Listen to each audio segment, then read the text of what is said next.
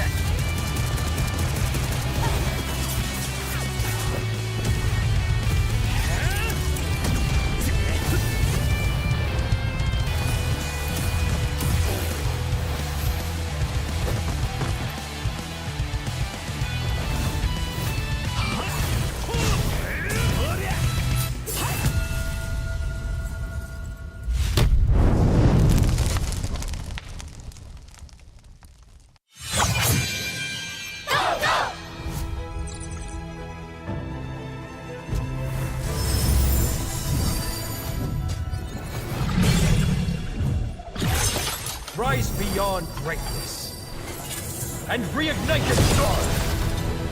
Come then, embrace the struggle.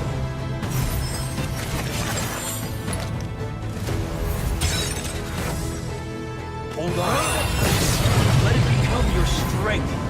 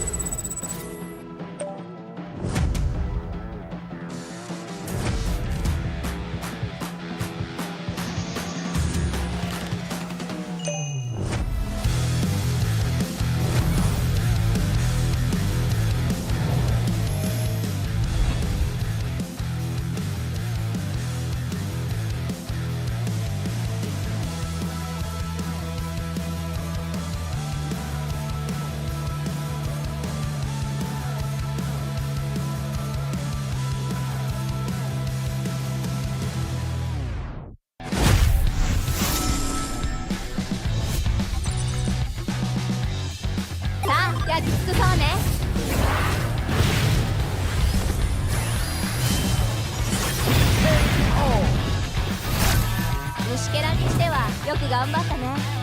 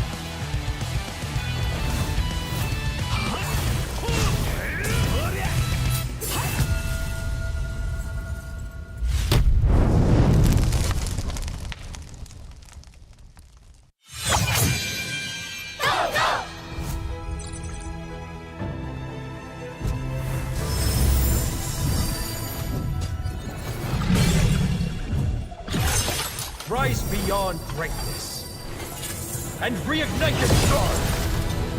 Come then, embrace the struggle.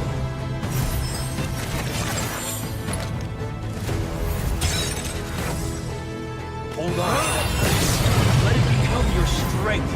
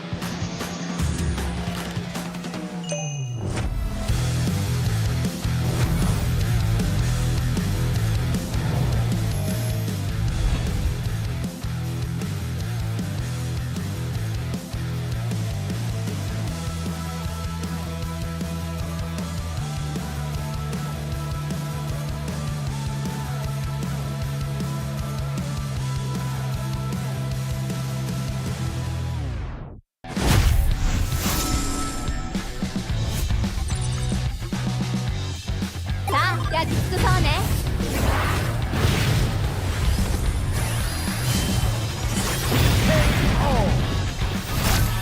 虫けらにしてはよく頑張ったね。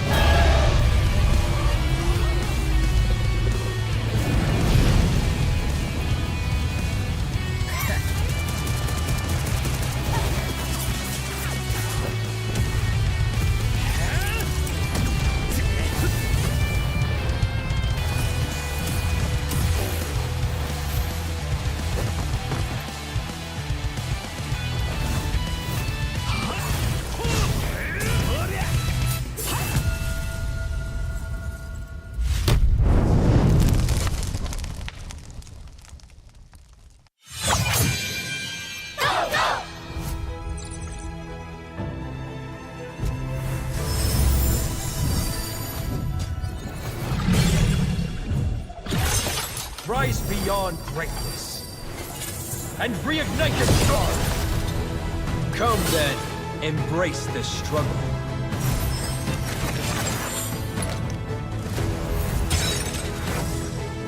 Hold on. Let it become your strength.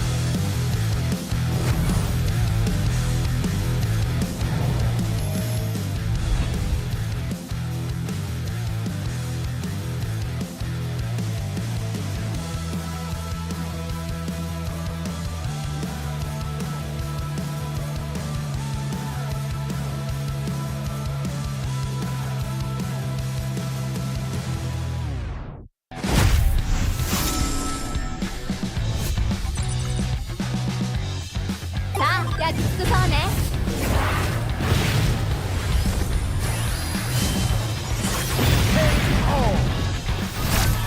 虫けらにしてはよく頑張ったね。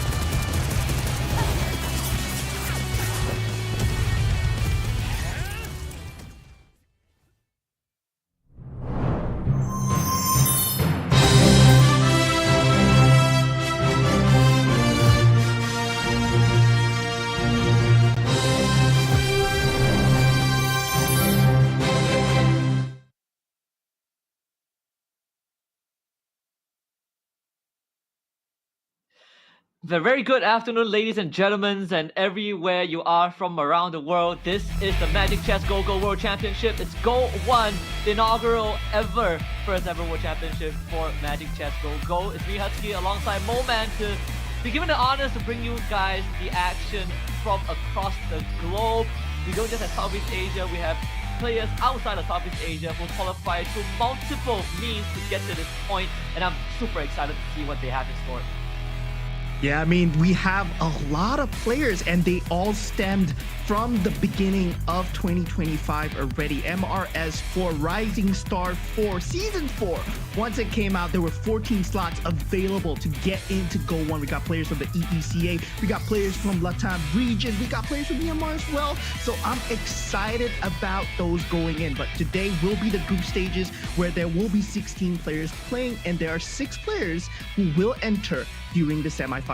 Yeah, we have split them into 2 groups of 8 since we only have 8. We only can have 8 players in a single lobby. But since this is our first ever World Championship for Magic Chess Go, we want to remind you guys to remember to follow our official global Facebook account at Magic Chess Go. You'll find the latest and most comprehensive game news, live updates, and even the live stream that you probably are watching right now. And if you haven't followed it yet, please do so. You can also send a message, follow MCGG TikTok in the chat, take a screenshot of it, and go to the pinned post on the official global TikTok account for the live stream event, and follow the event rules to participate for a chance to win random lucky draw prizes. Or you could also send the message, follow MCGG TikTok in the chat, take a screenshot, and do it on the Facebook page. But remember to follow the TikTok account at Magic Chess Go Global to follow on all the international and most comprehensive updates. Yeah, of course. And if you win the lucky draw prize, of course, do give a shout out to us as well, Moman and Husky. We have our own socials as well. But of course, going back into GO1, we need to talk about the strategies coming through. We need to talk about the players coming through. We need to talk about the prize pool that's available, what's at stake, right? So today it's group stages. We talked about it already. 16 players will be playing, 8 players in each group. We have group 1 and group 2. So we will have 2 matches respectively, but for each match, there will be 5 games. So it's a point-based system. So the first place gets 8 points and so on and so forth. We'll show you infographics a bit later, but going into GO1 right now, the commanders are hot. Season 4, we have the commander cards coming through, and that's going to be great news because you can pick a commander, but you can pick another commander card. Yeah, there are so many things that have really shaped MCGG to how it is now, and it comes as just at the right time. But we'll walk you guys through the tournament format in case you are new to this. Starting off with the group stage today, we have the 14 division winners plus the the MRS, the Rising Star Season 3 5th and 6th place to be playing today. Again, 16 players, and we will eliminate 6 of that players from this pool. The remaining 10 will proceed to tomorrow's semi-finals, where you have the 10 players from today plus the 33rd SEA Games 1st and 2nd place plus the MRS Season 3 1st to 4th place, and then we'll get rid of 8 players from there, and the rest will play in the grand finals in 2 weeks time, followed by how the covenant that governs the system of our competitive integrity point system. First place gets 8 points, all the way down to 1 if you finish last for today and tomorrow. So 5 games for each player, and if you score first, you get 8. If you don't, you gotta work harder next round. Yeah, I mean, this is a very interesting system about auto battlers where there are 8 players in one lobby, right? Unlike the standard MLBD where there's 1 winner, are 8 players in the game. So the champion for GO1 will walk away with $10,000. That's cold hard cash, and total prize pool's $25,000. We got 22 players, so if you're last place, you don't walk away with nothing. You do walk away with $200. Yep, everyone gets a piece of the pie, and it really comes down to who gets the biggest piece in this case. Of course, the Holy Grail is that champion because it looks so juicy. Look at the discrepancy, right? 10K, 10 grand for the ultimate champion of GO1, and if you're the runner-up, you only get a fraction of that. So gotta really work hard to reach the top spot, because we have some insane contenders who don't even have to play today, right? Because today is all about the players that came in, they qualified. But if we look at them having to play tomorrow, you have C game representatives. That's where the true challenge lies. So before they get to join the VIP club, these 16 players for today will have to first duke it out. Yeah, first 8 players coming through a lot from the Southeast Asian region. We got 2 Jerrys, one from Myanmar and one from Cambodia. We do have Filipino representatives Fazilius and PJ Raven Sky, Indonesian representatives Fanli 969, AST Chadi as well. He did extremely well in the rehearsals, but now EECA, we have Floxy and Arvin Broby coming in from the Latam region. Yeah, and just for those who are wondering, we talked about, hey, there's 16 players, why are we only looking at 8 of them? Because this is the Group A. We have 8 more coming up after this, but we have to get to the first 5 games first for Group A to determine who is gonna unfortunately end their journey here before we move on to Group B. So there's a lot to be talked about, coming into this, because for the Group B players, they get to not just chill a little bit, but they also get to study on what's hot in Group A, what are the players cooking, and maybe use that against their opponents tomorrow if they make it through. Yeah, and for those of you that are not too familiar with GO1, yes, it is a luck-based game. It is a luck of the draw with the go-go cards and also the pieces that are given to you. But of course, it's all about what you do with the luck. The best players, whatever decision they make, they will still land in top 4 no matter what. And you can see them climbing the ranks consistently with the decision-making, with the go-go cards that they have picked. And with the decision making that they do, slowly it adds up into a huge chessboard that will become the masterpiece for the final showdown. And we are gonna hop into the drafting phase first, and just to give you guys a rundown on how the pick order works before game 1 of every single match, we're gonna roll a dice to randomize the pick orders. So afterwards, every single player are not allowed to pick the same commanders that they have used in any of their previous games. So in this case, if let's say we see a Cho getting picked by Chaddy, he won't be able to use Cho for the rest of the match.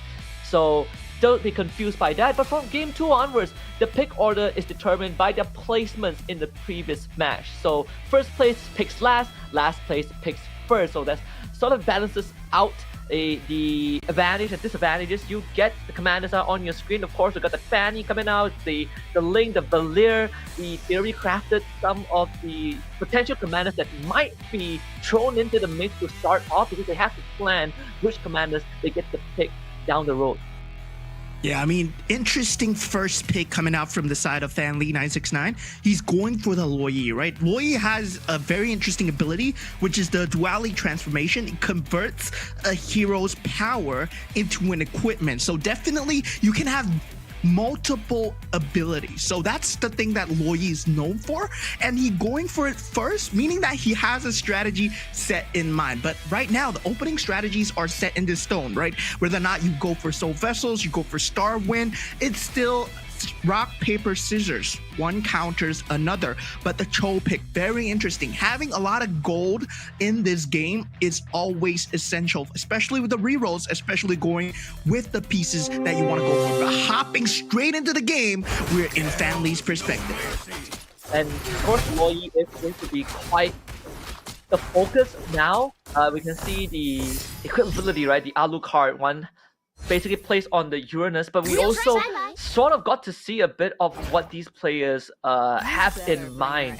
We saw a lot of Soul Vessel rushes yesterday during the practice, the rehearsals, but we also saw a lot of Guinevere reroll strat. In this case, there is certain advantages that you get as a Cho, and a very diverse opening board for some of these players. After that, round 1, we are seeing the Starwing out. We're seeing 2 Soul Vessel players just to give themselves a bit of that edge. Yeah, I mean, a lot of them going for the Cho commander cards and also the Kagura's commander cards. What the Cho commander card does is it does give you a commander sash, and after killing 6 enemies, you do get an equipment chest. So that's something to look forward to. But already, straight off the bat, Soul Vessel Synergy, the Dijang, extremely strong in these early stages. So they will want to rack up the win streak. The goal here is to rack up as much gold so that you can get the interest going. Every 10 gold, you do get interest. So 1 gold, 2 gold, 3 gold, and so on and so forth. Yep. Hopping into overtime, actually a 2-star lane that just edges out So Jerry getting better than minor dub, also rolling with the Karina as well. Does give you a bit of that edge, and able to hit a 2-star Uranus too at 1-3, and you have the Aldous on top, a double marksman as well. A very solid opening, with the Layla, the marksman synergy already activated, 2-star Layla plus an Obsidia and a Uranus in front with Purify. It's gonna be quite a tough cookie to crack. Yeah, I mean, the Toy Mischief synergy, if you get it early, you do get an equipment, but he's unable to get it so far, right? You can see from Cherry that he's trying to go for that Toy Mischief, but he has two stars, and they're really strong this early game because he has that perfect synergy. Uranus in the front, Layla in the back, and this goes to your MLB basics, right? Putting your commanders in the correct places, putting your chess pieces in the correct places as well. So definitely, if you know your standard MLBB meta, you know that you need to put your fighters in the front, bruisers in the front, marksmen in the back. And what do you do to circumvent that? You have the Swift Blades, you have the ability to jump, people like the Claude who have the Blazing Duet ability that can jump the back lines as well. And R&B Rob as well, the 4 Dauntless and 2 Soul Vessels. But not only that, having the D-Jung already, Sea Halberd and BOD, also a very solid opening. Obviously, if you are able to go for more Soul Vessels down the road, it's really going to boost you up and put you in a very comfortable position to hit that top 4. If the Fanny gets to execute this D-Jung though, then it might kind of alter the face a little bit, and the D-Jung does go down, but there's no solution to him for now. Should be a win for Arvid. Yeah, I mean, at this point, you can see that Yurej, aka Cambodian Jerry, is going for the aspirants, right? Is going for the aspirants lineup. So if he does win, he does get a bit more points, but he's still racking up for the late game. He wants to get the points, the cash out, and hopefully get a Vexana. And once that is in place, the skill damage will be through the roof. But now with the item round, the last place goes first. So this is similar to the commander picking that we will have in game number 2, where the last place does get to pick the commander first. Yeah, and it's almost the same order as how the commander pick phase, the drafting phase, is going to be for the rest of the match. Depending on your placement by the end of the game, you get to pick the commander first if you come last. And this is something to note for as well. We see that 2-star K out for Basilius. So that is going to really get that big damage boost at level 6. You got a 2-star 4 cost, and that's a very early hit as well. But there's also some big rerolls coming in. Arvin B. Raw making sure that he keeps that econ at 20, but trying to hit as much 2-stars as he can while also keeping that synergy board open. Yeah, I mean, synergy-wise, most people, they want to get that Soul Vessel 4. If you don't get it, then you want to swap it out to something else in the early game, especially if you're going for the power levels very early on. And a lot of them, they're level 5, level 6 already at round number 2-1. So this means that there's nobody that's going for an interest strategy. There's nobody that's going for a losing strategy. Everyone's going for the winning strategy. And once everyone goes for the winning strategy, you're guaranteed to have a very fast game.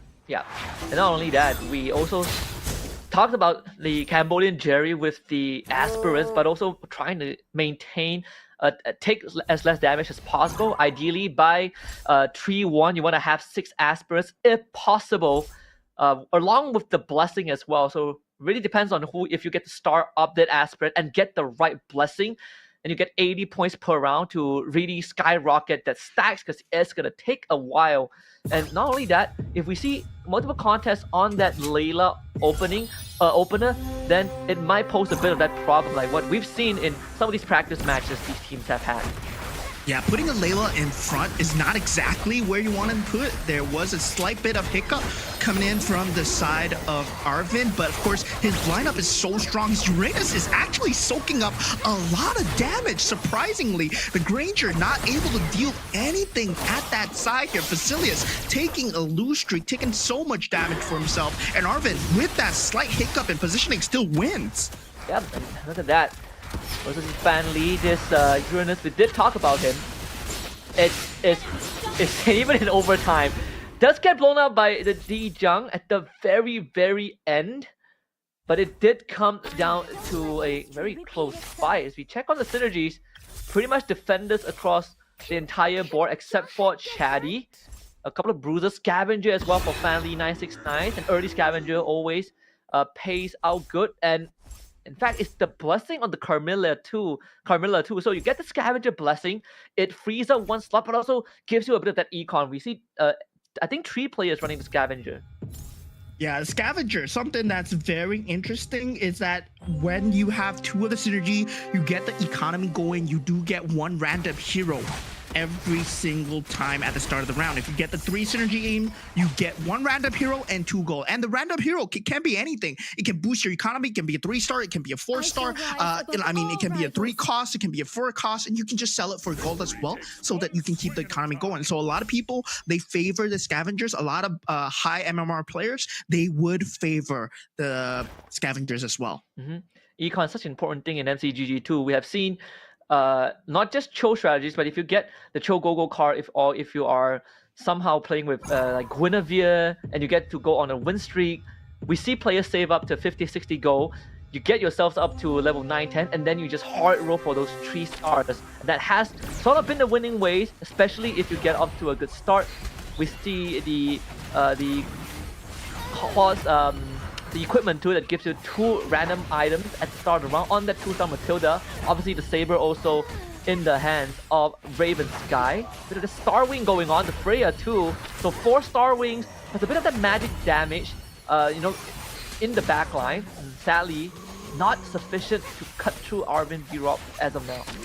I mean, at this point, right, his positioning was a slight error, right? If he placed the Freya behind and placed the Matilda in front, he would have a lot more burst damage to go through the front line where Freya can access the back line. So he would have won that skirmish. Actually, with the synergies and the items that he had, if there was a slight change in placement, he would have actually taken the fight and taken away the win streak. So this is where positioning becomes very important. And now with the new added system, there's only 20 seconds between each round. So you have to decide extremely fast on the fly what lineup, what synergy are you going for, then straight away decide on the positioning. Now you can see that Jerry here is going for a full Toy Mischief Bruiser and Defender build, so extremely tanky strength base in the front line, but this is not enough to take out Dijang at the end. So there is going to be a lot of problems when the Dijang activates his ability. Well, thankfully they have the Terry Bogart, who basically just KO punches his way to the back. Again, Karina, Jerry having a field day. This Terry is also one of the more flexible frontliners, right? You could build him damage, you could build him tank. No matter how you build him, he's gonna pack a punch and he gets a monster kill streak along the way too. So this Terry Bogart, quite a problem as of now until the players find a solution to blow right through his health bar at the start. Yeah, Terry is a 4-cost card. I forgot to take that into account, man. That guy is dealing a lot of damage. The KOF synergy, one of the newer synergies introduced into the game, but looking at this, oh my god, Fan Lee already am I seeing this correctly? He has a 2-star K already? Yeah. We did see a 2-star K very early too. Does have the Claw's Claw and gets a Molina's gift in the very beginning. Does polymorph only the Jaw, so not too big of a deal. They still have to kind of get through this front line. This insanely tanky front line of Chatty with a Winter Crown nonetheless. Yeah, now the chance is all just blitzes right through and basically clears the whole board of Vasilius. Yeah, at this point, Vasilius not doing too hot for himself. Now, with the item round coming in, we will see Ureg does have the ability to go for the capacity +1. It is the most sought after, and it does go for that. You see PJ Raven Sky actually going for the Sky Win. So he does have the 4 Sky Win, Star Win, and if he gets more synergy, he can potentially get up to 10. And 10 Star Win is very scary to deal with. 10 of anything is very hard to deal with, actually. Yeah, when you hit that 10, you essentially just win the game. And something to take note of. We also, I think early on, we saw a 2-face Warper. Of course, double glories for Ureg.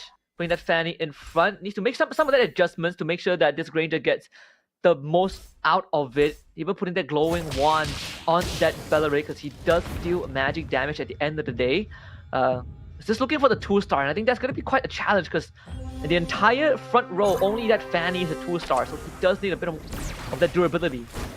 Yeah, your Reg right now, he is at the lowest HP. But of course, it's always about the cash out. The Aspirin's cash out is currently at 190. 200 is something that you want to look for. Right now, he's going up against Vasilius and might be kind of hard for him right now. Yeah, Vasilius, the 2-star K that we literally just talked about, basically jumped and assassinated the Granger. So without that Granger, there is no way back into this round as Yuresh takes another 11 to the face. In the danger zone now, especially with that Aspirin still active. One more round loss and he might be forced to cash out. Yeah, Chatty right now, looking at his perspective. If you take a look at the bottom right, we can see the players' cams as well. I've been looking at it. I've been looking at their backgrounds. They look extremely stressed going into GO1, especially when you go into that 20 seconds of decision making, right? You have to think about what you want to do, what is the next pieces that you want to buy, and your opponent as well. You can actually go into your opponent's board and just preview their board right before the battle and change your lineup. The good wing is that he does have the Star Wing with the Saber and the Harley. Saber also getting the Purify, so you're guaranteed to get that ultimate off. Then even puts the Winter Crown on the Aulus too, and have that Point Mischief synergy. So I think Chatty's in quite a comfortable spot. The Harley actually activates at the right time as well. This is the perfect position for Chatty to be in and up against Fan Li too. And sadly, the Roy not really able to enjoy the full benefit of this Leslie as Saber able to chase her down, and that's going to be the win streak starting to build up not just for Chatty but also for Arvind Bira. Oh, Chatty has a disgusting build, man. He has a Toy Mischief into Scavenger and 2 Fighters, so that means he has a lot of lifesteal with the Starship tanking as well. So yeah, he was the one that actually went for that Metro Zero build. So yeah, he might be going for that. But looking at PJ Raven as well, he has a 6 Starship with 4 Stargazer synergy already set up. But going into the next few Go-Go cards, it will be a purple card, and a lot of them are going for the itemization cards. They want the items out on their chess pieces right now. Plenty of Star Wings being ran too. I saw a couple of 4 Star Wings synergies on the map, on the board. So these items are going to be pretty important because if you are looking at Chatty, he actually has pretty substantial damage with the Aulus and the Saber. Maybe if you can get some items with the Harley or just items to beef up that front line, then we might have a bit of a problem. The Enchanted Talisman is pretty good. The purple buff as well for that Harley. You just get the early assassination in, and that is gonna help him benefit against, for example, Yuresh that is heavily relying on this Granger to dish out that output, and he's gonna actually sell that Granger and divert his resources somewhere else. Let's bring in the Edith.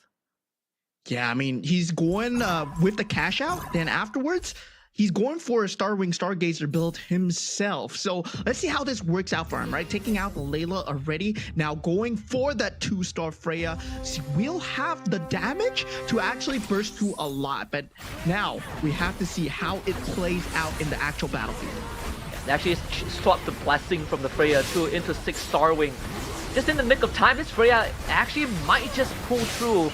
Especially 2-star, every time that ult goes off, it is just AoE damage over and over again. Yuresh basically saving himself from doom, even getting the win over Jerry too. Flat 19.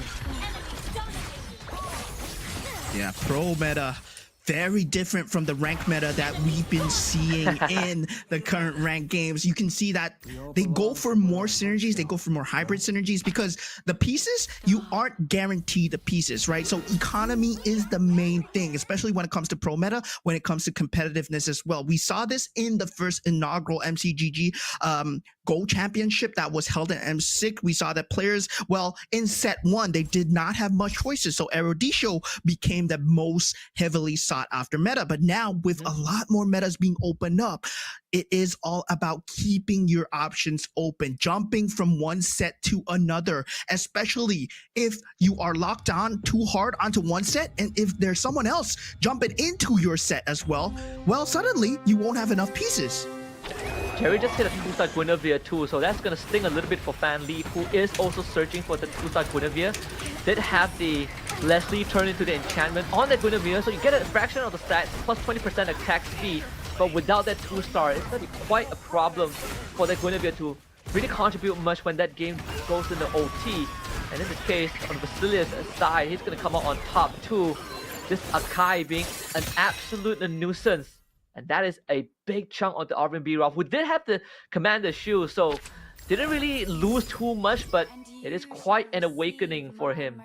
Yeah, getting that 5 cost Akai right now, that is a huge deal because you have that scavenger synergy together with the Glory League synergy as well. And Glory League is one of the most versatile synergies out there. You can pair it up with Toy Mischief, and you can pair it up with even Fighters, Bruisers, whatever. It gives you hybrid defense, hybrid attack, and also gives your other pieces the similar synergy randomly as well. But now, with this, you see the Vexana coming through from the side of PJ Raven. Does have that 6-star wing and the 6-star Gazer synergy. So this is going to be a lot of magical damage, but do they have the magic defense? No, they don't have the magic defense on the other side. Arvin Bro, how will he do? He does have the Clot in the backline though. Yeah, that's the perfect too. The Saber instantly was able to assassinate the backline of Arvin B. Rob, and this Kadita also going to work at the same time. That extra bit of damage that they get from this 6-star Gazer actually ends up paying off too. The continuous spell, where they talk about Fan Li needing that 2-star Guinevere, and he actually was able to hit it on time. And that increased attack speed from that Leslie, thanks to Luo Yi, is starting to become quite a problem. This Guinevere hard carrying that around. Yeah, we're going into super late game status here already. Everyone at level 9. Now, this Reg going for that Starship synergy. I think he's going for 10 here. 2 capacities taken by Vasilius and PJ Raven. Floxy actually just picking up what he needs. And with the Sea Halberd and the Berserker Spirit being left over, well, there will be not much choice for Arvin Bro here, as he's at the top, 61 HP, but still, late game is where the later synergies matter, right? You want to hit the 6s, you want to hit the 4s, or if you're playing Metro Zero, you want to have as many of the 2s as possible.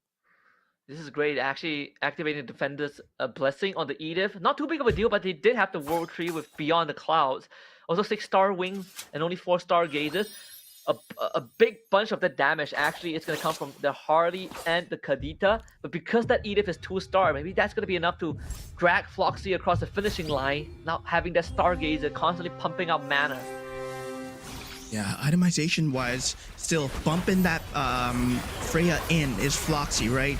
Fanny has that extra unit to deal with, but there's a lot of frontline damage that he needs to watch out for. PJ Raven, is he able to tank through that frontline damage coming in? And right now, he is able to tank through, and well, Gwyn might actually end it. This Gwyn is actually so strong. The Purify, it's impossible to control this Gwyn. That Purify and Winter Crown too. Talk about having the right items at the right time. Oh, Vexana actually wins out in the end. So close. Oh, Vasilius breathing a sigh of relief there. Yuresh, though, will settle for just 1 point by the end of game 1, as he will be the first one to get knocked out. I mean, if Vasilius loses that round, I think that would have been GG for him too.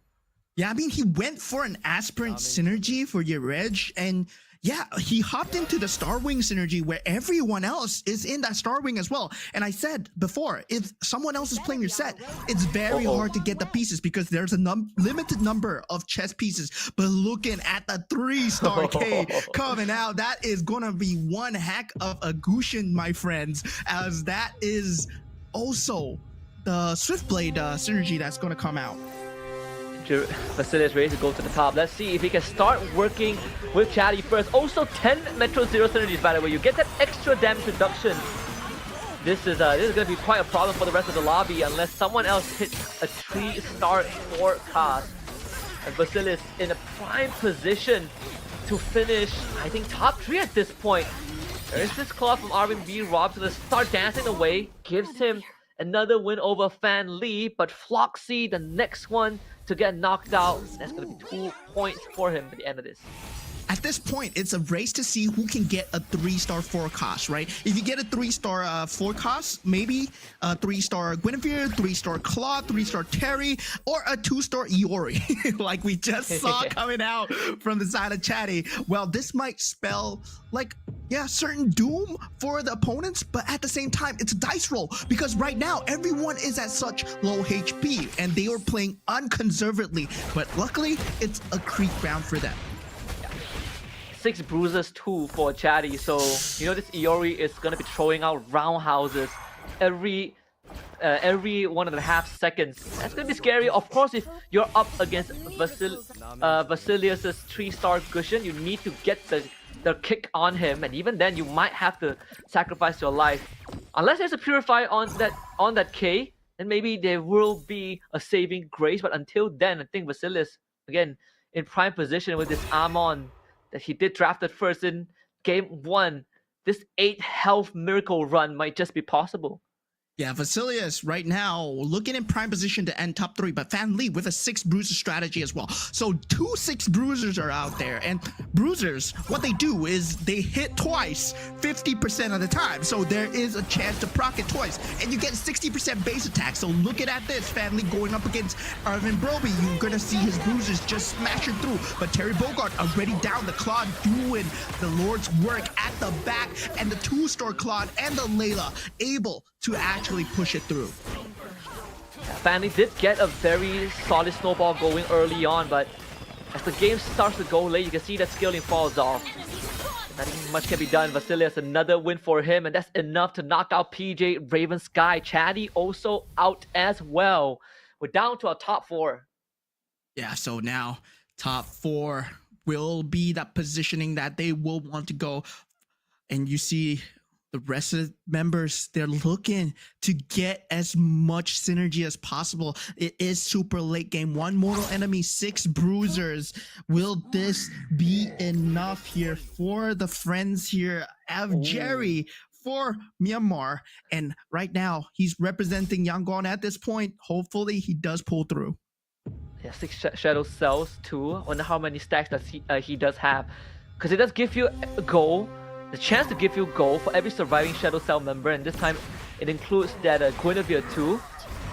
Vasilius, he did end up fighting against Arvin B-Rob, so at least 3 of them will make it to the creep round, but this Guinevere continues to be a problem. It's going to be between Guinevere and the Cho. Roundhouse comes through, Winter Crown procs, and that is more than enough for Fan Lee to come right through. Actually, wait a minute. The execution of the Karina Commander, we forgot to talk about that 18% threshold. And that's going to be Foxy coming through. Yeah, the Karina Commander coming in clutch, deciding the top 3 at this point. Number 4 position, Fan Lee being taken out with that 6 bruiser build, not able to actually poke through. If he had a 3-star Bellaric, maybe it would have been good. Right now, 3-star Bellaric is not even that strong, especially with the Guinevere in play. And with the Iori, with the Cho, with the kick, there's something that you need to watch out for. That Winter Crown was extremely good, but it was not enough. But look at this, 2-star Hanabi with 6 marksman synergy here. 7 Metro Zero, 6 marksman. Is it enough to tear right through the front line though? Of course, again, we're still worried about when it comes to Vasilius, right? Like that K can, like marksman, he eats them for break first. Although for now against Jerry, it's more than enough. That Winter Crown, enough for maybe 3 more takedowns. But even then, this Hanabi herself has that Winter Crown for her own. So 3 of them can go into that item round, another row again. I mean, right now, super late game, it's either Metro Zero or Luminexus, right? And Vasilius has 10 Metro Zero. So I'm looking at Vasilius being extremely favored here. Looking like PH might take home the first game of the match here. But now, with Jerry scrambling to find pieces, hoping to get a 3-star, any 3-star will save the game somewhat. Or maybe a 2-star Akai with the Toy Mischief. But I don't think it's enough to win the 10 Metro Zero still. Like 10 Metro Zero, man. Think about it. It's just too strong. 10 Metro Zero and the 3-star Gwyn. Oh, We're just gonna sell something on this board. This is crucial. Coming in right on time again. We talk about the Karina, right? You have that execution threshold. This is what's gonna help Jerry have the chance to take down Vasilius, and he's gonna fight his mirror. So now we're gonna find out. It's lined up right in front of the K2. yeah. This is the moment of truth, right? Is the 3-star Guinevere enough? Oh, the K. just takes out the backline. Guinevere looking like the only one left so far. But 4 KOs, he still has the Winter Crown yet to proc. This is the moment of truth. Does Jerry survive here? With the 3-star Guinevere, able to take out everything. That's a 10 kill. That's a board wipe coming in from the side of Jerry. And looking like Jerry, he's catching a sigh of relief. Top 2 down. Yeah, you can see that neck rub in the back. Jerry is like, oh, thank goodness he hit that Gwyn tree. That was crucial. The round starts and he instantly knocks that Winter Crown proc out from that K. And it seems like we might already have a winner unless this 3-star Granger comes out. Basilius finally running out of luck, so we'll have to settle for what he has. Hold on a minute. Wait a minute. The last second too. Isn't enough though? This is gonna be a crazy showdown. I mean, it is up to the itemizations coming out from that claw. If he does get a good itemization, well, he is gonna win. But looking at Guinevere, has the Feather of Heaven and the Winter Crown, able to get the Melina's Gift onto the Granger at the start. But now it's Granger versus Guinevere here. The Kakai fell dead. Every single proc of the Super Magic is like a 7k healing. There's no chance. Oh, Jerry takes first in the opening match of our group stage. What a way to start off GO1. What a match. What a match indeed. Jerry pulling off that 3-star Guinevere, having the itemization set, right? You saw the Feather of Heaven with the Winter Crown, able to take away the positive damage. And with the Karina execution, like you said, able to take home the victory, getting the 8 points for Yangon from Myanmar here. As Jerry, man, I'm so proud of you, man. What a final showdown, because we thought Basilius had it. That 3-star K, that was what got him into the top 4, and then we saw the 3-star Granger that hit in the last minute, but can't beat the Super Magic. Well, I think it was like a 5,000-6,000 healing every proc. There is just no way to take her down unless you could keep her under control, and sadly Basilius just didn't have the right pieces. Yeah, I mean, as we said, right, it was a 10 Metro 0 for Vasilius. He was looking in prime position. Anything that would be able to take him out is probably a 2-star 5 cost or a 3-star 4 cost. And that 3-star Gwyn, he sacked 2 of his board pieces to get a 7 out of 9. And then he went for the 3-star Gwyn with the minimum synergy because he knew that he had the itemizations in place. And the GoGo cards, well, the GoGo cards just came in clutch as well. I believe he went for the item card that is able to give him more items as well. So he did manage to get the itemizations through for the Guinevere. So very good decision making coming through in the late game by Jerry. Yeah, very, very good stuff.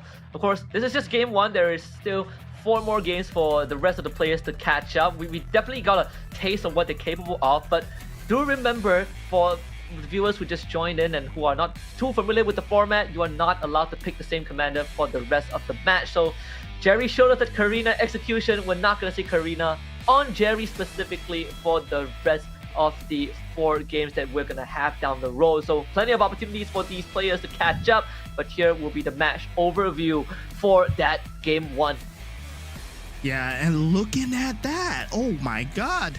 I mean, the 3-star Guinevere, well, yeah, that's huge, but I thought the 3-star Claude was going to be huge as well, right? Vasilius getting the 3-star Claude, the Granger and also the 3-star K very early on. Well, we thought that, yeah, he had this in the bag, but he went for the GoGo card that actually gives him gold, right? 13 free shop refreshes, which is the Glittering Jewels, and yeah, he rolled, but the rolls weren't in his favor, and that's what you go for when you already have a set comp. You're rolling for the 3-star, and once someone else gets the 3-star, well, you're not gonna take home 8 points, maybe just 7 points. Yeah, and not only that, because he is running the Amon too, so you do get some extra gold when you acquire that mirror device. So he did have some extra econ working for him. It's just, again, the roll not really in his favor. Even that extra percentage damage reduction didn't really matter to a 3-star Gwyn. We also saw some interesting pivots too. We saw Jerry actually did start with the Toy Mischief and even had the Terry Bogard just ripping through everyone, and then we see the pivot, I believe, into having all the items and the Karina item on the Uranus too, and the Uranus was the one that's executing the enemy until he started pivoting into the Gwyn. Yeah, I mean, at this point, well, he going for the Shadow Cell. I would think he went for the Shadow Cell a bit later, but still, Shadow Cell synergy ramps up very well into the late game. Later game strategies really rely on those scaling damages, things like aspirins that could help you out, things like Shadow Cell that could help you out, and also that Mortal Rivals, right? Having that Mortal Rivals synergy did help him out in the early stages. But now, once he got that 3-star Guinevere, well, that was the end of the game. We thought that Vasilius with the 3-star Granger would be able to close it out, but he did not have the itemizations prepared, right? If he had a Winter's Crown on the Granger, that would have been different. But look at the items. It's a War Axe coming out with a Guardian Helm on the Granger, and that's not good enough. Against a Feather of Heaven? No. Slam, bam, you're dead.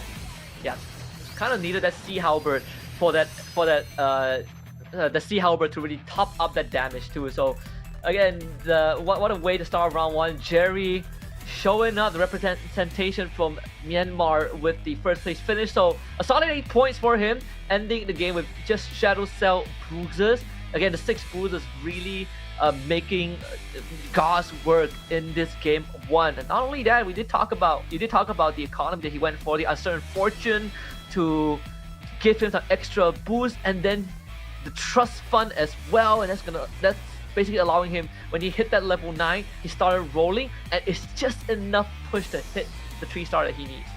And he knew what he was going for straight at the start, right? Going for the Kagura Commander card that gives you 25% hybrid lifesteal. So he knew that he needed to get one super hyper carry, and that could be anything, but the luck of the draw that came out for him was the Guinevere. So Jerry going back with 8 points for the first game, but things can change here. This is gonna be 5 games, so we're gonna see them go head to head once again. And this time, the other Jerry from Cambodia, aka Yareg, will get first dibs on the commander. Yeah. So again, this is how the draft is gonna work for each of these players. Not only can they not pick any previous commanders that they have played, the draft sequence starting from game 2 onwards depends on the previous game's placement. If you finish last in game 1, you get to call first dibs in game 2 in picking your commander. So at least it balances out the pros and cons of winning / losing in the previous games. We even saw, like, before Jerry hit that 3-star Gwyn, we have there's actually 2 other players. Arvin B-Rob, I think, was also going for the Gwyn as well, and everyone was stuck on 2-star Gwyn, and they just so happened to get taken out by Vasilius to open up the pool. A lot of things had to go right for Jerry to take that game 1. Man, I'm so excited for GO1, man. Auto battlers have been coming up for a long time, and just looking at the Gwyn smashing through, it's about time that we have an MLBB auto battler. So now you can see your favorite heroes going at it in auto battler form in the chess world, right? For those of you guys that are into auto battlers, of course, feel free to download Magic Chess Go, and of course also feel free to follow the socials on TikTok and Facebook as well. But right now we are already going to head into game 2 very soon, ladies and gentlemen. This means they don't have repeat heroes, right? We saw the Karina, yeah, it's not going to be there anymore, and we saw the Fanny and the Cho being picked up by I believe, wait, Vasilius was, no, Vasilius was totally different. So yeah, they're gonna have to be a bit more versatile when it comes down to commander picks. So you gotta have a lot of different set strategies in place. I believe that, well, 3-star Guinevere is not gonna save you every single time.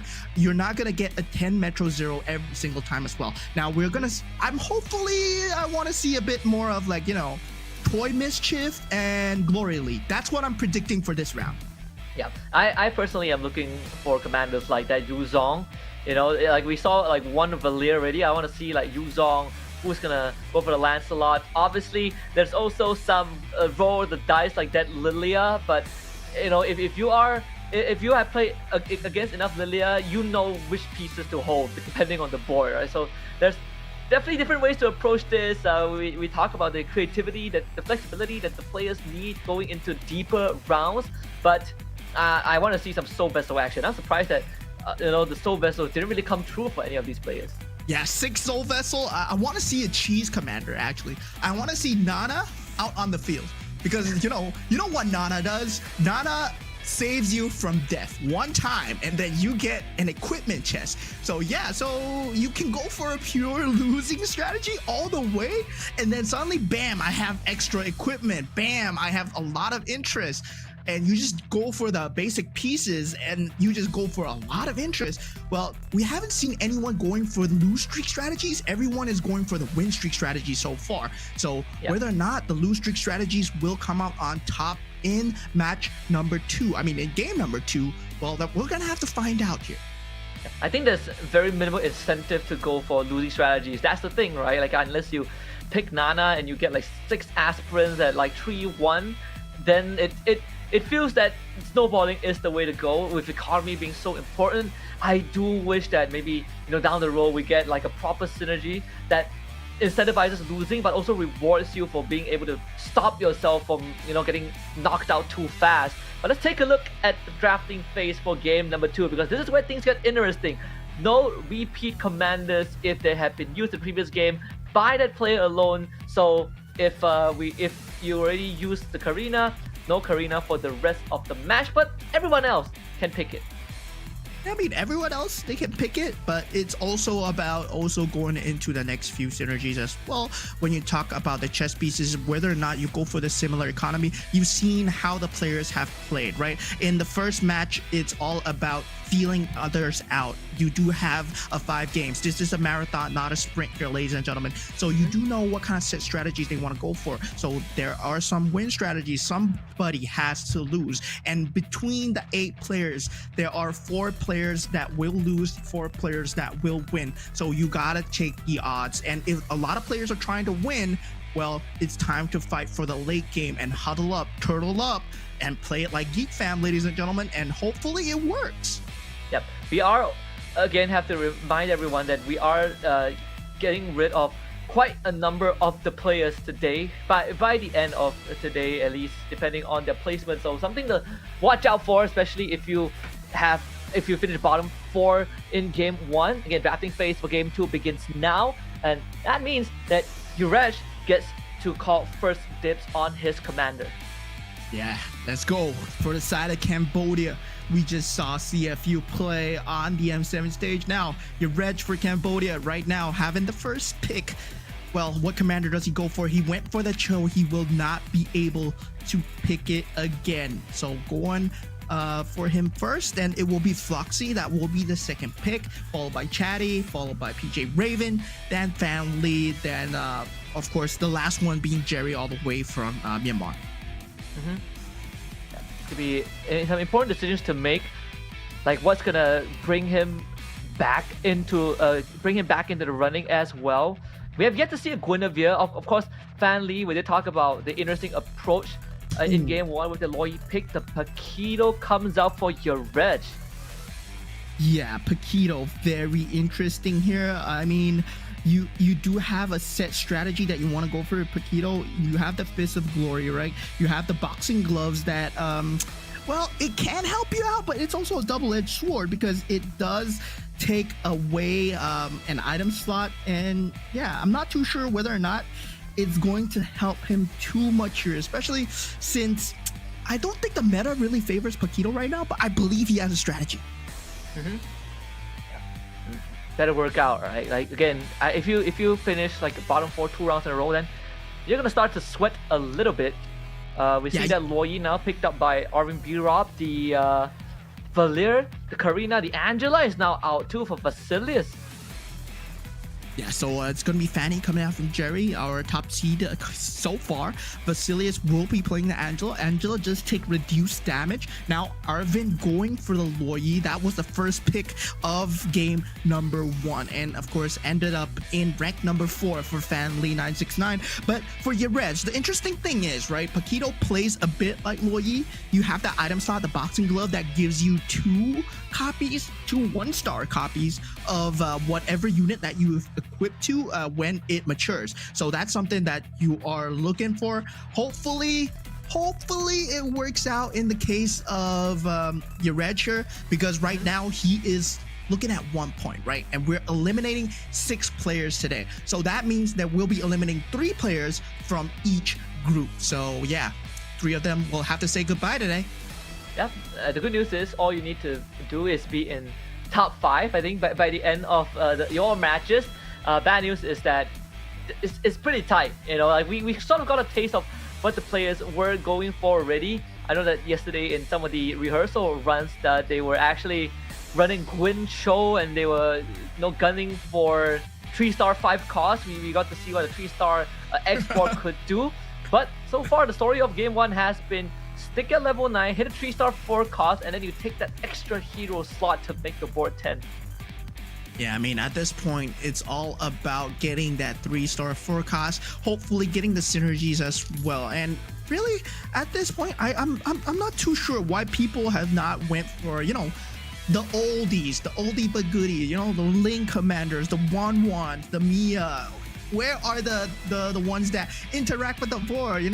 We did see the Karina a bit, but of course in pro play it's always all about the economy. But I want to see some cheese coming out. You know what? The one that I've been, even to today, that I've been struggling to figure out is the Popo and Koopa, right? Because it is a very creative way to approach the game. Depending on the placement of your trap, do you get to copy an opponent a piece? But I feel like it's also one of the hardest ones to play out. I am a Lancelot player, so economy to me, it doesn't really matter because I don't really have economy to work with anyways. I do wonder if these players are going to go for it, because just based off of game 1, we can sort of kind of map out a pattern of which commander we are going to see repeated for the rest of the day. Yeah, I mean, hopefully they do run out and they start going into cheese strategies, because I would like to see a bit of Moskov. I would like to see a bit of Wan here and Amiya here. But also, like Popo and Koopa, right? You were talking about Popo and Koopa just having that copy trap ability.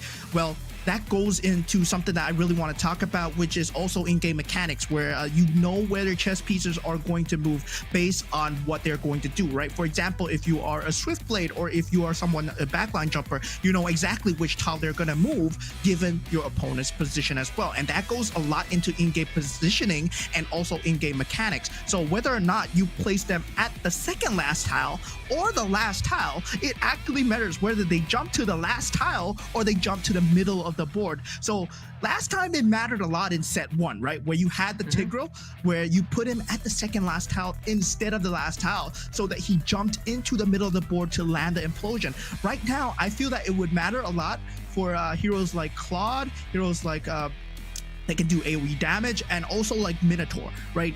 A lot of people make the mistake of putting the Minotaur first, where you should actually put the Minotaur behind and put the rest of the team member slightly behind him, so you don't play the first tile at all, and then the Minotaur actually would slam the center of the board.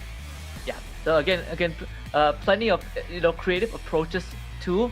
I think I think we still would see some early Soul Vessels and Aspirant, and then if it works out for the player, they might just lean into it. We actually got to see like 2-star Harnabis as well, but sadly didn't really work out towards the very end. It was basically a bruises and Swift Strike meta towards the top 4.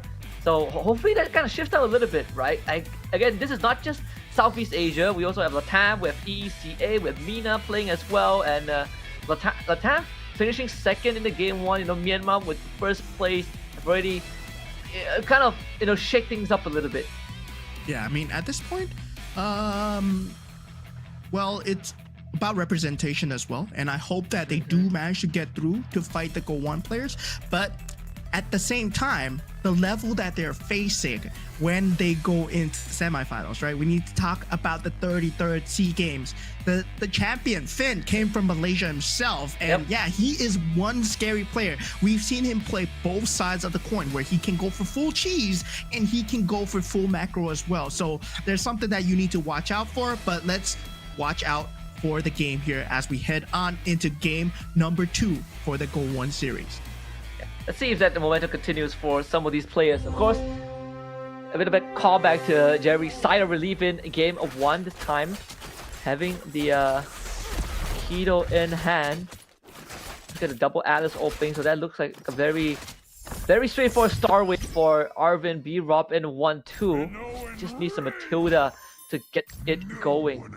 Looks like the commander pickup was a bit wrong. That's why we were having a bit of a hiccup here. So your reg actually goes for the Loi. Yeah, that Loi pick very, very good when it comes down to copying heroes, when it comes down to getting, the top 4 position. Loi is one of the top meta right now, and you see the commander cards, even Arvin, given the choice to go for the Loi Gogo card, he picks it over the Fanny Gogo card. Yeah. This extra stats really gives you sort of the boost that you need. Obviously having the early glowing 1-2 on the Kagura, so double choice mischief and that defender should be enough to pull through the first couple of rounds. And being able to hit a Uranus and then you have the Jawhead and just have Uranus front line with the Garden Helm, more than enough to basically force the round into OT if needed. Yeah, Loi just gives a very good start, right? And your Reg not having a very good start despite the fact that he's on Loi, because you get 3 random heroes and you keep getting 1 up to 6. So you get a free 2-star in essence. Come out on top again. See this 2-star Sicilian and a 2-star Atlas, double Layla's, a Layla pair 2 Fan Lee already at level 5. Hold on a minute. Yeah, it's surprising that no one has gotten an early Soul Vessel synergy yet. Okay, I was thinking to myself, why are they 2 Laylas? Bit of a visual glitch there, level 5, but still has a good mix of burst and sustained damage. This Sicilian 2-star, very, very powerful even without items before those tanks get built up. So Jerry will take another L this round. Layla AFK? Question mark? Nah, that's just a visual glitch, my friends. There are only 5 units on the board, but that AFK Layla is not part of his board. And right now we do see your Reg still taking a lot of early game damage here, currently at 88 HP. Does have that 2-star available, does pick it up, and now he does have that Soul Vessel synergy that Dijang will be on the board with 20 gold. So he will have the interest going, but still, it's all about the item round, right? Is he playing for the item round here? I think there's a possibility he goes for that. The Masha and Belleric, not really the most durable pieces on the board. Stanley does have that numbers advantage too. This Dijang and Cecilia more than enough to cut right through the front. Yeah, Family at this point does have that stronger front line, but the back line for the side of Reg is actually dealing quite a bit of sustainable damage, but it will not be enough, right? The itemization still not enough to pull through. So I feel that, yeah, he's playing for the item round here. He takes the damage, currently at 80 HP, both Jerrys. Now, the first Jerry on the Paquito, he will be able to pick up the first item or hero. And the Claude is there if you want to go for... he goes for the Freya. So there's the Starwing and Fighters open. The Claude taken by Basilius, Fanly, gets the copy device. Wonder where does R&B Raw go for? There is the Molina's Gift. And that's gonna... sort of the same position as game 1 where we saw Fan Lee pull ahead in game 1 and Arvin B-Rock got his build, got his board and started snowballing as well. It's gonna toy mischief item and just has to commit to it, so does end up having to sell two of his heroes to get the 19 gold, and he's banking on this round win to hit 20.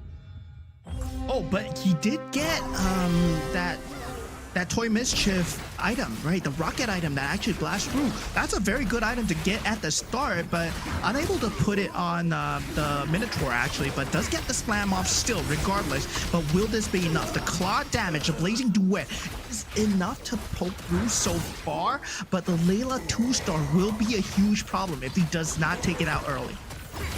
Can he get one less toss off? That was more than enough. Double cloth. Saving grace, and that's gonna allow him to hit 20.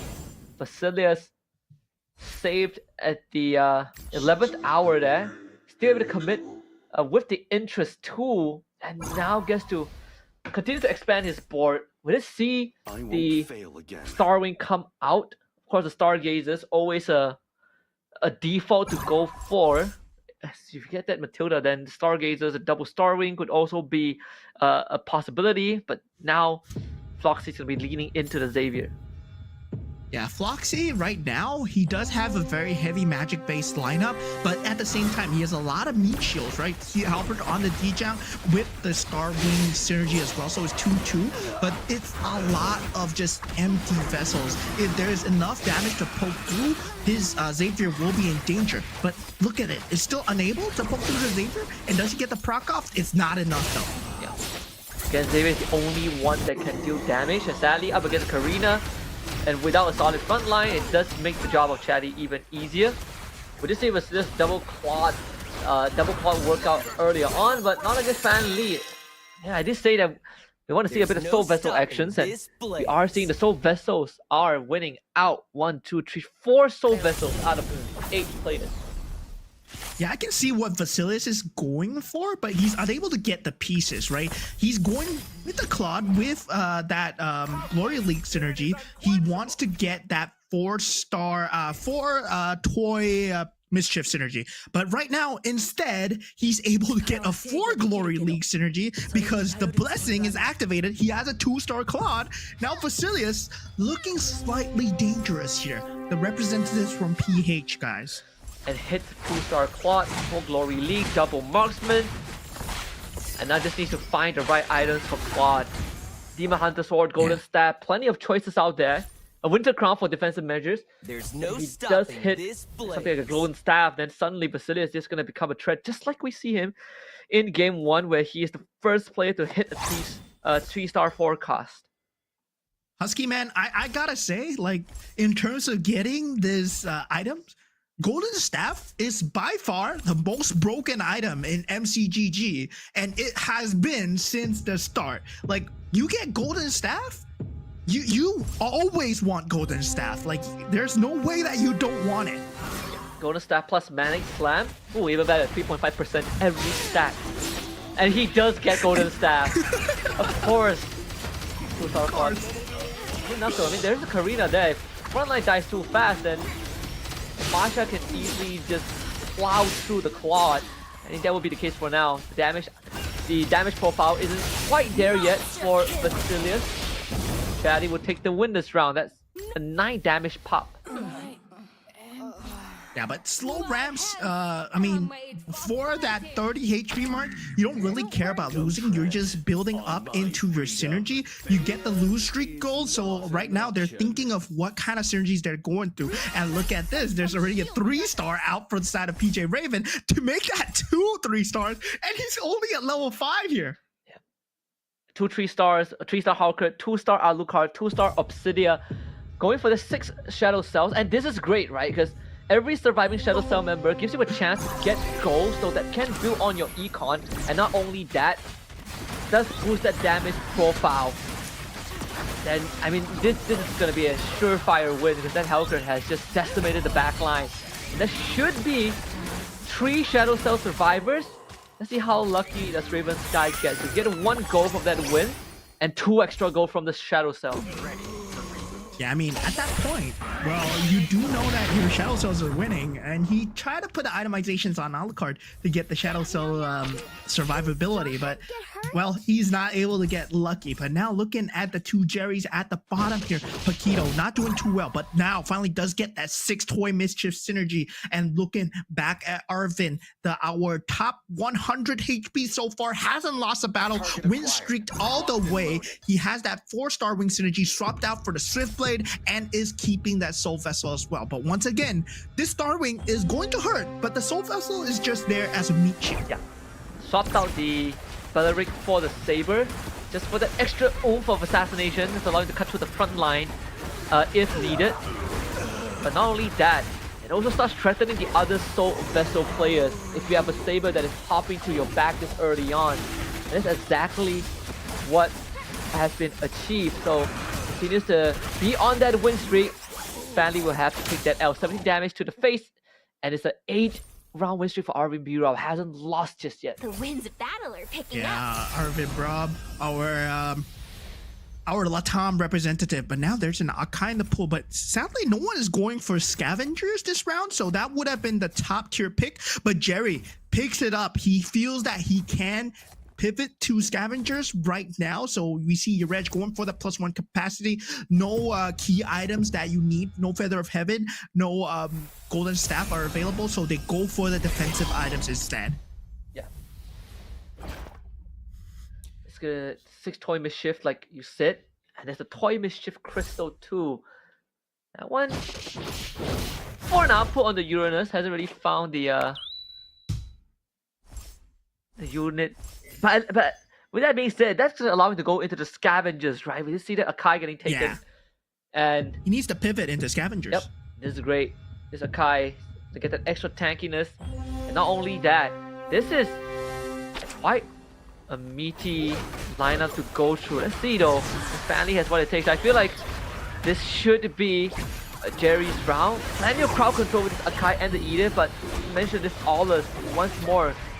Double fighters with the Freya, the damage profile to the roof. Yeah, I mean, at this point, but Jerry's gonna be the one to watch again, right? Him going for the Akai first. Well, any day I will pick up the Akai and pivot into Akai. I believe it's one of the strongest 5 costs available right now. With the heavy spin, it does so much damage, barring, of course, you do get like maybe an Iori, right? Something like an Iori can stop him, but I mean, that's the only counter so far. And I feel that Akai is just very strong piece to get right now. It's good news for Jerry. He just hit the Benedetta too. Whew. So it's gonna make sure that. Hold on a minute. Is that Benedetta in the Glory League? I think she is. I think she's designated to be in the Glory League.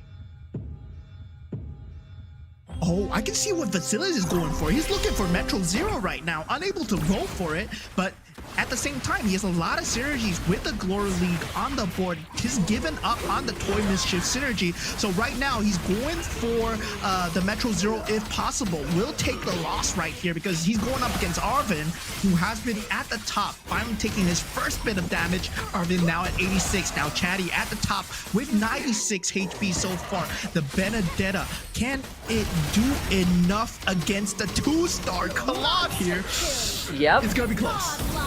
Revitalize at the very end, and not only that, the pieces of Arvin walked right through the Electro final blow too. Chatty looking for 3-star Masha, 4 bruises, 4 shadow cells, 6 Toy Mischief still for Fan Lee, and does get some pretty decent commander go commander cards. Again, the highest possible rank, so we see you get the mana infusion for Fan Lee, even more ability cast along the way. Some extra crystal there for Jerry. Also 6 Toy Mischiefs as well, so quite a hot commodity this game. Yeah, I mean, at that point, it's about who gets that premium gold card, right? Everyone has a gold card, but whether or not it fits your lineup. And I saw that Fusin, the Ethereal Essence, being picked up. That's one of my favorite go-go cards. It gives you 70% mana every time you cast a skill for the first time. So, well, you're definitely guaranteed a double cast. And yeah, that's something that spellcaster you want. If you have a control lineup, you also want. But right now, not enough money for this side here. Does have the ability to go for that Guinevere, but is unable to buy it out. The Reg just slightly low on the money count here, but does have a 2-star Terry Bogart here. Unable to find the Metro Zero so far. Yeah, he needs his Roger XL or the X-Borg, so that's gonna take a while, but he's able to cop himself a Harley in the process. But needs to speed it up a little bit. Already having at level 9, but not only at level 9, but having the extra hero slot too. But this Masha, quite a problem there. Chatty just makes quick work of the front line. Fortunately, these hybrid synergies aren't enough to deal with Chatty. Yeah, at this point, Vasilius not having a good time as well. Just take 20 damage to the face here. But looking at the board of Arvin Brobe versus Jerry, and yeah, Jerry not having too good of a time himself will be taking the L here. Finds himself at 7 HP. That's our previous point winner here. Jerry, can he make a miraculous comeback like the last game? Unless he hits like a 3-star 4 cost, it looks pretty doom and gloom. Or at least a 2-star Kai.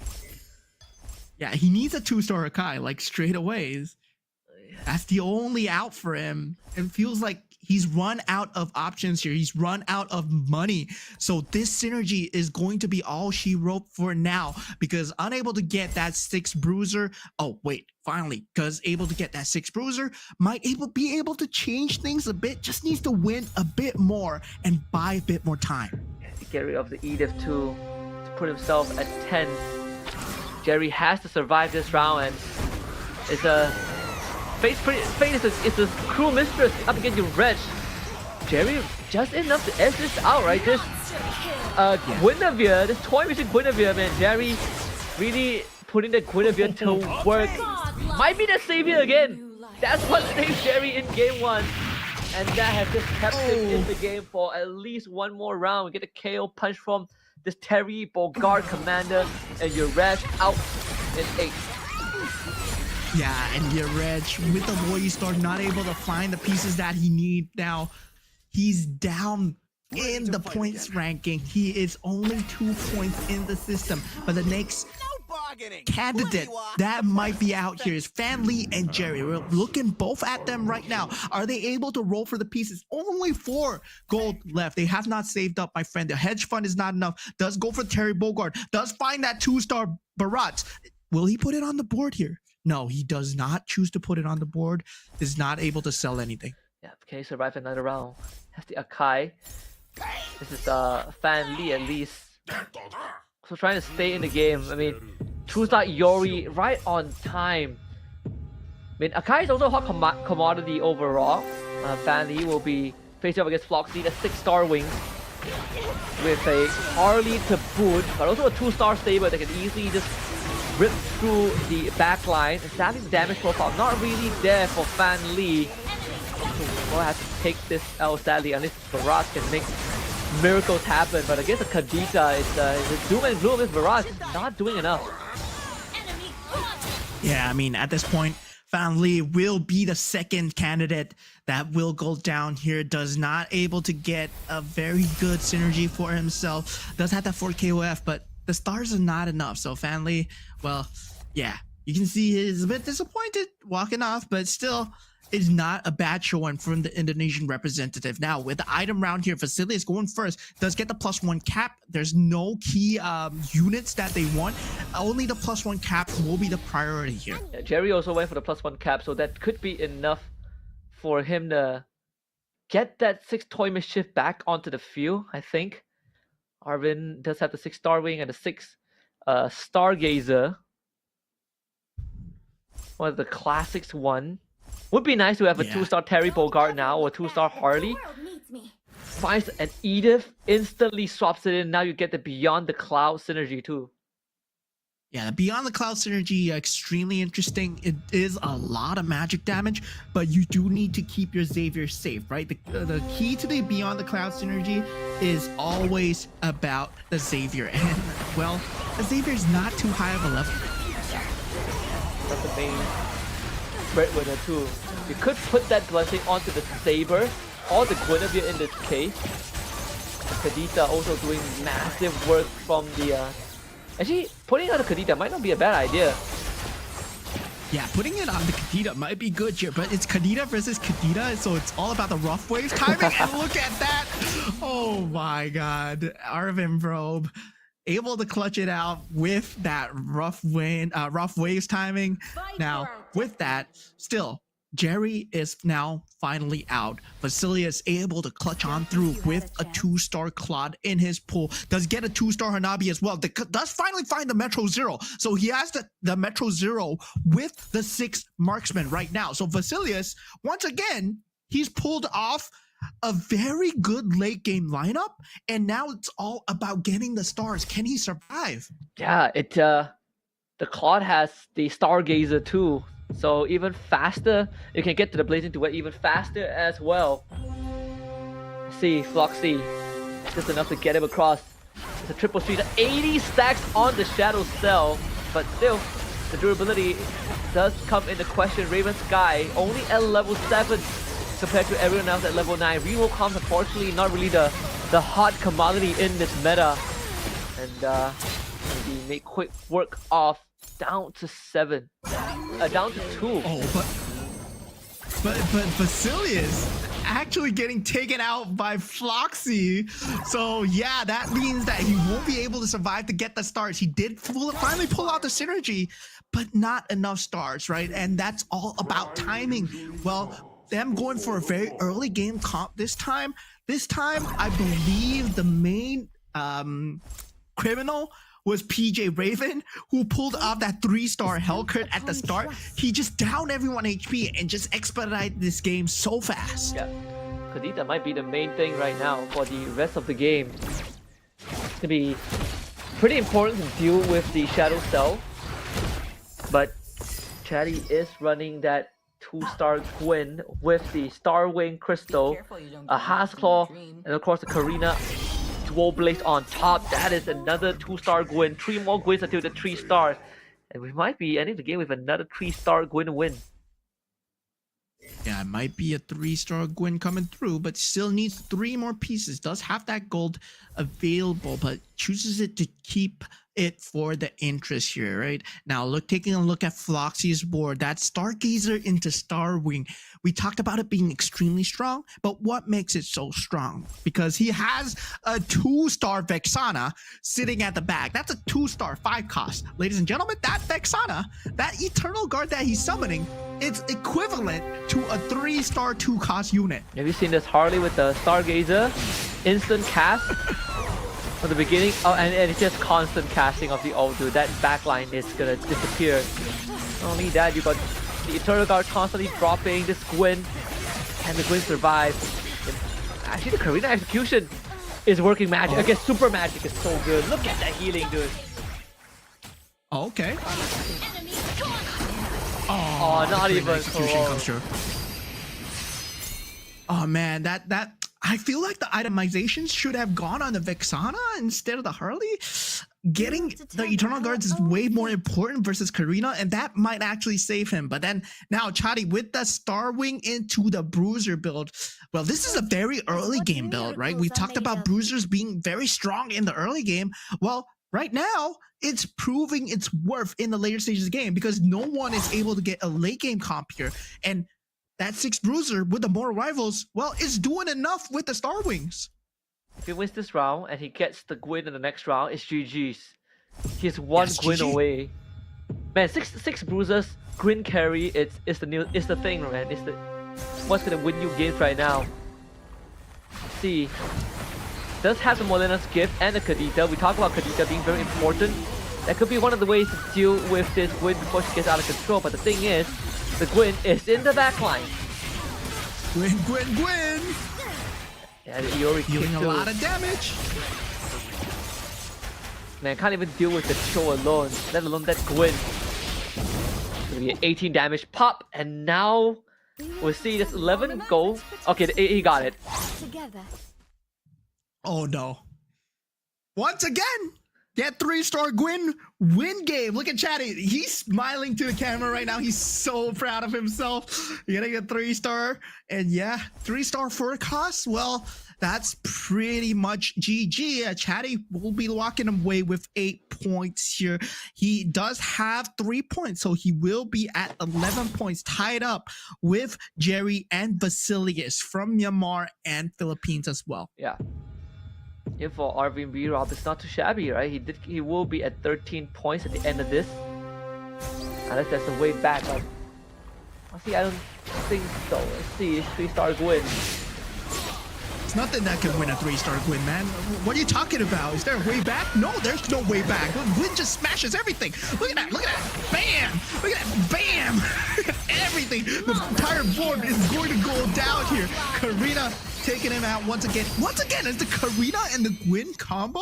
It feels like it's kind of meta in the pro games. So yeah, I'm very surprised here because, well, it's not really that much seen in terms of competitive gameplay. Sure, people do pull it out a bit here and there, but the Karina Gwyn has been proving good in the pro game scene. Yeah, Karina Gwyn, that's gonna be the way. Watch out for your own ranked games because there's currently a pattern going on, right? Karina gives you the tools to win early to mid thanks to the execution. So tanks are less of a problem as long as you have some decent damage output. But leaning into 6 Bruiser Gwyn with the Karina has been the breadwinner for game 1 and 2. And now we gotta find a solution to this, right? How do you take down that Gwyn, who is definitely gonna have a Winter Crown on her, gonna have 6 bruisers and a Karina dual blades? Is there a way to stop it, right? Aside from just knocking that guy out before he gets to that critical mass. Yeah, now taking a look at the map, we saw Fluff for the Ethereal Essence. A is not really able to just pull things out, is able to clutch himself 3rd place, right? The Essence is one of my favorite cards because it works so well with Stargazer, it works so well with Starwing, it got mana, and it is consistent casting. So that's one of the strongest cards available, but looking at well, is able to get the hybrid lifesteal coming through, and that seems key for the Guinevere wins. Yeah. And wonder what the guess the hybrid lifesteal too. So yeah, that really explains a lot. Again, a lot of these players still going for that econ. We see Basilisk going for the mirror device too to try and hit something, but wasn't able to get there. Chatty almost having a flawless game as well. 20 wins and only 2 losses.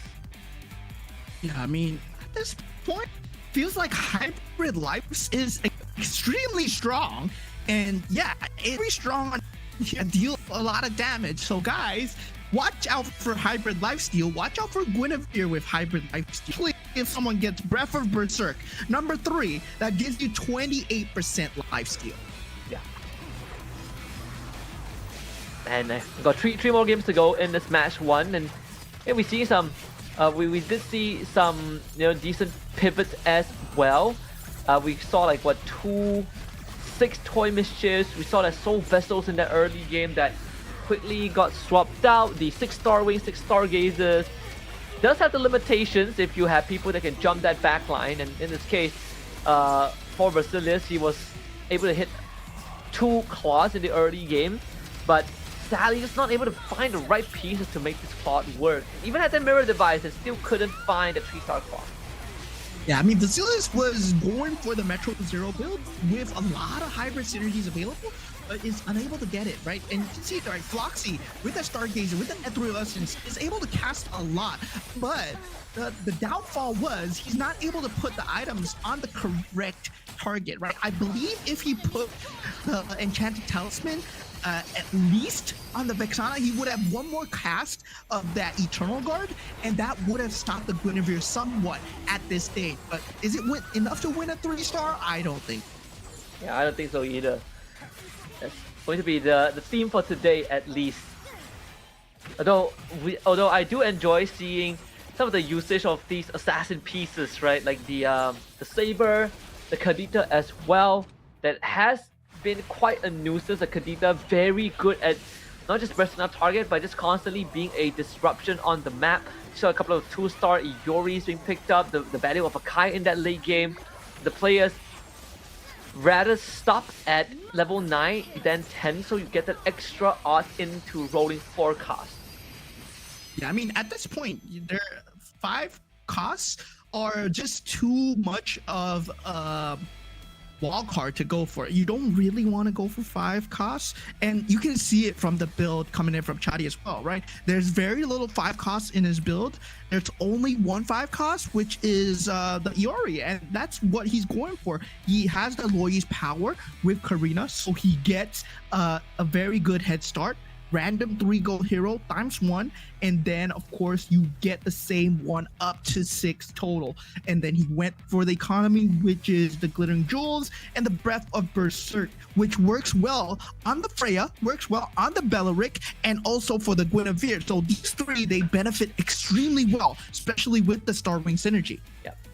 So congratulations to Chatty, again catching up with, or starting to see some of the pack leaders, but there are certain players that definitely need to play the catch-up game a little bit more. Your Reg only sitting with 2 points, something that you did point out when he got knocked out earlier on. This is the current group stage standings for Group A. We got a top 4 here so far: Arvin, B-Rob, Jerry, Chatty, and Vasilius. And 5th, PJ Riven Sky with 9 points, Floxy with 8, Fan Lee with 7, and down at the bottom is your Reg, who has some work to do. Yeah, and guys, we are eliminating 3 members of this group, right? So right now, if you're Floxy, if you're Fan Lee, or you're Reg, you're going home. But luckily for them, we still got 3 more rounds to go. So yeah, they do have a lot of chances to catch up. And once again, the Reg has a top pick for the commander, but now the Loi isn't available, so you won't get that early head start. So what do you go for here? Do you go for something like a Fanny, where you are able to propel an extra unit to just secure the early game? And your Reg, I feel that he falters a lot in the early game. He has very good mid-game decisions, but the early game is where he loses too much HP. Yeah, too much. And only losing 2 rounds, I believe, losing in that mid game. But again, just have enough health to work with, right? Has the luxury to use that health as a resource to stall out the rounds, but constantly keep that economy in check. And if there's anything that we've established, losing strategies, not really the way to go. We've seen some interesting approach with a 3-star K and Granger, also done by Vasilius in game 1, but Gwyn is the go-to right now. I think these snowballs, these snowballing comps start to get set in stone after the first 2 games. Yeah, I mean, we see a lot of the Soul Vessels, Toy Mischief, or Starwing. These 3 have been proven to be one of the top 3 synergies so far, combined with the Bruisers, right? But I want to see more of the fighters coming up as well, because a good way to deal with Bruisers is to have the fighters or the Swiftblade as well, right? Getting the penetration through is able to take out a lot of the Bruisers' tank ability, and of course, if you take away their life, they can't deal damage anymore.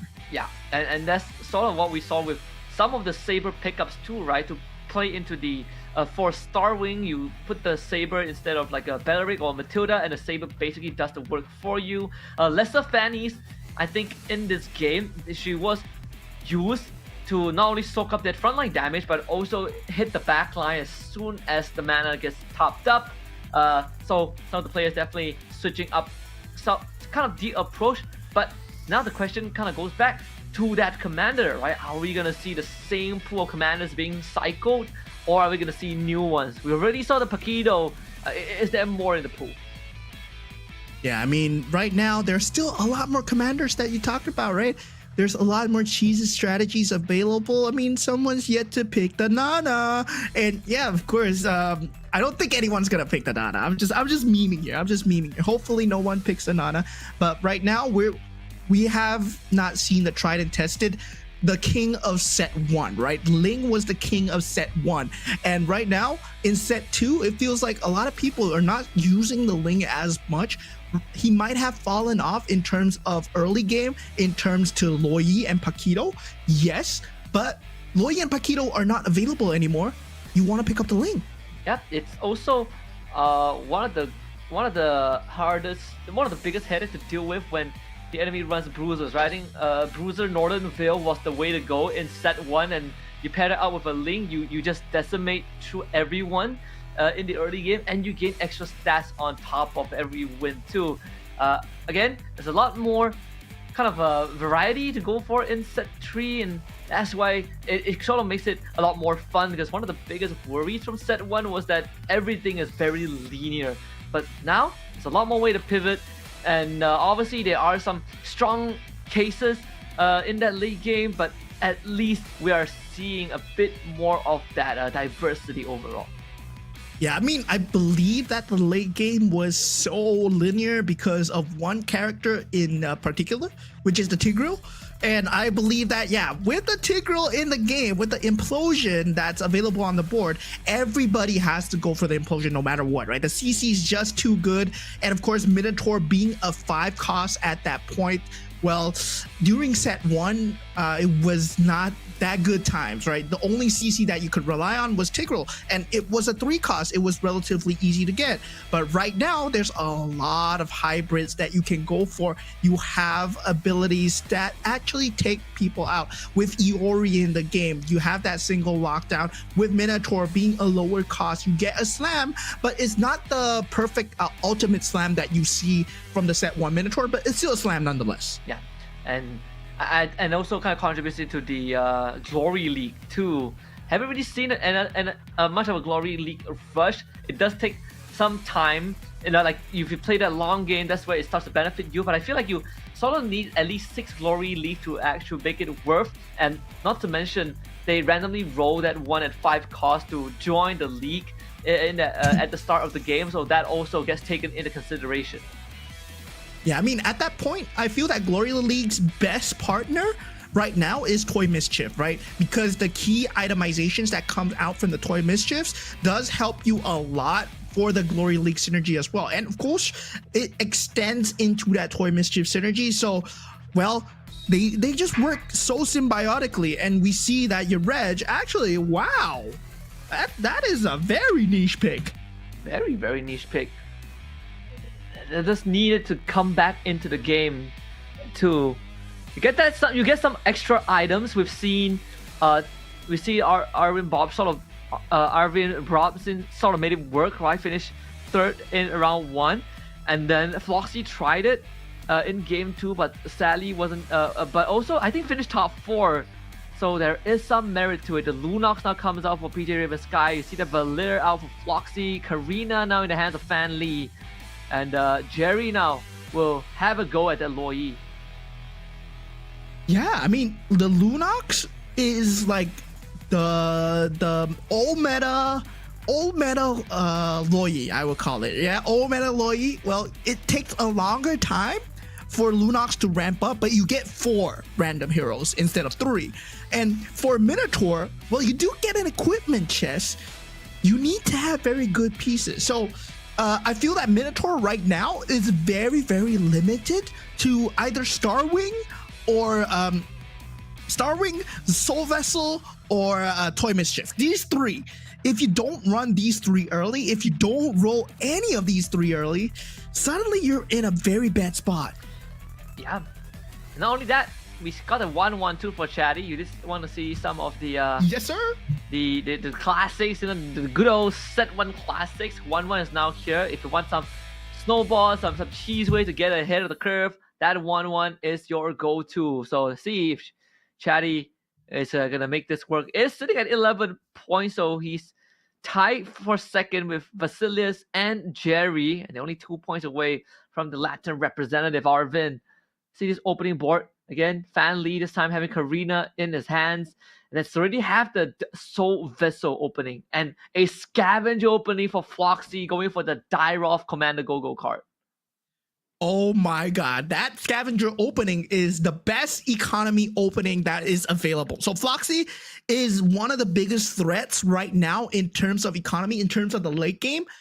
Floxy is a huge threat, right? Right now, it's either you take the Scavenger with him or you build into an early game lineup. And we can see the Soul Vessels with the Glory League coming through for the side of Fan Lee. So I'm going to call it right now, right? Fan Lee, if on the Karina he gets a 3-star Guinevere, he's going to win the game. Seems to be the pattern so far. It's going to work with the Aulos first. But the purple buff on the Fanny actually doing mad work. It's just enough to give Yuresh that win. And again, an early item, the DHS, Purify, and the Winter Crown all slammed onto, I think, the Matilda. That's gonna really it's gonna give Yuresh some room to work with, right? He has had a rough match so far.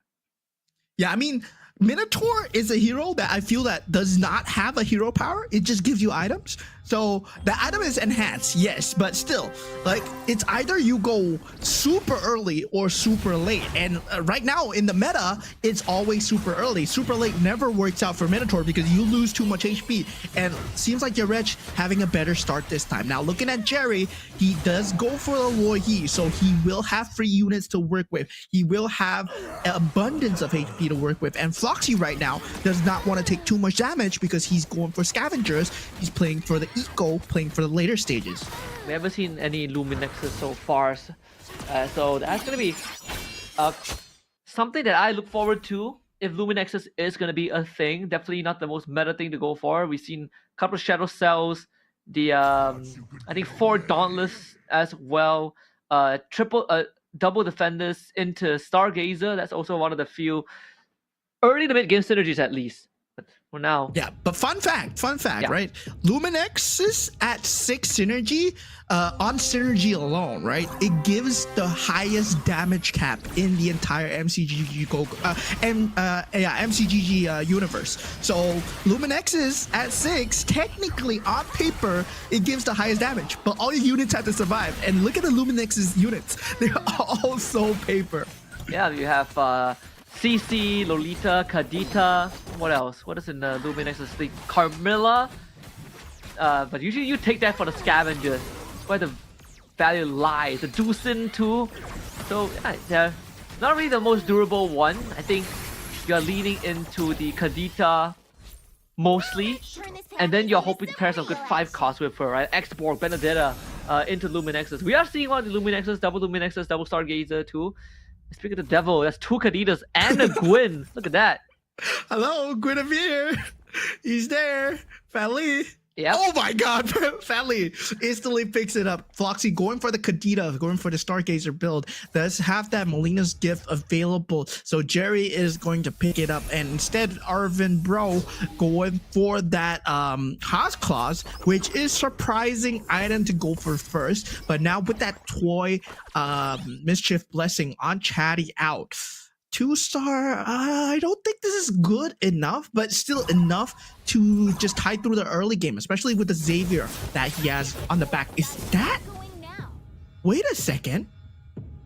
Is that an That's Irithel? an Irithel, yeah. How? Wait a minute. Which Gobo card did it go for? Did the commander? No, scavengers can't get you an Irithel at 5. You just don't have the percentage to roll it. He's level 5. He has an Irithel. It has to be the Gogo card, right? Yeah, it has to be the Gogo card. I'm not too sure, but yeah, we're gonna have to find out. But Floxy at level 5 has an Irithel. So we talked about him being a late game threat. He's gonna become a huge late game threat if he's able to itemize and build around the Irithel. 6 marksmen with an Irithel with some tanks in front is enough to shred boards. Or if you can hit the Luminexus, Irithel destroys the board. That can be a problem. That works too. Yeah, if he makes it late enough. I mean, Foxy is not in a shabby position, 78 health, level 6. This is where the... Yeah, one more level and he gets to hit that 1% odds on the 5 cost, but still, it does put him in a more comfortable position to reinforce that board a little bit. 4 Soul Vessels, double face Warpers for Basilius. That's a 7-piece thanks to the Dijang. Yes, the level 4 Soul Vessel, the Dijang, will be dealing a lot of AoE damage. So does have to worry about the back line, but still is able to handle the front line perfectly. So that Dijang is eventually going to shred through. But the Guinevere, hello, family, with the Guinevere, the executes are coming through. Just in the office. 26 stacks now on the dual blade for Fan Lee. And don't have enough items just yet to tear through the health bars. All this comes close. Jerry taking that L. Yeah, and that's the first time that he took damage in that in this match 3 so far. But currently, Yareg, the only one with 100 HP. Yes, he did. He needs to keep the HP. He needs to keep the win streak. That's his economy strategy. But seems like he's going for Aspirin so far. And looking at the Gogo cards, right? Floxy with the Dyrov Gogo card, well, yeah, he's the only one with the Irithel, man. I'm looking at it. It's the only gold piece that's available right now. A minute. I just see 9 pieces on his board. We're checking it a little bit. This is the item round. We get the Molina's gift on this Roger, so Metro Zero is possible. 4 fighters for Jerry, double Luminexus, and 3 toy mischiefs. Does have and it seems like a lot of the players here are favoring the Metro Zero for the late game. Yes, it is one of the most meta and strongest late game builds. But at the same time, right, it gets very outscaled, especially if you have 300 aspirant synergy. And right now, Yareg starting to build up the aspirants as well. He has 150 aspirants energy. So yeah, once he gets that 300 cash out, it's going to be huge. Yeah, this is a good position, right? He's at 100 health, hasn't lost any rounds just yet, and has 4 aspirants. So this is as good as it gets You know, especially when you don't have 6 aspirants, but you still have a lot of rounds to spare, and you have a Claude that is basically itemized to get you through these rounds. Your Rat's gonna enjoy some very juicy cash outs later on. And this is what happens, right? When a Minotaur starts snowballing with a late game, you know, comp. So Yareg, he didn't go for the early game comp. He didn't go for the Soul Vessel. He didn't go for Star Wings. He didn't go for also, what's that called? Yeah, Star Wings, Soul Vessel, or the Bruiser build. He straight away went for Aspirants.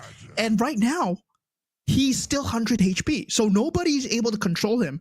And once nobody's able to control him, it's going to get out of hand because the Aspirant's energy is going to build up. That cash out is going to be huge. He's suddenly going to have 100 gold out of nowhere, but 3-star Alucard coming out from the side of Arvin might show something else.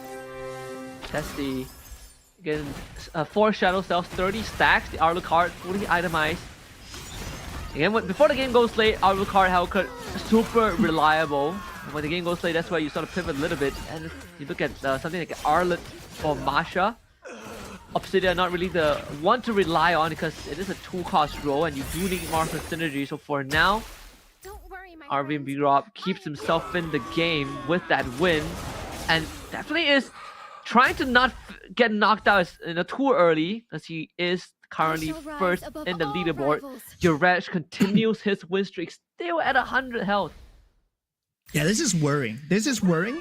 Floxy and Yareg are looking very set to be top 2 right now. Floxy with the Guinevere pickup, and also Yareg does have that Aspirants lineup going through, so he's consistently racking it up. Now we're looking at PJ Raven's board. He's trying to go for that synergy, cashes out that 70 Aspirants energy, and will be able to sell the Layla off. He does not want it anymore, and not able to find the 6 Soul Vessel though, so I think he'll be taking quite a bit of damage if he goes up against Jerry. And even for now, for PJ Raven also not doing too hot. It's going to take another loss in the hands of Jerry. And having the extra stats from this Karina put onto the Roger too, make it a bit more complicated.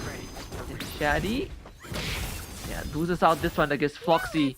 The Star Wings so far not really ramping him up enough, not with the Saber who isn't itemized just yet. The X-Borg on the board, so anyone wanting to run Metro Zero, that is your opportunity.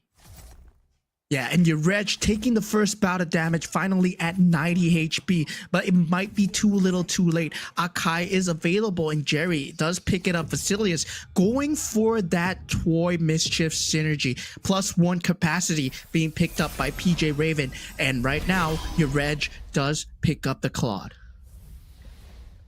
I'm curious in how Yareg is going to play out the rest of the round, and is he willing to hold on more for the ass before the cash out? I think he can afford to do it for one more stage.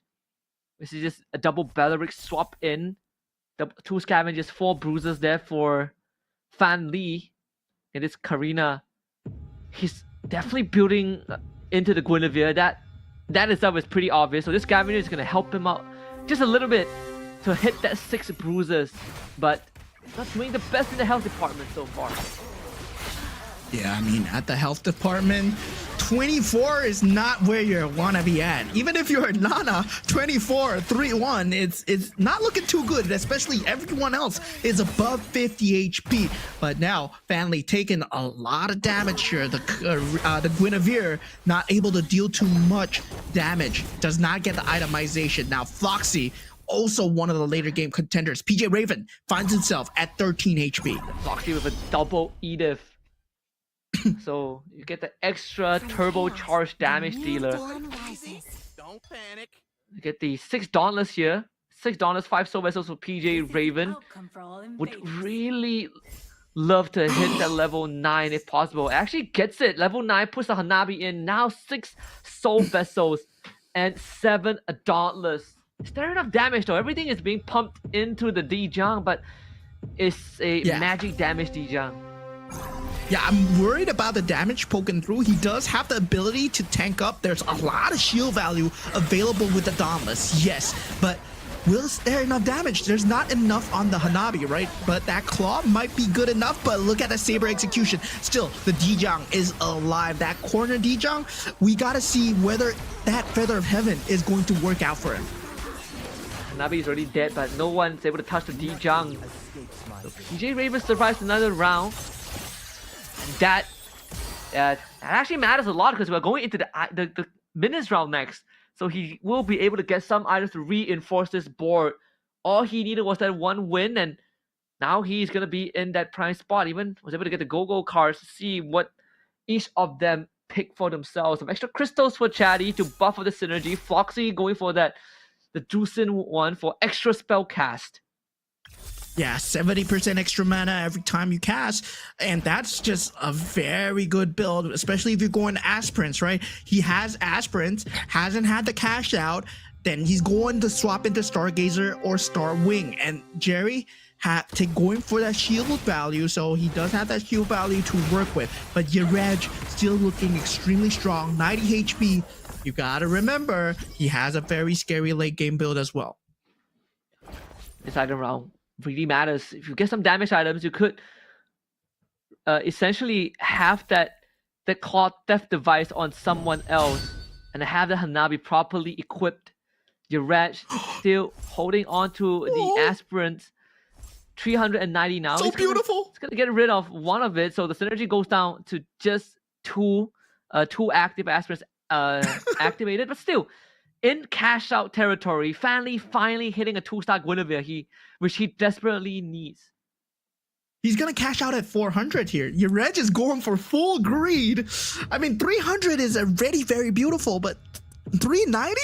Man, he's gonna cash out at 400, and he has a lot of good items on the Fanny and the Claude, but is still unable to find the 2-star Claude. A 2-star Claude would mean he would win Floxy at this point, but Floxy at this point, I feel that he's just a bit too strong with the Ethereal Essence. Yeah. The earlier win streak definitely paid off for your red. This should be cash out now with that above 400 stack. See Jerry, can this all this pull through?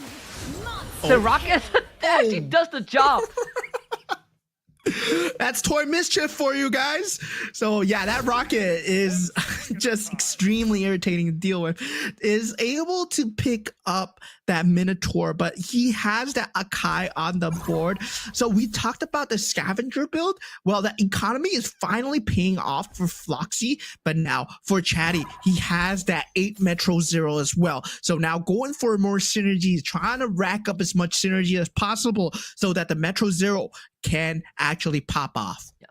Also holding onto a Claude on his own. That's going to complicate matters for Yuresh, who is looking for his own 2-star.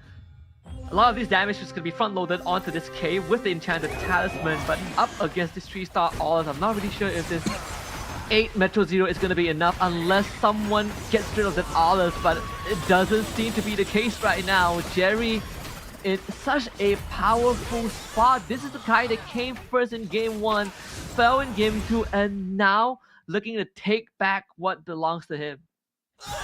Yeah, I mean, he wants to go for that beloved 10 Metro Zero. So yeah, he's trying to scale up towards that. Yeraj taking a slight bit more damage. And I wonder if he cashed out or he's just trying to take as much greed as possible because he knows he has the HP value. But he gotta know, he got a limited time. And right now, we see PJ Raven and Vasilius being taken out in tandem. So both the PH representatives out for this round. That's gonna sting because both of them are actually in decent standings. Vasilius was tied for 2nd and PJ Raven in 3rd place. But after this loss, that is gonna shift dramatically. I feel like if you rush, it would make sense for him to hold on and cash out later if he's running 4 aspirants, but we did see him swap one of it out. So this should be a cash out because he's starting to fall off in terms of power skill. Foxy with 6 Star Wings too. mean, Floxy, 6-star wings, 4-star gazer with a crazy cash out, and also beyond the clouds with 30 thunderstones in the bank. So that Xavier is going to be dealing a lot of damage, but still 1-star Xavier. But doesn't matter, right? He has the Ethereal Essence to keep on spamming. Look at Xavier go and the Vexana go in the backline. Oh my lord. You put a Thunderstone on the Harley too, so your backline basically has nothing, but this 2-star Gwyn isn't enough. This Harley, it's very important to get that mana, the Winter Crop procs, but we did say that all Fanli needed is to get the 2-star Gwyn, and look at that Fanli on the board back in the game. Oh my god, the Guinevere, why? Oh, Fanli goes for the Bruiser emblem. Okay, that is gonna give him the 6 Bruiser build. Oh god, here we go again. Oh lord. It's the Karina Gwyn. Oh boy. Can anyone stop this? 2-star Kadita is out for Floxy. Fanny already has 6 bruises. That means you free up 1 extra slot. For the bruiser, that's even better, right? You could remove the jaw hit if you want, I think. It's a bruiser toy mischief. Yeah. I mean, I would remove the jaw hit and put in a Dauntless synergy just for the extra shield value. But at this point, he's valuing that 2-star 5 cost that's now on the field. Oh my lord. Yeah, doesn't the Bellering. I think you keep the jaw hit in for the extra control. The crowd control that he gives, but okay. Let's see him go to work. This 6 Bruiser Gwyn. He's going up against some 3-stars. So the 3-star Obsidia is the one having all the items, but it's not even close to it. Not even close. Arvin is gonna start sweating a little bit. Currently in first place, but might not be there for long after this game. Jerry also taking that L as Floxy comes through. I shall rise above all rivals. Yeah, at this point, it's Floxy, Reg, and also Fanli, right? Fanli with a very cheese build, the Bruisers with the Guinevere, he needs Hybrid Lifesteal now. So if he's able to get Hybrid Lifesteal on the Guinevere or get a 3-star Guinevere, that's going to win him the game. But now looking at Jerry, he does have a 2-star Akai, which can keep the Guinevere locked down. So that he needs the heavy spin to go ahead before the Guinevere pops off. Yeah. Wait. Man, Reg still greeting? Wait, he's still greeting? He's he still cashed greeting? out. He cashed out, right? That's 390. Yeah, he cashed out. He already cashed out. Yeah, he cashed out. Oh, is this enough though? All right, I thought. Can he was beat griefing. Family before it's too late? The guy is already dead. Oh no. Hanabi though. But the Hanabi. The bounce. The bouncers, come on. Oh, the bouncers. Oh, so close. Oh, the Edens. The Edens. Oh god. Oh man, the Edens. They just pulled through. Your Reg just fell off slightly. Does need a bit more tankability in the front line. I would think that, yeah, at this item round right now, Winter Crown is so important for the Akai, and you need it right now so much for Floxy. No, I mean for your Reg, but for Floxy as well, that caster build, he needs the 6 Stargazer synergy for it to pop off as well. So I hope he gets it in time, but he puts the item on the Harley once again. Yeah, he needs level 10, right? Because I'm not sure if he can make it to the item round, the carousel round, because that would give him the chance to get that extra slot on the board. But for your Reg, he needs a 2-star in the front line, man. All of them are 1-star. The Akai 1-star, the Ruby 1-star, Baraz 1-star. We saw how Fanly's Guinevere just popped the Akai right from the get-go, and that's bad news. The Akai needs the heavy spin to go out.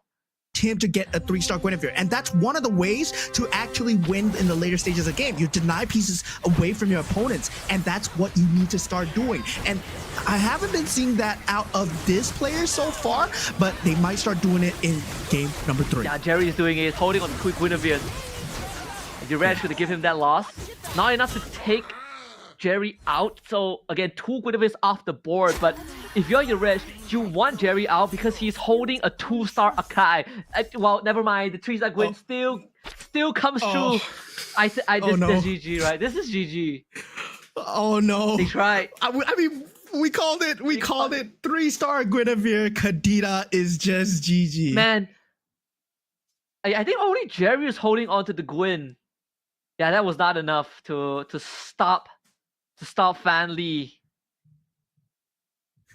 Oh man. Six bruises. I mean, Edith has a golden staff. I mean, what do you do against her?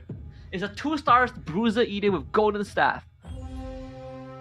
Okay, I'm just gonna watch the bloodbath and unfold here. Look at this. One shot. Poof. Oh, Oh, one shot. One the shot. Edith popped out. One shot. Edith. No. His Edith doesn't even go into like the doesn't even pop out the mech. Yeah, the Owless survived for very long, but there's no chance. There's a Karina execute with a 3-star Guinevere, and it's just so scary right now. Your Reg, 3-star Hanabi? I don't know what's the solution here. 3-star Akai. Yeah, that's the solution. You need to get a 3-star Akai. You need him to be super tanky, and hopefully it saves you the game. Oh, this. Yeah, like you can see Rhea, she is stressing out. Oh, He's like, no. I got all these 5 costs, but they are all 1-star. My Akai is missing 1 piece, my Explorer is missing 1, and the shop gives me an Irithel, but he might not live to go to the carousel. If he runs into Fan Lee, it is lights out, and he just lost against Floxy, so he's not going to face Floxy. He's praying that he meets Jerry, because early on he did beat Jerry. Oh, who's gonna... Oh, boy. Oh, he's Fan Lee. Family. Oh, you're Resh. So close, yet so far. Yeah, there was... He needed everything to be 2-star. All the 5 costs to be 2-star to even stand a chance. Wait, But wait, look wait. Wait, With the Claude! The Claude? Oh my goodness! What? Yo, that your Reg he doesn't believe it himself. He's looking at it and is like, is this real? Is this real? Oh my god, he might actually pull through. Because right now, your Reg actually needs the Metro Zero unit that's available right now. He gets the 2-star. Yo, he got it. He got it. Your Reg. And Foxy got the extra hero capacity, so he gets to hit 6 stargazers. The 6 marksman shred was actually clutch. Was actually so clutch. And not only that, this Benedetta Explorer actually killed the entire backline of Fan Lee. Maybe that's the key. And a 3-star Freya. Wow. 3-star Freya. Oh boy. Oh, here we go. Oh boy. Oh no. This is the late game. This is the late game board. Your Resh really scratching. He's like, man, I just dealt with a 3-star Gwyn, and now I have a 3-star Freya to go through. Wait, this is your Resh against Foxy, right? It has to be. Yeah, it has to be. Oh, is it against Jerry? No, he. Oh yeah, no, he played Foxy early on. So it's Jerry. Does Foxy beat Fan Lee? We need to know. Yeah, the 3-star Freya, is it enough against that 3-star Guinevere here? Is going to count, but the Guinevere is still alive. Does not have the hybrid lifesteal to work with, right? You need the hybrid lifesteal to keep the Guinevere alive. It's able to get popped. Now, Foxy, able to clutch it out, takes out Family, ruins the reign of Guinevere. The smile on Foxy's face as he looks towards the camera. Man, this guy's cold. That Edith almost took him out too. Yeah, that Gwyn needed like a feather of heaven instead of the Haas Claw. So unlucky. Just one item that made all the difference.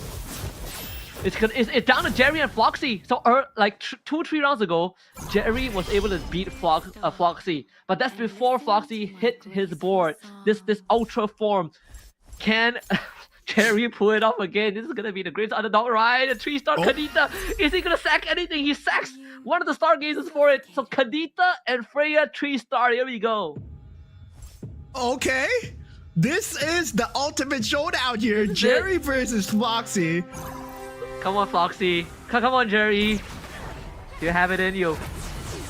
All right, 3-star Alice, 2-star Akai on the side of Jerry is a lot of frontline that he needs to tear through. The Eternal Gore does eventually go down. Heavy Spin still in play, but finally being taken out. Owless still alive here, but the rough waves dealing a lot of damage. Will he pop it in time? He does, but the Owless is just too tanky, man. Jerry takes the W here. Look at the smile on his face as he will be the top place so far for match number 3.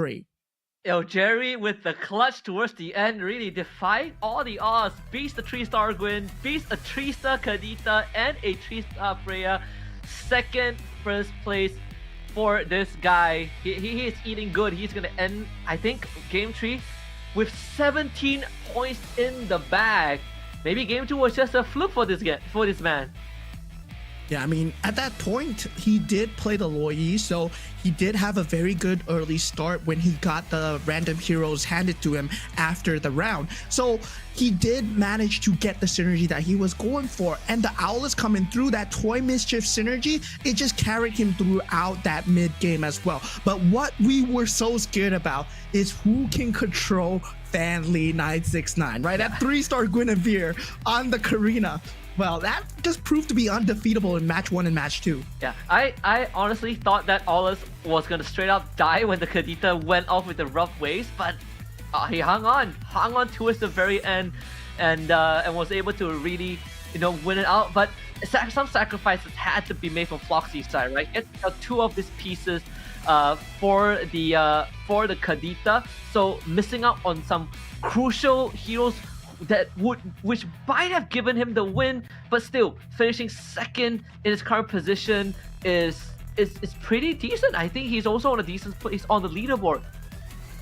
Yeah, I mean, if you take a look at GO1 cards as well, I believe there's a visual error. So Valir, that card is actually golden. He got the golden variant of it, but you can see the hybrid lifesteal coming out from the side of Jerry, where he chooses to go for the hybrid lifesteal and the shield to actually give him a bit more of a fighting edge in that mid stages of the game to actually finish off that Toy Mischief build to secure that 2-star Akai. And I believe that 2-star Akai really secured a lot of the fights for him. Yeah, it really did. We keep seeing the disruption come in, the 2-star Benedetta as well, I think, from Jerry. Like one of his piece got instantly like blown up by the Kadita at the start, and I thought that was gonna be lights out, but the Aulus was essentially left unchecked, and well, this just spiced things up a little bit because Vasilius, he finished last, Chatty with the 1-1, not able to pull through that mid game, and even for PJ Raven's Sky, that Lunox that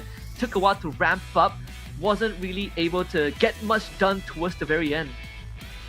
Yeah, and we saw in the early game, your Reg was a very big threat factor with the Claude, with the enhanced items already, with a very early Aspirants late game build. With Minotaur, you either go super early game because you have great items, or you go super late game because you have even better items. And he managed to go for the late game with the Claude so far, and your Reg was destroying boards left and right. He actually accelerated the game while he was trying to greed. So yeah, you can see the Aspirant points going up 40 by 40. He eventually stopped at 390, but still 390 and not enough to win the game. Yeah, 390 points, but one of the things that was hampering his progress was the fact that his front lines were all getting sandbagged, right? Jerez was not really able to hit those 2 stars because everyone else was holding on to his pieces. He had a 2-star, he had an Akai that he was looking for that didn't come through. He had an X-Roll that was missing 1 piece. The Irithel was missing 1 piece too, and that really put a nail in the plan of Jerez, because I feel like if he got any of those 2 stars just slightly early on, he would have been in an even better position to at least win out. I believe Jerez was in 4th place because of that. Yeah, Jerez able to get the 2-star on the Gatot, I believe, but he's unable to get the 2-star on the Irithel, unable to get the 2-star on the Akai, and that was just that slight little factor that led him to get 3rd place instead of 1st place. But Jerry, man, Toy Mischief, Weapon Master into Starwing. And Starwing, yeah, minimum synergy. He did not really go for the Starwing synergy. It was just there. But the Toy Mischief is really what pulled him through. And I believe Toy Mischief is one of the strongest, most broken synergies right now, because the items that it gives is just so good. It gives you so much extra damage output, not to mention that one of his saving graces was that rock solid go-go card, right? That extra 20 shield bought him just enough time to make it to 1st, because that mid game was really rough for Jerry. He is getting clobbered every single round, and without that 20 shield, he would have been lights out many rounds ago. Yeah, and the Breath of Berserk 3, that's one of the best Hybrid Lifesteal cards that's available. Other than getting the Go-Go card at the start, the Commander Go-Go card, the Breath of Berserk 3 or Breath of Berserk 2 is enough to secure your Magic Lifesteal. Now, him standing at 19 points, he stands on top of the leaderboard. Your Reg needs a double win to claw himself out, so he needs either double first or second place. And meanwhile, the rest of them are looking dandy as well. Arvin Broby at 17 points, Floxy at 15, Chatty at 14, followed by Fanly at 13, and meanwhile the two PH representatives, Vasilius and PJ Raven, they're at 12 and 11. I think the saddest player in this round is definitely Fan Lee, because he had a window, right? He had a window. It looked really possible to hit that glorious 8 points to put him at 15 in the running in top 3, but Jerry taking it away again. And I believe like Jerry sort of did the same thing in round 1, where he made this miraculous comeback to win the round, and in round 1 it was with the 3-star Gwyn. Yeah, it was him getting that Hybrid Lifesteal just in time as well, right? Vasilius at that point needed to go for the Hybrid Lifesteal Go-Go card, was unable to find it. Well, of course, it's always about the luck of the draw. When you are building into a Karina and in Guinevere, you're going to need some form of lifesteal. Guinevere, yes, you do a lot of damage, but it's also kind of a glass cannon. You need the HP back, especially with the high amount of damage that you... Yeah. And we are seeing some of the patterns show up, but at least some questions have been answered, and you know, that's something that I feel like was very important, you know, especially we're at the halfway point of Group A, and now this really is gonna shake things up a little bit, right? 3 commanders for each player have been removed from the pool. We do see some interesting takes, the Paquito, the 1-1, but unfortunately those 2 commanders in the hands of the respective players hasn't really gotten them as much points as they would have want. And it seems like if you want to snowball, you just snowball to the meta way, right? You can put that 1-1 aside, just play into that Loi, play into that Cho, and play into the Karina, and that sort of guarantees you a top 4 finish. Yeah, I mean, at that point right now, we are aiming for that top 5 finish. 3 other players will be eliminated from the match here. So in the group, there are 8 players, and only 5 of them will go on to tomorrow, where they will have to face off against the first and second of the SEA Games winners, and they are very scary opponents indeed once they enter the pool. And also the MRS Season 3 players that will enter the pool as well, and these are the old guard that they will have to go through before they make it to the grand finals on the 25th, where they will eventually face it down for the top prize of $10,000. Yeah, I personally can't wait to see, you know, what else is on the board, right? Because again, we are only looking at, you know, 8 of the players today. We haven't even, you know, seen match 2, like Group B, and then we have like the heavy hitters coming in tomorrow as well.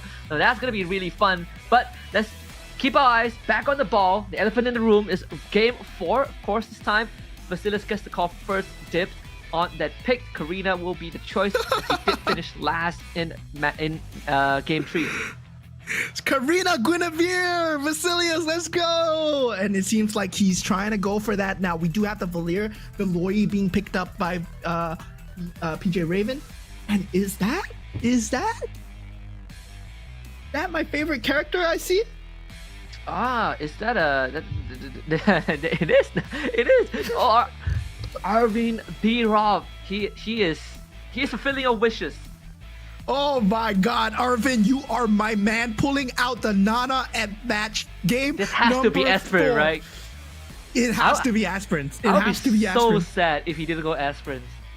Oh my God. The thing with Nana is that you are just a punching bag, man. You want to take all the damage, and yeah, the Nana is like my set 1 go-to, but now set 2, well, sadly he has fallen off a bit in favor, but Jerry as well going for the Ling. So right now Martis is no longer in the pool for the chess pieces for set 2, so meaning that Ling, well, you need something else to snowball, right? Possibly a Masha, possibly a Toy Mischief set, hopefully he gets a snowball through.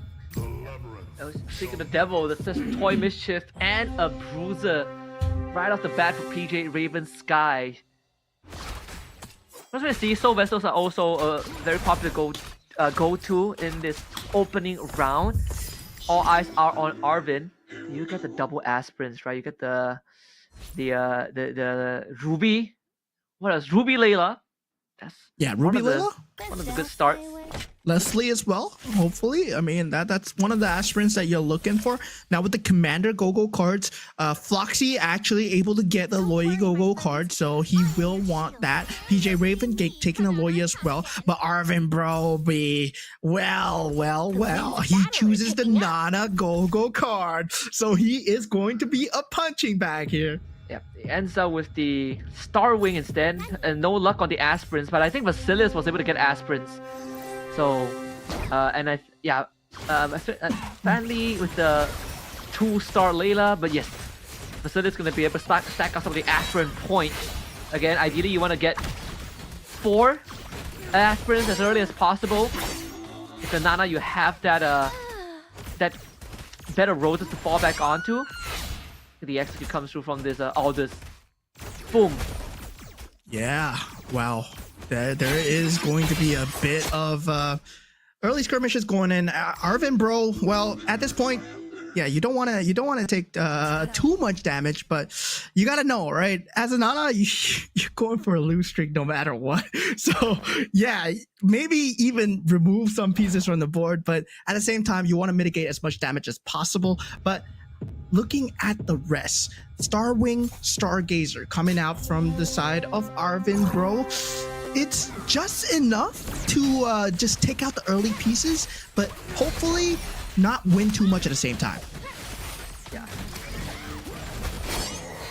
Just going to, I mean, the lesser lose streak that you can go on in the early game, the better it is. It's sort of like what we saw with, what was that again? It was Tim, right? No, Yuresh. It's sort of like what happened with Yuresh in the previous game where you're running aspirins, but you go on a win streak. So that's the extra boon that you can get. So every single win actually matters a lot more. And he just got one, and look at that, look at that buy. 2-star Lolita coming through. Oh my god, Jerry. Is he not putting any units on the board? No one can escape me. No way, right? I mean, the game doesn't let you, right? Yeah, it'll auto like pop the heroes back onto the board. Wait a minute. You can do that? Yeah, he can do that. So he's going for the lose streak. Maybe it's a round 1 thing. He's going for the lose streak. Yeah, as well. So we got 2 players going for lose streaks. He loses on purpose to Arvin Bro so that he does not get extra lose streak gold. Jerry's playing the mind games with Arvin Bro. Jerry is like, I've came back 2 out of 3 games. This is nothing new to me. Yo, he knows that. That's so evil. I mean, that's high-level gaming right there. Denying the lose streak goal from Arvin Bro so that he does not ramp up in terms of scale. Now, with the item scaling as well, he gets the first pick as well. So yeah, that is kind of an early game strategy. But I mean, do you want to do that? You can. I mean, he did get access to the Arlet, so that's at least 4 Shadow Cells, I think. It has to be, right? Because then you take, there's a Marsha Arlet, so you take Arlet over the Marsha. Is this 4 Shadow Cell for him? No. That is just for Econ. Wait a minute. Yeah, we'll find out what goes on with Jerry in just a little bit. It's a blessing, the Stargazer blessing for Chatty, so 2 Stargazers guaranteed. But he needs a level 6 for the extra slot. If enough to level up right now. There you go. Yeah, that's a 2-star alert. So right now, looking at Floxy's board, does have the Luminexes in terms of having that Soul Vessel as well. But Luminex's early game, well, not able to deal too much damage, will not be able to take out Basilius with a 2-star Kagura with a Dominant Ice on the board here. But looking at Bijang is able to deal a lot of sustainable damage through. And no, that's not a Kagura, that's a Dairoff. That's my bad. And Dairoff makes it even better if there's a crowd around him, right? You can execute multiple targets. if the conditions are right, Basilius continues that win streak. But Chatty's having the best time of his life right now. Hasn't lost a single round, and Jerry cashes in on his first win off of the 2-star Arlet. Is clear. Yeah, at this point, 2-star Arlet able to deal a lot. I mean, it's a 3-cost card after all. It's one of the tankiest cards, and it is still very early in the game. That 2-star Dairoff, yes, he needs that KOF synergy, and that 2 KOF synergy is there with the Kula available. But that Soul Vessel, getting it to level 4, very important in the early stages of the game. But the Dauntless synergy, I feel that it's gonna be just enough, but going up against Toy Mischief, yeah, he does not have the item where it's able to help him deal the damage, so he's gonna be able to pull through.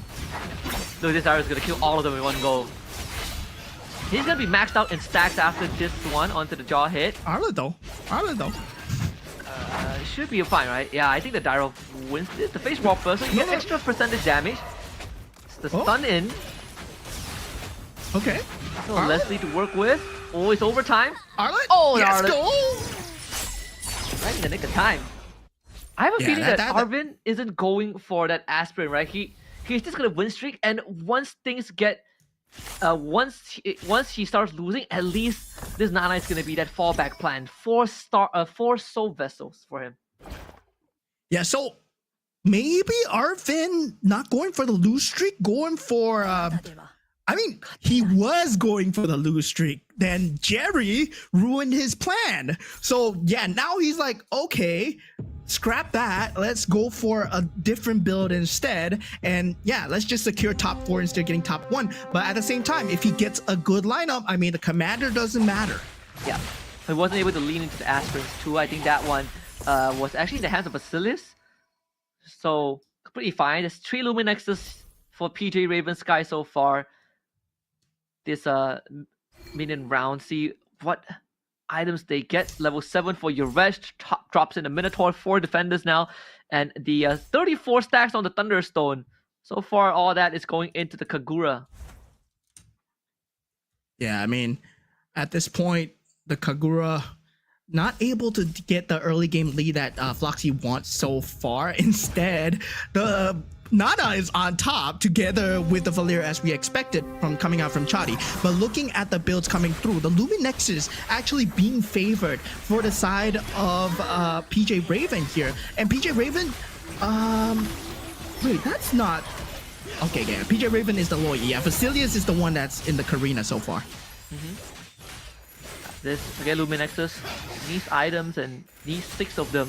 With the crown only delayed enough of them. Hold on, that Juicin. Oh my god. Jerry, no, he was not expecting that. He was a streak, but yeah, that's a round that he expected to win at least, so that puts a wrench into his plans.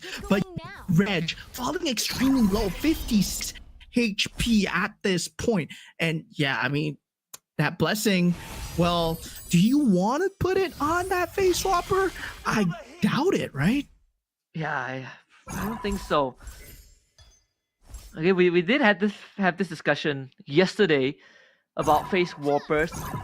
Unless you hit 4, yeah, it doesn't feel the best, and even then, they're just better synergies overall. This should be a Metro Zero approach from Fan Lee. 7 synergies up already.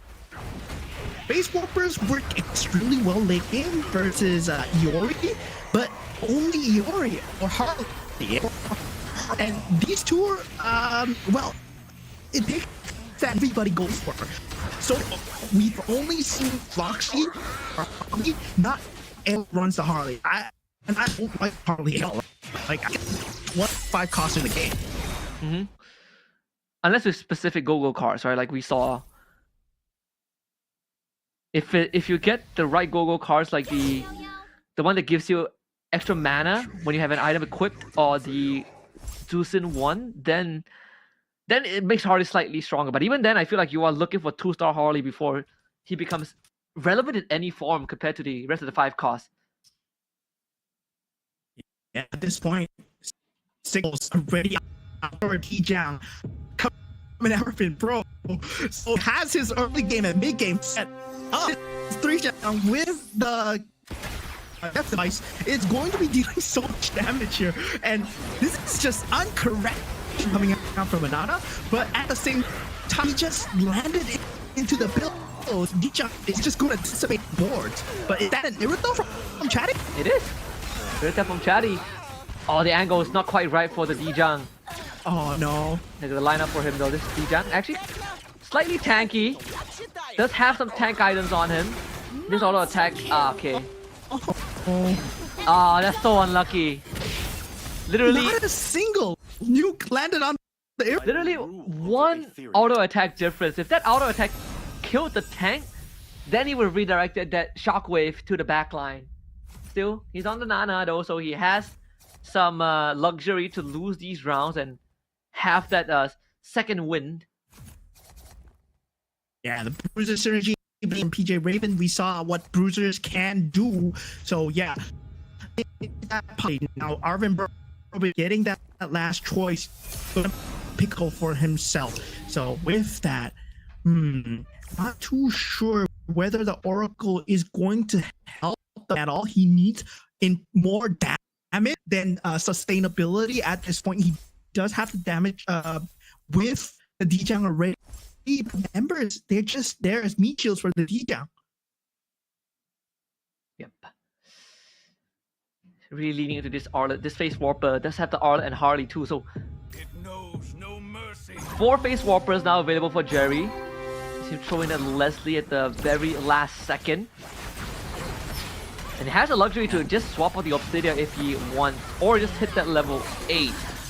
Should have enough go after this round. I mean, I think at this point, Jerry's just have to get the scavenger synergy for the economy at this point. He not revealing his so far does have quite a lot number of units lined up. He has a choice where to just up, making sure that he gets 5 costs before he can about making a lineup. Checking on some of them, Arvin. I mean, can't believe the Nana is in first place currently. Nana in first. Arvin was, I mean, he's been having a great day, right? He's coming in. He's currently second on the leaderboard, trying to chase out to Jerry, who starting to struggle a little bit. Down tight with Vasilius in terms of health pool.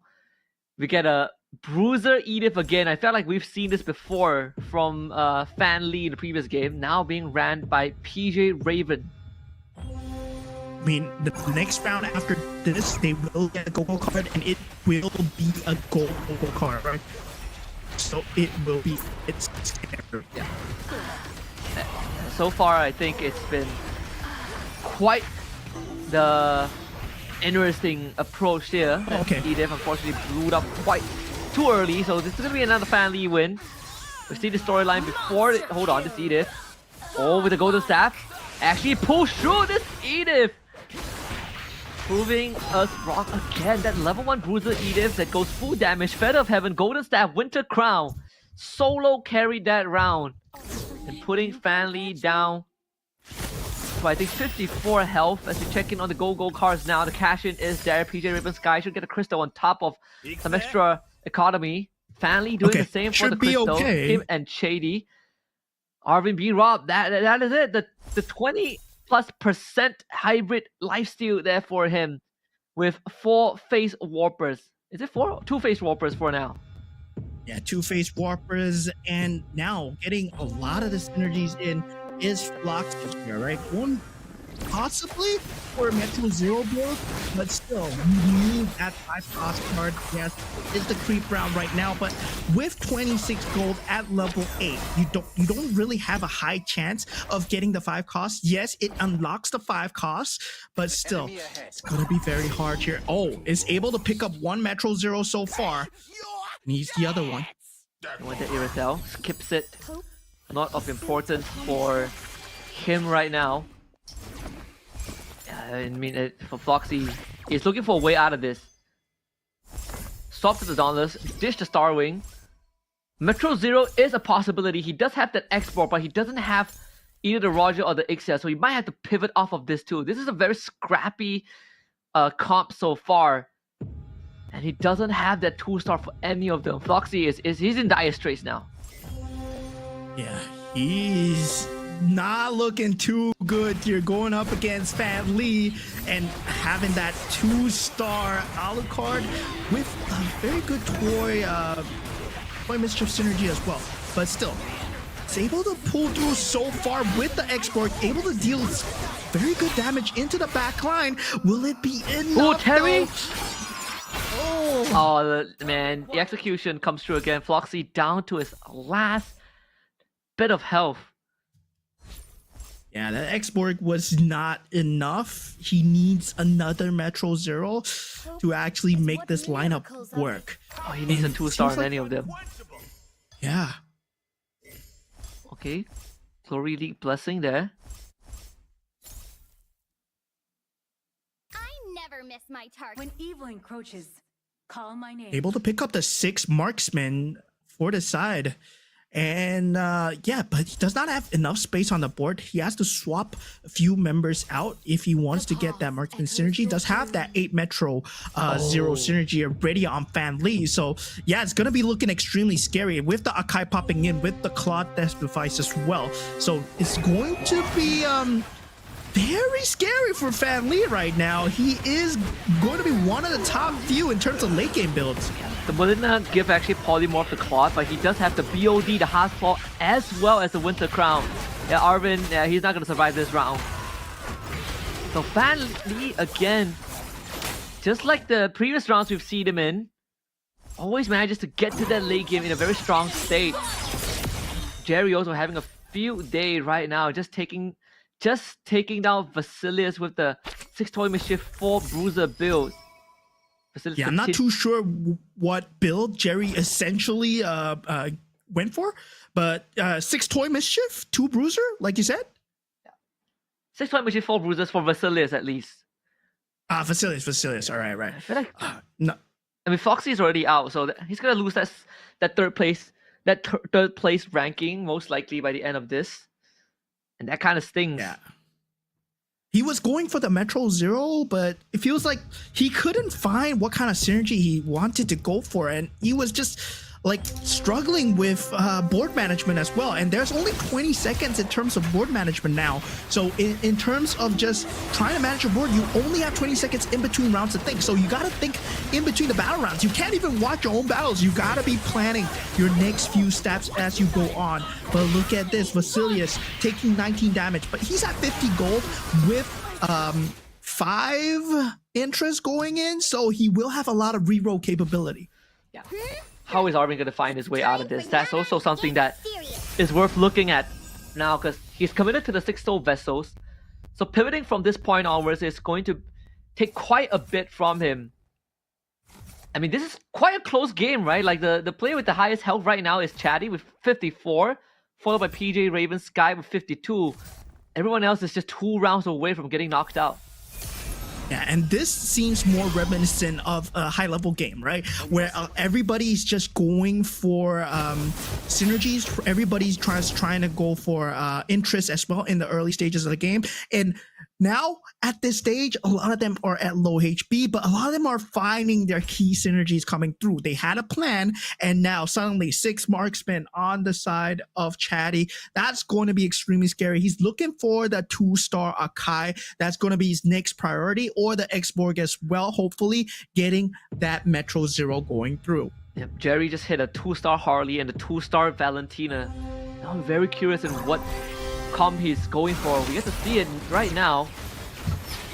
Double Molina's gift from the side of Chatty. Is it gonna be enough though? I mean, seems like it might be. If this Harley takes out the Aircell, not enough damage right there. Face Warpers also insufficient from Jerry's side. He's gonna take flat 19 to be down to his last leg.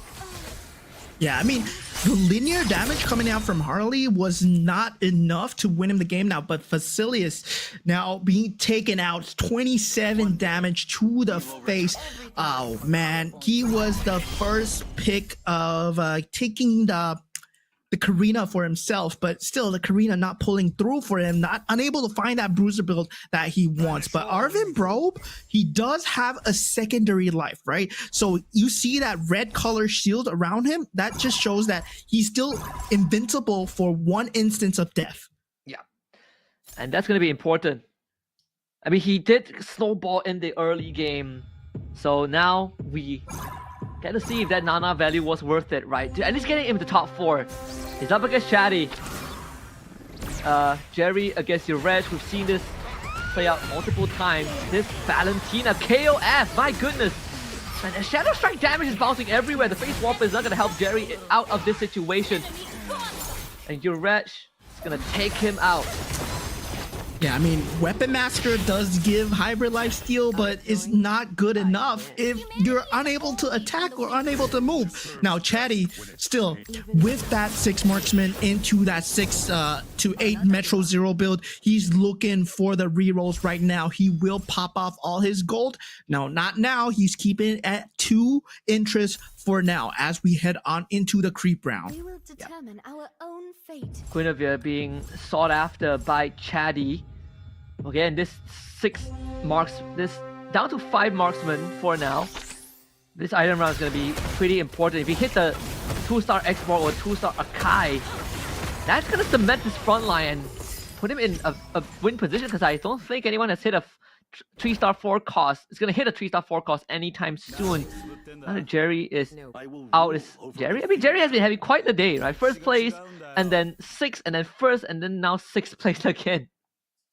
Yeah, I mean, it seems like it's either go big or go home for him. And a lot of players are like that, you know, when it comes to auto battlers. It's always about whether are you a type of player that goes for top 4, or are you a player that goes for top 1, right? So if you're aiming for the top, you are playing a high risk, high reward strategy. And it feels like Jerry, every single time, he's aiming for the winning comps. He's aiming for whatever secures him the later stages of the game. But look at that 6 KOF coming in from Yared so far. And KOF, one of the newer synergies added into the game, it is still very good. 200% extra damage.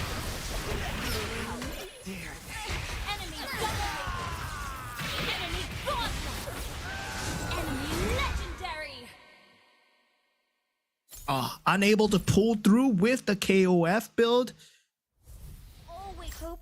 Chase me. But so far, we see the rest of the players that are still alive. Taking a look at Fanly 969's perspective here, is able to find the X-Borg. And yeah, he has that X-Borg in play, but he wants to aim for either a 3-star Claude or a 3-star Hanabi. So yeah, not picking it up because doesn't have the goal. Possibly gonna lock it in, but going into the next round, yeah, wonder who his opponent is. It's gonna be him rolling for all the 5 costs too. Fan Lee, can he looking to redeem himself from the previous round too, where he was sort of robbed from that almost guaranteed first place. 10 Metro Zeros, 11 chess pieces, and in a good spot to roll for the 5 costs. It should get him through to that top 3. There's Hanabi going off as well, but that Valentina is about to solo the whole world. This Valentina, a bit too much. And your Red shuts the show down. Chatty down to 13 health. Yeah, that's going to be 2 members being taken out. Fan Lee with the Metro Zero, not enough. Arvin Broby now down to top 3. PJ Raven, your Reg, and Chatty being the top 3. Chatty has one of the scariest boards so far. He has the 2-star Irithel. Did he just sell off a 2-star Irithel? Call my name. Did he? Yes, he Oh, did. He was rolling for the no wonder. Hanabi. Wow. I was like, why did he sell off a 2-star Irithel? And yeah, I was like, oh, okay, 3-star Hanabi. Okay, that makes sense. That makes sense. Yeah. So this is your Resh's best round so far. I think Chatty, prime for the win, unless someone else has a answer. This could be it though. The 3-star Claude, 3-star Claude, and 3-star Hanabi for Chatty. This most likely a GG angle unless someone can take out that back line, but the bounces from the shurikens are a bit too much. There's no way. It's just a mirror for now, you know, everyone. It's gonna be PJ Raven against Chatty. It comes up to this one last round after the carousel.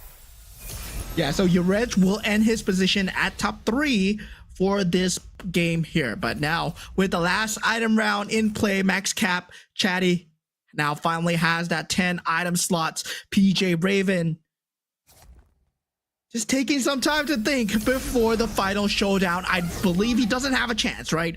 At this point, it's 3-star 5 costs, or you need 3-star 4 costs. Beware the shadows. This should be his round.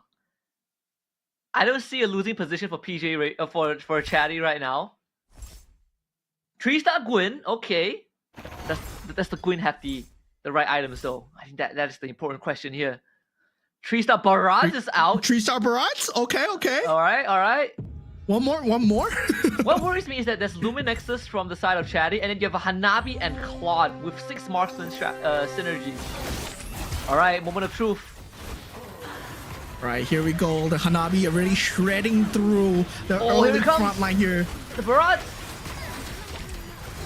Can the Claude and Hanabi do it? That's a Winter Crown prop from the Gwyn. Nah, it's not enough. Watch this.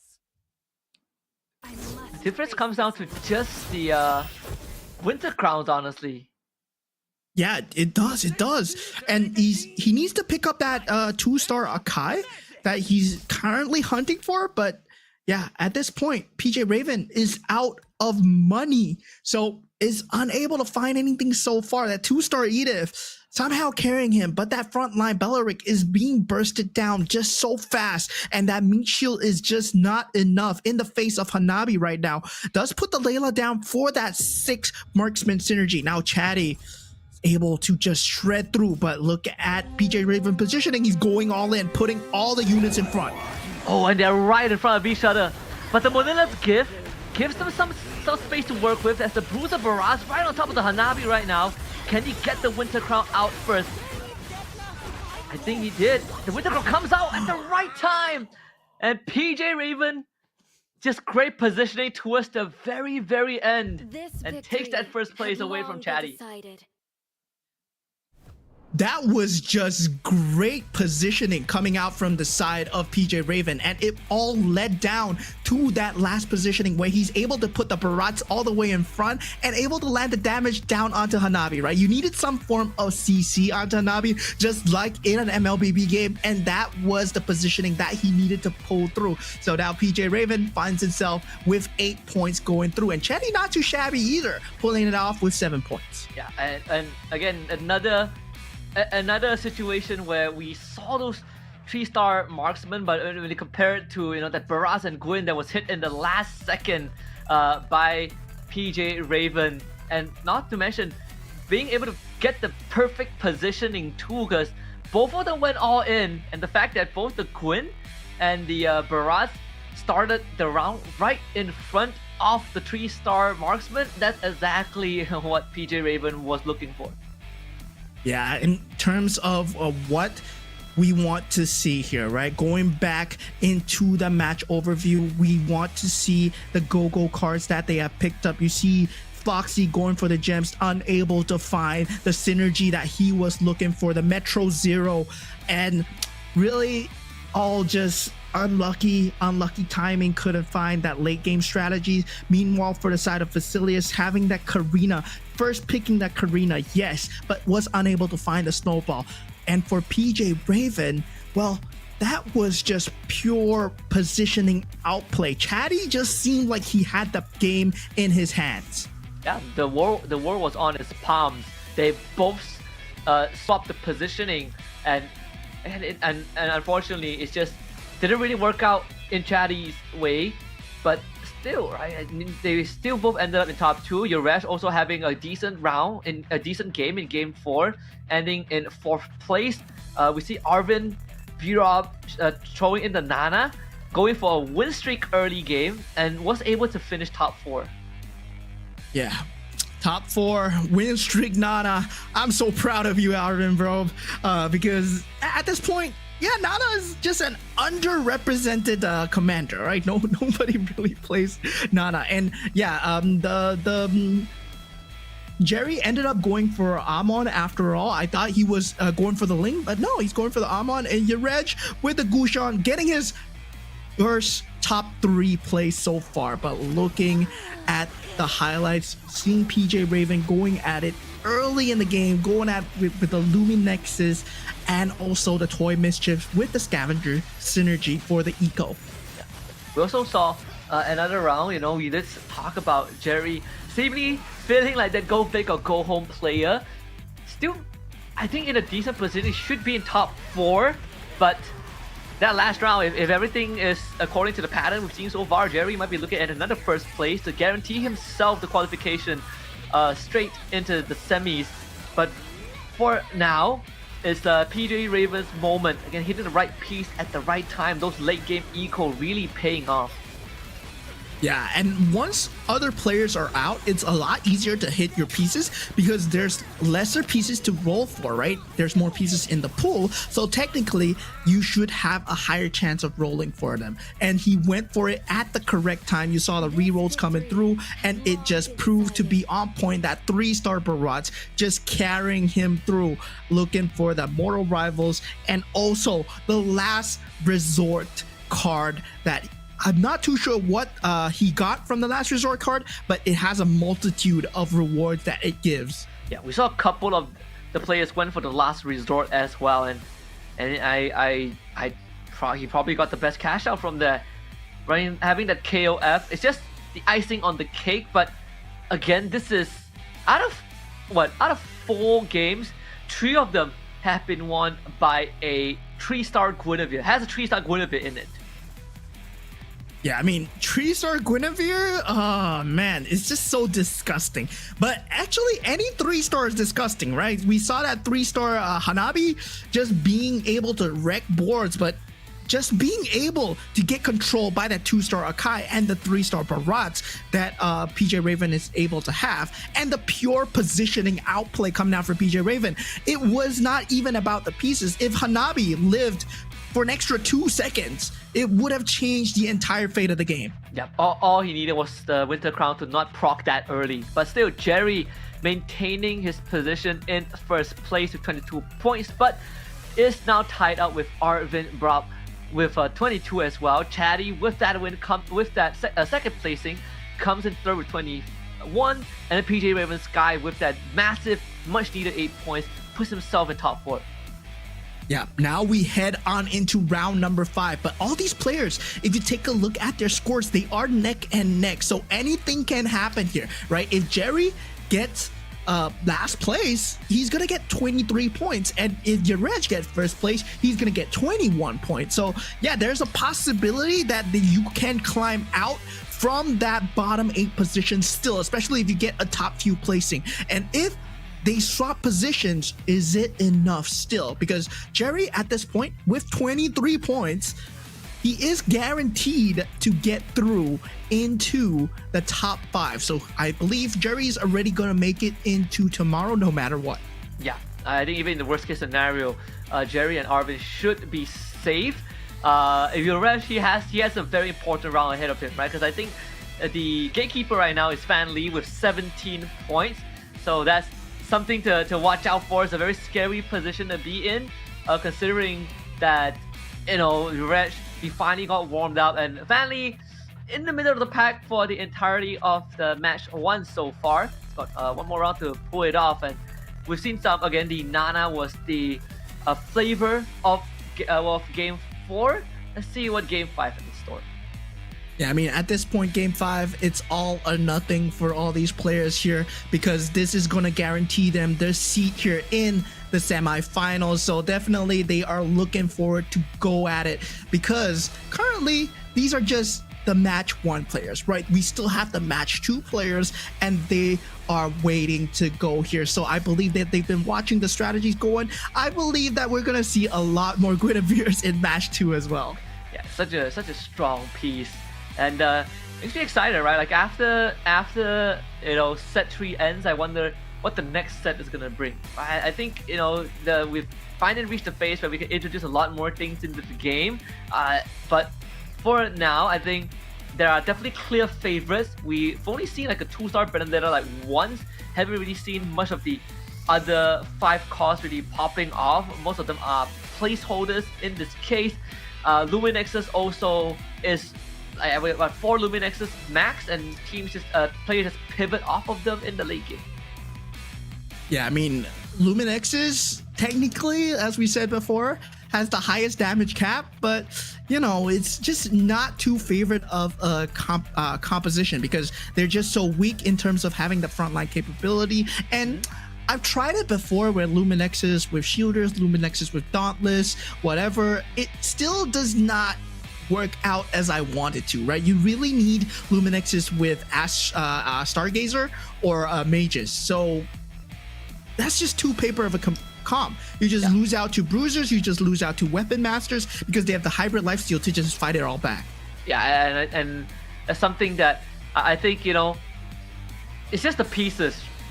Is there any tanks? I think the only tank on Luminexes is like Carmilla, but even then Carmilla it doesn't feel good, right, when you build her tank. Like the Triza Carmilla value is significantly lower compared to like the other frontliners that we have.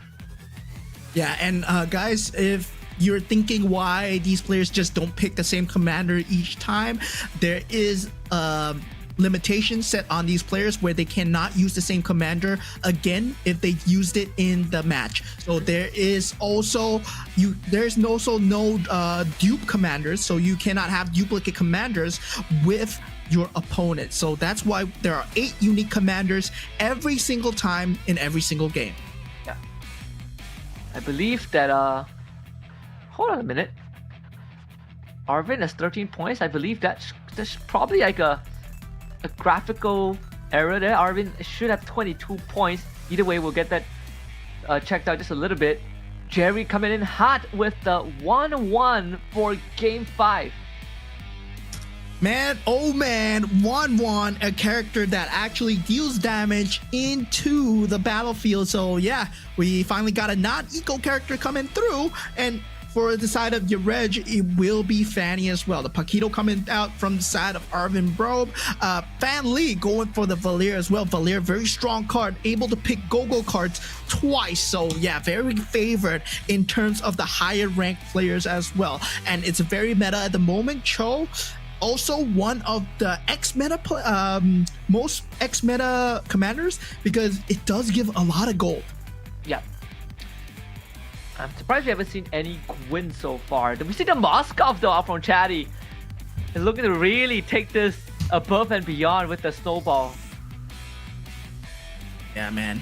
This snowball character, you're able to just farm up and just get a lot of characters going. But Basilius going for that Minotaur, and Minotaur is really an all-in commander, right?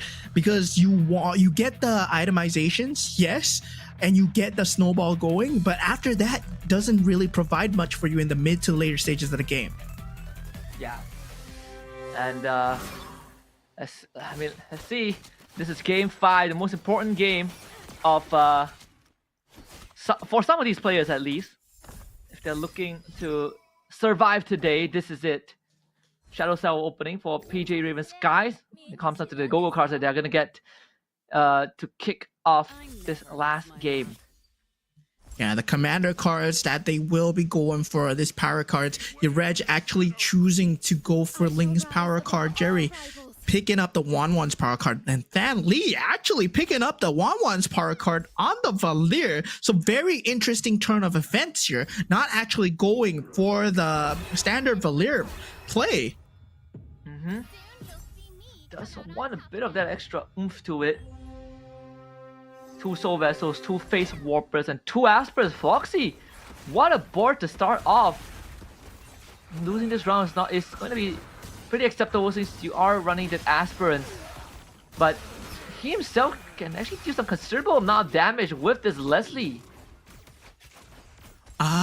Okay. I think Fan Lee didn't pick up the 1-1 power card. He picked up the Valir one, but it doesn't show, right? So he got the 6 gold and it rolled into the 1-1. So yeah, I believe that happened. So yeah, he got the 6 gold. He picked the Valir power card. Don't worry, guys, he didn't mess it up. So yeah, that's just weird animations coming out just a little bit. But now we do see the start of the game. Luminexes and Mages coming out for the side of Arvin Broby. He did go for a Paquito build here, so it depends on who he puts the boxing gloves on, and that's the character that he's gonna copy. Yeah.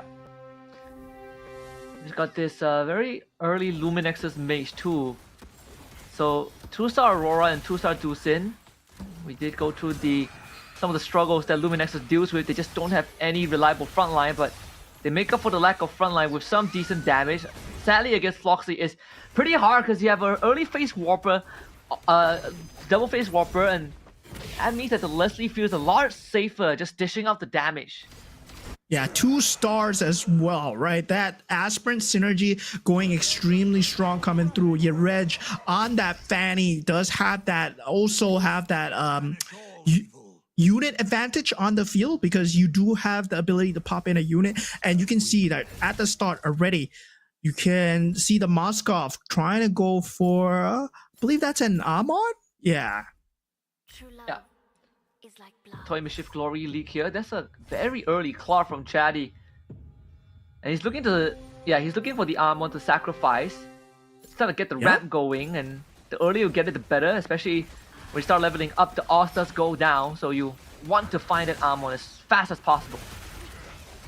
Yeah, Chatty able to get it through, but still, at this point, Floxy, with that 2-star Layla and 2-star Leslie, is able to shred through a lot of these early game compositions here. That is a 2 cost that is 2-star at this point. So Floxy, yeah, does have that 100 HP win streak going, and also that late game slightly secured because you have the Aspirant's energy that you're talking about. You want to get the cash out as well, so getting it early is always good.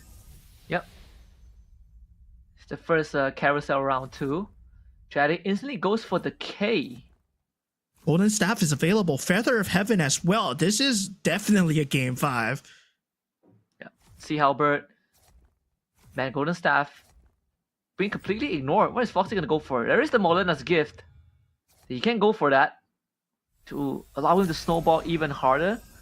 That's exactly what he chooses to go for. Everybody ignoring the Golden Staff. I think still it's a great item to go for it. Okay. I mean, not if you're Vasilius, right? You already have the Golden Staff, so yeah, you don't need to go for it. It's an enhanced Golden Staff, but is he going for a Soul? Yeah, he's going for a Soul Vessel and Toy Mischief lineup. So this is one of the strongest early game lineups that you can get because you have a lot of items, you have a lot of units on the board, especially with the extra added Dijang as well. Now with the Golden Staff on the Dijang, you get a lot more procs to the Shockwave, but it's still level 1, right? So no Shockwave for you. It's just an AoE on the floor. Yeah. Gotta get rid of this K first though. This K with the Revitalized might just be the difference maker here. Can he get one more spell off? Doesn't seem to be possible. We did see Chatty going straight for the K on the carousel, but sadly doesn't have the damage output just yet. So Basilia is able to cash out on that early win. How they plan to stop the Yeah, Chatty at this point still has not found the ramp that he needed. Moskov does have a slightly later power spike in the mid game compared to the Minotaur, who has a very early game power spike, where especially if you're going for Soul Vessel or Toy Mischief at the start, or Starwing start as well, because you do have extra units on the board. So with the extra equipment, the Minotaur is all but set. But I'm surprised, right? Floxy, with this Aspirants lineup, he's still at 100 HP. That's the best spot to be in too if you are running the Aspirant. Ravens, PJ Rivers Sky against Fan Lee. This is an important one. Fan Lee, fortunately, not able to get this win with that Matilda Ixia, the double Stargazers, and the Starwind synergy coming out alongside, I believe, a Toy Mischief. So PJ Rivers Sky. Another win there. That's 13 to the face of Fan Lee. Yeah, 13 already. That's a lot of damage to take at the start, but this is the blue go-go card, the rare one that will be available. Your reg does go for most of the players are actually going for the heroes that are given for free. So Vasilius and Chadi, they do get the random heroes, but for your reg does go for the hybrid lifesteal, and Floxy goes for the free rerolls. That item round here. We see more commitments to the Stargazer there. Beyond the Clouds for Arvin Burop. Still having that 2 Luminexes on. Really dead set on just full-on magical burst. But should start looking for the front line. We see the Atlas, the Aulus, and the Ruby on the board. Lolita on the bench, and Lolita too. CC and Kula there for Jerry to go for. Guess the 7. Toy Mischief now out. Yeah, Toy Mischief is available with the Star Wing. I'm guessing for Jerry, he wanted to go for an early game snowball, but was unable to find the pieces, right? We saw the Soul Vessel already in the hands of Vasilius, so he was unable to get that Soul Vessel early game snowball. He's unable to find 4 bruisers either, so he has to settle for 2. And 1-1 is such a snowball-based character because there's no other way that you get eco other than going for scavengers. And yeah, he has to go for scavengers. Yep. Jerry would love to win this round if he can, but the Golden Staff and Clint proves to be a problem. Vasilius will just a minor love tap of 7 damage. Jerry but actually takes himself a fanny along the way out. That's the Harley. This early at level 7, getting that 1% Harley in, so that Starwing synergy is set. But now looking at your Reg's board here, he does have that aspirants. Like we talked about him having aspirants, Floxy having aspirants as well. But now with him able to pop that Guinevere into the field with the Winter Crown and Feather of Heaven as well, this looks very familiar. Yep, looks like another attempt to go for that 3-star Guinevere, but with the aspirants in play, and 4 aspirant synergy nonetheless, should give him some Yaresh the boost that he needs to get into that cash out territory. Another round win means that he gets even more stacks on top, so he can afford to lose a bit more. Floxy is undefeated so far, right? We saw how strong his support is, and so far he has been untouched. Yeah, but surprisingly, Vasilius has fallen behind with the Soul Vessel, Toy Mischief, and Star Wing synergy, right? But it's all 2-2-2. He's not niching into anything as of yet. And we know how much Minotaur kind of falls off in the mid stages, but in the later stages, those items will prove extremely useful because he has much more items than the other. But that's the only way that he's able to get the eco is through the win streaks. So without the win streaks, he might not have enough economy to pull through the later stages of the game. That's why Minotaur is either super early game or super late game. And he's banking on it to get him through these stages too. This Clint Face Warper needs one more pop. The juicing needs to go now. And yeah, that's more than just enough. I think he has the Manix. I think he has the just enough stacks on the Golden Staff as well. So the damage ramp up very much needed against the Lumen Nexus. Irithel on the board now. If anyone's running Lumen Nexus, the Irithel looks pretty juicy. Chatty getting an extra hero slot that benefits the Moskov. Yeah, Vasilius, wow, straight away going for the unit. Now with the Dominant Eyes, the Golden Staff is available now, but nobody wants it. Feather of Heaven picked up by Fanley969, but now we have your Regis board that we're taking a look at. Yeah, he's going into the shop right now. He's still looking for any form of synergy. I would like to see him go for more either Swiftblade or Metro Zero synergy, because he does have that Guinevere, yes, but he's still looking for a niche synergy after the Aspirants is done. Yeah. Gets the Bruiser Blessing, so that's 4 Bruisers out already. And that helps out the Guinevere a lot. Yep. The 2-star Guinevere. Bounces the Guinevere into with the launch pad. As Guinevere, Dom Eyes, Winter Crown, and the Feather of Heaven Very powerful spot, and Vasilius definitely doesn't want to be facing off this Gwyn now. That's another loss that he's taken. Yeah, he got the Irithel, but the Irithel is still like not synergized enough, right? You need either 6 marksmen or you need like weapon master or something else along the lines just to keep the Irithel just topped up. Especially if you don't have the front line to work with the Irithel, it just pops so fast in the back line. Yeah, it's something for the Irithel to work with. Again, there's the Luminexus, or you run like the 4 defenders and have that Irithel as your main damage dealer, and you add some crowd control on top of it, like a Vexana or a Kadita. Something to buy the Irithel time, but even then, you are looking for a 2-star Irithel with perfect itemization to really take advantage of her full potential. That itself is demanding quite a lot from a single player, unless you are at level 10. Yeah, at this point, now Fanli does get the 6-star wing synergy, but is unable to play the rest of the units that he wants. So he will be buying some time with the interest to just get the EXP through. So yeah, at this point, going up against Yerej, nobody wants to go up against Yerej, right? There is a very scary Guinevere running around in the battlefield. I believe that, yeah, that Guinevere is just going to be unstoppable.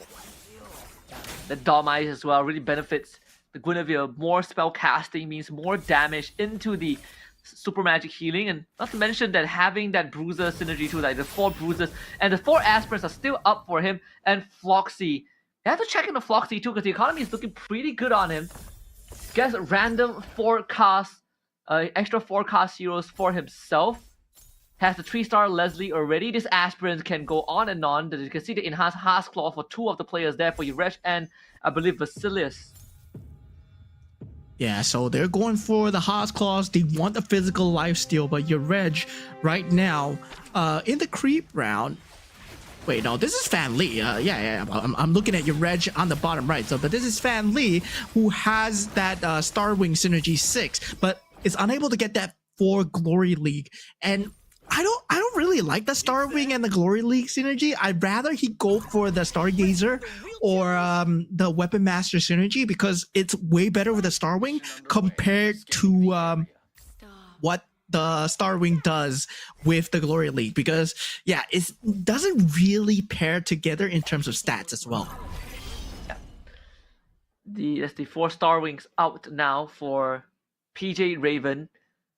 Currently in last place in terms of health bar, 1 round away from elimination. He still has some free rerolls to work with. Some important decisions to make. No economy to back it up. 3 Beyond the Clouds synergy. Has that Edith, but it's just level 1. Not sure if it's enough though. Like his Xavier is gonna disappear to the Kadita. It all comes down to whether this Edith is enough to stop that Saber and the Kadita. Yeah, still has that primal form, the primal wrath available. Does not even need it. The Kadita has finally taken out. Now, taking a look at Jerry, he does have the shield available, but the Guinevere is still wreaking havoc. And while all this is happening, Yerej is at 360 aspirant energy already. So looking like a crazy conclusion to end off match 1. But looking at this as well, Foxy finally having that Metro Zero, that 8 Metro Zero synergy going through. He finally taking his first loss, and Foxy earlier on had 4 aspirants. I wonder how much did he cash out at? Yeah, yeah. Sad that they don't show it. Yeah, they don't show it. When you remove the aspirants, you just don't see the numbers anymore. Yeah, wonder what he cashed out of, but for Swiftblade with the Metro Zero, there's gonna be a lot of penetration coming through for this K. This Gusion is gonna pull through the front line here with Terry Bogard and just smashes through Vasilius' front line. Well, he's at 6 HP. Vasilius not looking too good here, my friend. But now Jerry up against Chatty at this point. Unable to find the finish onto Chatty, but the Barat is still alive. Oh, but the face up, but the jump comes through from the Harley at the correct time. Yeah, man, Jerry. So far we've seen Jerry lose 2 of the matchups. Vasilius really on the ropes right now. If he loses this game, I think he might be out of contention for semis, and he only has one round to make it right. He needs to survive this round, and then he at least get carousel. But depends on who he faces up next. I think Vasilius doesn't really have much winning matchups to go for. Yeah, at this point, Vasilius is on the ropes, as you said.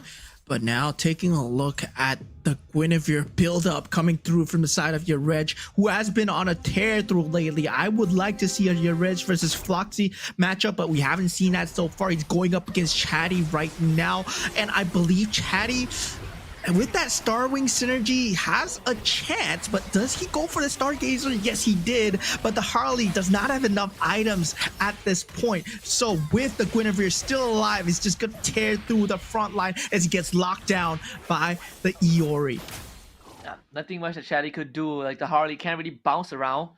If he gets a roundhouse in the face, not only that, double Winter Crowns too. One on the Iori, one on the Gwyn. We see the Kadita explosion there from PJ Ravensky. So Floxy takes another loss. That Metro Zero still hasn't really fully paid off just yet for him.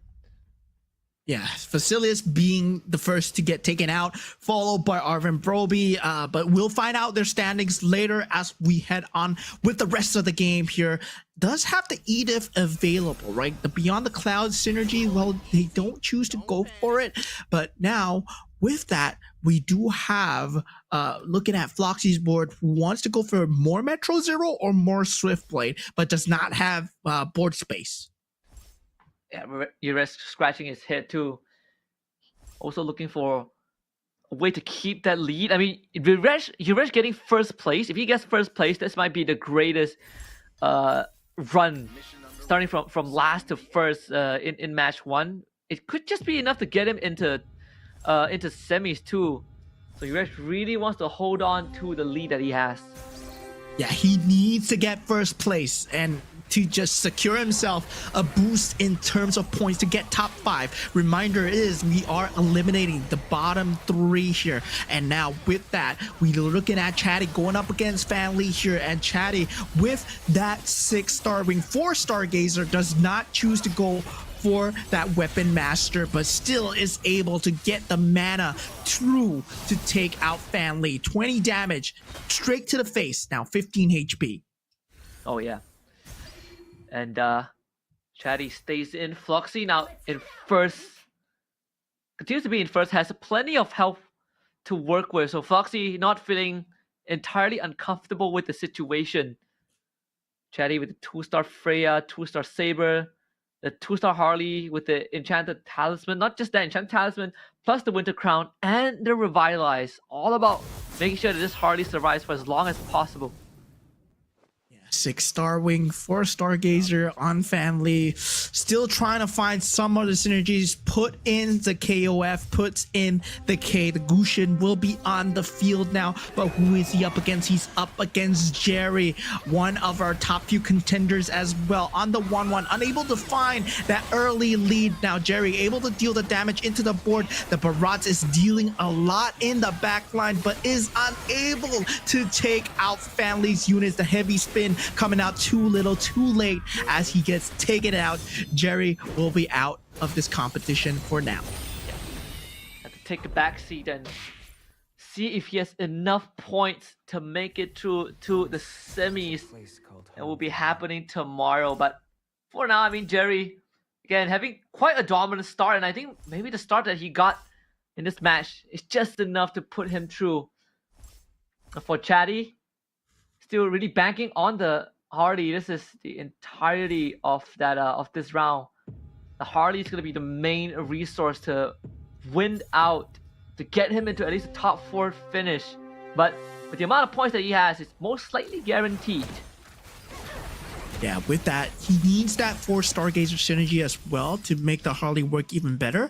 And at the same time, he needs itemizations on the Vexana to just keep casting the Eternal Guard. But still, does he have the board space to make it work here? See the Atlas upgrade to the Kadita. Saber is out. Hitting a lot of that big pieces here. Has to make some important decisions. Decides to chip in on the Harley, of course. So the two Harley tools on the board. One is on Chatty, and one is on PJ Raven. So Chatty goes down next round. So Fanny also has a 2-star Harley. Everyone is going Harleys this game. Yeah, Harley. People like Harley so much on Stargazer, but I gotta say it hasn't really performed well for me. But now going up PJ Raven, going up against Fan Lee here, we have what it might be the final fight here. Harley still able to dish out the damage despite being locked down here. Gusion though has to worry about him. The jump away is there. Now Harley does survive here, takes out Floxy's mirror, as now Fan Lee finds himself in a bit of trouble against your edge and is out for the count. Bye-bye. And that's going to be some Harleys back onto the board for Chatty and PJ Raven to grab if they can. A 2-star Edith now comes out. And this is pretty scary because a lot of the fight costs are now freed up and was also pretty highly contested by at least 2 of the remaining players on the map. We see the double 2-star Arla. 3-star Guinevere out for Yuresh. Oh, that's a 3-star. Is this the run for Yuresh? Is this enough for him to get into semis? Yeah, that's a 3-star, but does he have the hybrid lifesteal to make the Guinevere work? He does have that 6 bruiser synergy with the 6 toy mischief synergy. But now this is also an 8 Metro Zero build coming through with a Kadita that is going to be scary to deal with. Does Floxy get the correct target with the rough waves here? The Akai goes off at just the right time. Those crowd controls, bit too annoying. Not only that, with Iori and the Gwyn running around, it's an impossibility to win that round. Chatty will also be knocked out by PJ Raven's Skies, and Yuresh, the fact that he was able to beat Floxy earlier on, this could be that game for Yuresh. Yeah, Yuresh might have pulled off a miracle run. The representative from Cambodia here. He does have that 3-star Guinevere prepped up with the Haas Claws, Feather Heaven, and a Winter Crown. Taking a last gander at his screen. Just trying to improve, just trying to optimize whatever that's available. Right now, it's about just making sure that Akai is able to get a bit more survivability. And that means getting more stars on the Akai, right? The opponents, if they can take out the Akai, they get a chance to take out the Guinevere. Yeah, they need to get the Akai to 2-star. It's going to be facing up against the mirror of PJ Raven first. Not to mention that he's playing the Fanny, so he gets to bounce in an extra unit. On top of that, I believe that unit is the Barat. Basically, he gets to split into 2, so that buys enough time. But while seeing this Edith, quite a problem there. Bringing it down to just the Guinevere, who is running the Haas Claw, Feather of Heaven, and the Winter Crown. So all hope is not lost just yet. There is a chance for PJ Raven to pull this back. Yeah, at this point, Floxy goes for the Shadow Cell synergy. PJ Raven not choosing the capacity, chooses the items, gives up the capacity to Yuresh, and this might actually be bad for the rest of the members here because it gives him the room to get a 2 synergy on something else, right? And this gives him the Weapon Master, which gives more hybrid lifesteal to the Guinevere. Very smart play coming out from Yuresh, but I'm surprised the others did not go for the +1 just to get extra for themselves and to deny it away from Yuresh. Yeah, is this a 3-star Granger? It is a 3-star Granger. 3-star Granger. Alright, it's out. Let's go. 3-star Granger for Floxy. 3-star Granger, 3-star K. And 8 Metro Zeros. 4 Swiftblade with a Star Wing boost on top. Is this enough to deal with Yuresh? The Guinevere gets bounced right in front of the K. Oh, the K. Yeah, we see the Guinevere act. Yeah, it's Wait a minute. dealing so much damage. Oh, One more blast. Clot. I mean, Face Granger. Oh, the Granger. He pulls through. Floxy pulls through.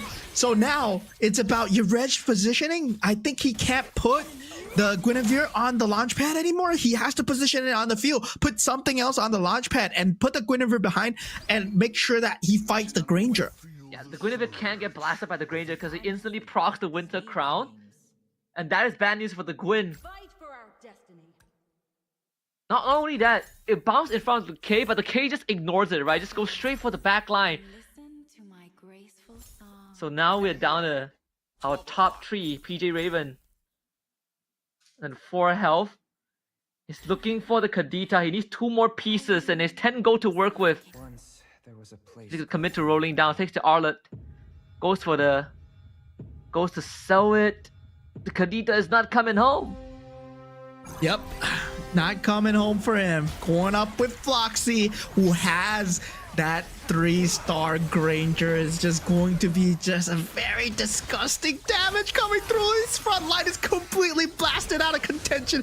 That Harley is still alive, but not for long, as PJ Raven will get taken out. It will be Floxy versus Yarej for top 2 here. And Yarej wants to get top 1, and so does Floxy. They both won 8 points to just get them into top 5 right now. If you take a look at the top 5, it's Chatty, Jerry, Arvin, and Fanly. Wait. No. Arvin, Chatty, Jerry, and PJ Raven. So with that, whoever gets the top 1 position gets the top 5. Whoever passes Fanly goes through, right? Wait, if Yarej gets it, he ties with Fanly, then how do we break the tie? We need to break the tie, right? If they get tied together. I believe they take the points from the other group as well. I think that's. I think that might be the way through. But that makes it even more important for Yarej, right? Because Floxy is guaranteed 23 minimum, but for Yarej, he's guaranteed 20 minimum. Oh, no, that puts Floxy. Oh no, Floxy is guaranteed. Yarej doesn't get through now because Floxy gets 7 points. Oh yeah. So Yarej? I mean, it's just a battle now. We'll check if it accounts for the total points after match 2, or we look at the individual groups. We'll check on that in a bit, but still, this is quite a battle to behold. Can Floxy beat that Guinevere tree? The Guinevere gets bounced again, instantly gets polymorph, gets the kick onto the K. The K ignores it. The Yuri needs the damage on the Granger. The Granger's gonna blast him. Oh, so close. Winter Crown. Oh my Yarej, goodness. The Winter Crown popped at the correct time. He takes home the victory, but at what cost? He didn't win enough points for himself to actually get through to the top 5. We're not too sure whether he actually gets through based on head-to-head, but points-wise, top 5 is pretty much decided, and he only has 21 points, so it's going to be extremely hard. Very hard call here. We will check in with the league ops to see how it's gonna go. Are we looking at individual groups, or are we looking at the cumulative group after group B placed? But man, Yarej pulls through in the final round. I swear to God, like Floxy was about to win that. That Granger blast the entire front line, but it was a Winter Crown diff at the very end. So 4 out of the 5 first place had a Gwyn 3-star in it. If you're still not convinced, just watch back the previous games and you'll know how good Gwyn 3-star is. Gwyn 3-star Bruiser 6 is just a very scary build right now. And guys, yeah, if you have not played it yet, yeah, I believe it's time to try it. Yeah, I mean, what a match what we have, right? We still have 5 more games coming up. We still so there's a lot more to look forward to. I bet the players in Group B are also having a blast seeing how this 5 games played out in match 1. But we are gonna have a chance to talk to the winners later on. But for that, let's take a look at the overview of Game 5. Yeah, taking a look at the overview right now. Yarej going for the Haas Claws, going for the Cinderella story here, right? But sadly, he's unable to clutch it through. But what a match being played. Floxy had a 3-star Granger that was blasting the lights out of everybody else. But still, that Winter Crown, that slight itemization change. Okay, so what really denied Floxy the victory is the +1 capacity. because he went for the Weapon Master build, which is a 2 Weapon Master synergy that gave him more hybrid lifesteal on the Guinevere that allowed him to survive that Granger Blast. If Floxy or PJ Raven took up that +1 cap, Yareg would have been unable to win because his level and his units were capped. So yeah, that really boils down to that last carousel. Yeah, and Yareg from the get-go also had the aspirants going for him, right? So gets a pretty decent cash out as well. He was not entirely on the win streak, but he was hitting Gwyn very, very early on. And that was essentially allowing him to get these win streaks. He had the right items for the Gwyn too. So that main carry was giving him all these lifelines in these rounds and helping him take down very crucial, helping him win crucial rounds. Yeah, I mean, at that point, the Aspirant's energy, I was just surprised, right? That Yareg and Floxy were able to get away with this for so long. Because Aspirants, you don't really have very good synergy. You don't really have very good units. The units are good, but they don't really synergize well with each other, right? They don't really have a good front line. They're all like mostly backline. They do take a lot of damage. I mean, if you consider their Fanny, Layla, Leslie, well, they're all paper units, and they were able to get away with collecting energy for so long. And Yareg and Floxy, well, with the Aspirants' energy, they were securing themselves at top 2. Yeah, that really comes down to the wire. See, Yareg getting pretty stressed out in the later rounds, but again, hitting that win tree was essentially what turning around. I mean, even this part, right? Look at that Granger. That Granger killed almost everyone. If not for that Winter Crown, Yareg would have finished second. At least you end it with a bang. Yeah, taking a look at Jerry's build here, going for that 6 bruiser. That's the most important thing. That Toy Mischief into the KOF Defender, into Mortal Rivals, that extra synergy, that +1 synergy. He chose the Defender, and it really helped out against the Granger's Blast versus the Guinevere. 3-star versus 3-star. Yes, every bit of synergy matters, and Yareg, he knew that. Of course, these players, they're at the top level. They just value every bit of value that they can get out of these synergies, and the Akai coming into play with the heavy spin at the start, it just secured a lot of the mid-game rounds. Oh yeah, of course. Let's have the that's why the Hasfall actually came in clutch towards the very end too, and that's why he's able to hit that win tree so fast because of the Link commander card. This is the group stage standings at the end of it. We have Chatty, Jerry, PJ Raven Sky, Arvin, Bree-Rob, and Foxy that make up the top 5. Yareg also close. Fanly as well, also coming in 21. And I think the saddest thing for Fanly was that there were I think 2 rounds where he had a decent board and he just couldn't close it out in the late game. Yeah, but sadly for Yareg, the last game, Cinderella story coming through from last place all the way to first place. But the last places that he got were a bit too much. But that was a great show from Cambodia here, as they will be going home. Their only representative, I believe, will be going home. But we do have 5 different regions in the top 5. We have Indonesia, we have Philippines, we have Myanmar, we have the EECA, and Latam as well. But now I believe we have an interview, but we'll be waiting to find out who we're interviewing just shortly. I'm so excited, right? I remember, when we look at the inaugural year of MLBB, the M series, that we don't have regions that's outside of SCA, right? Because at that point it's just within SCA. But for MCGG, for GO1, we have been given enough time, and now Latam and EECA, they're actually the top players in Group A.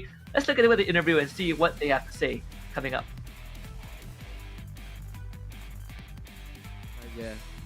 Halo, Cedi. Halo. Halo. Oke, pertama-tama aku mau ucapin dulu congratulations tentunya untuk di posisi pertama ya. Posisi pertama ya. Dan wah, game. Oh iya kah? Iya kah? Oh iya kah? Dan tentunya congratulations. Dan mungkin pertanyaanku yang pertama aku mau nanya nih. Emang kayaknya tadi aku ngelihat beberapa kali tuh commander yang dipakai itu termasuknya commander combat. Emang apakah ini udah menjadi dari strategi atau kayak ya udahlah apa aja commandernya pasti menang juga kok?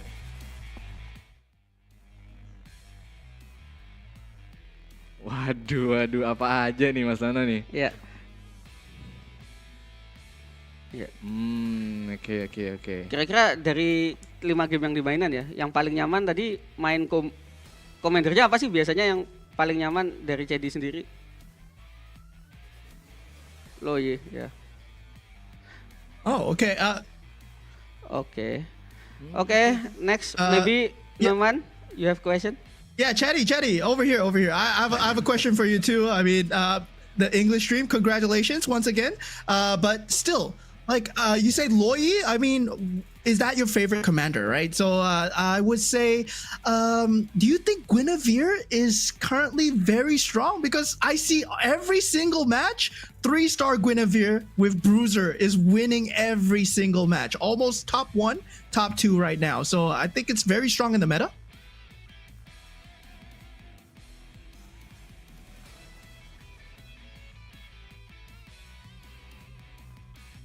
With sinergi apa sih namanya biji ya? Boleh biji dia bahasa kuat Indonesia sekali lah boleh lah. intinya Jadi ya. ntar kita coba translate boleh.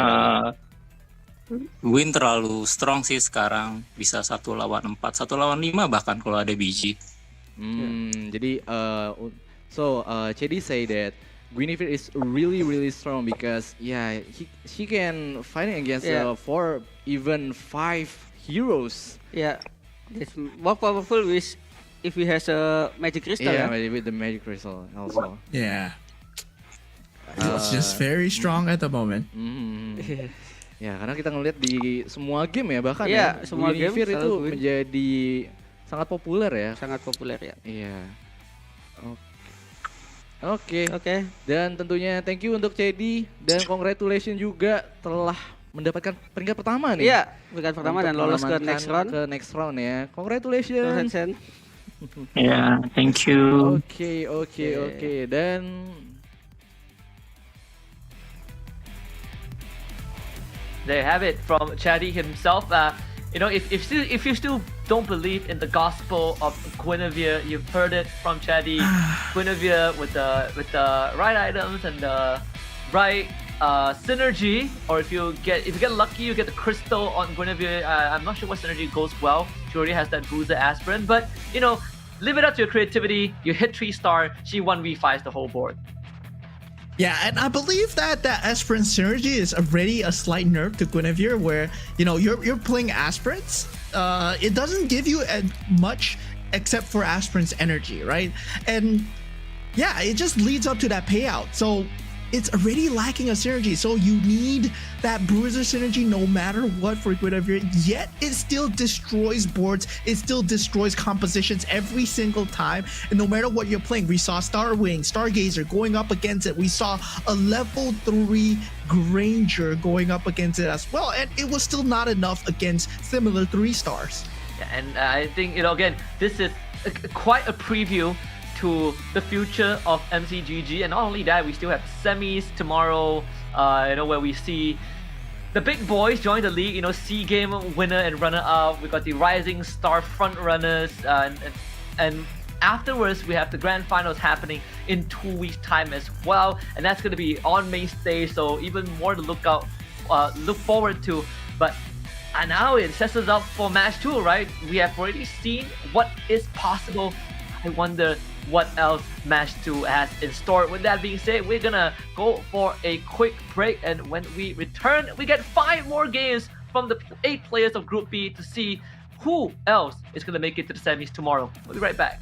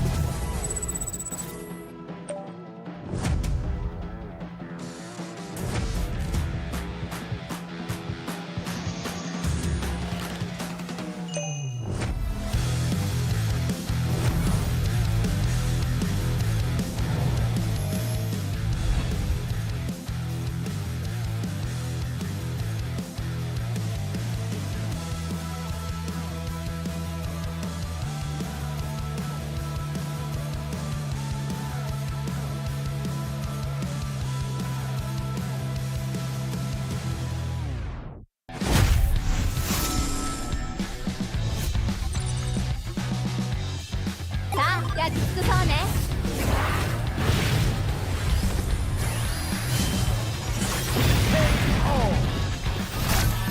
虫けらにしてはよく頑張ったね。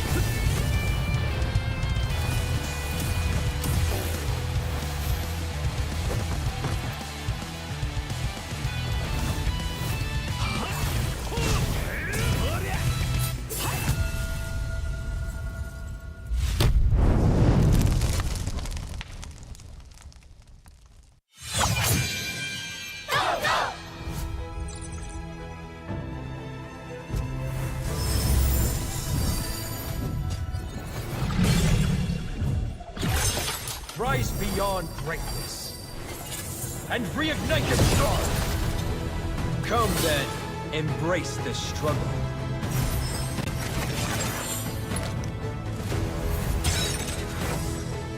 Hold on. Let it become your strength.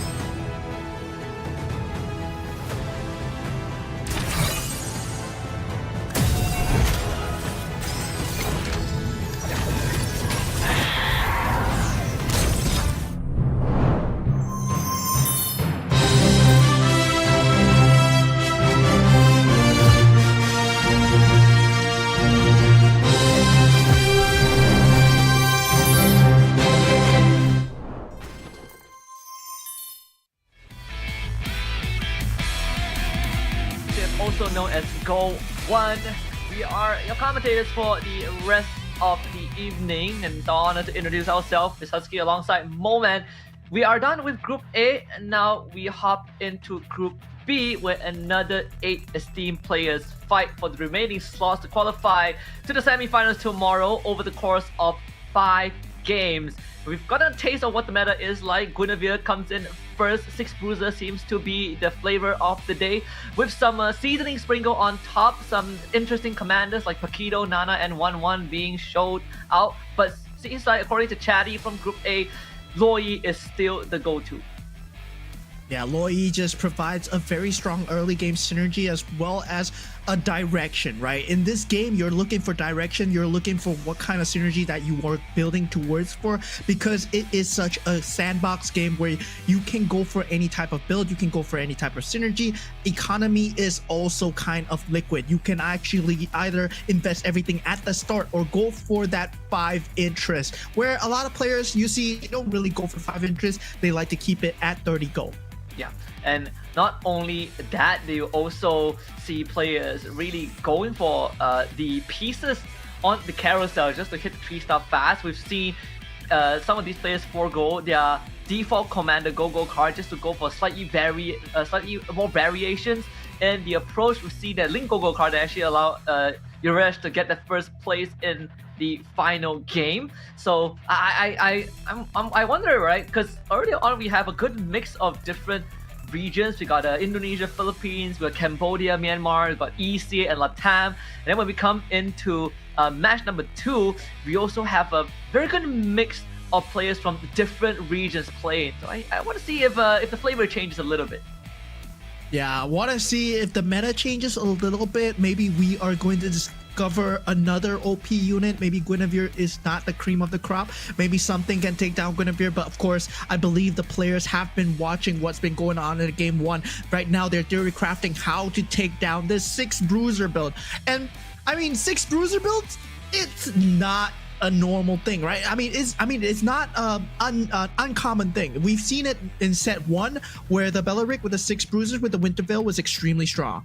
Yeah, and not only that, we also want to remind you guys that if you haven't done it just yet, remember to follow our official global Facebook account at Magic Chess Go, because at there you'll find the latest and most comprehensive game news, the luxurious rewards and activities in exclusive official tournament live stream. And on top of that, if you are watching this on TikTok, just follow MCG TikTok in the chat. You just take a screenshot and go to the pin post on the official global TikTok account for the live stream event. Follow the event rules to participate for a chance to win a random lucky draw prize. And also remember to follow our official global TikTok account at Magic Chess Go Global for the same privileges of most comprehensive and latest news, alongside the live streams of any future MCGG related content.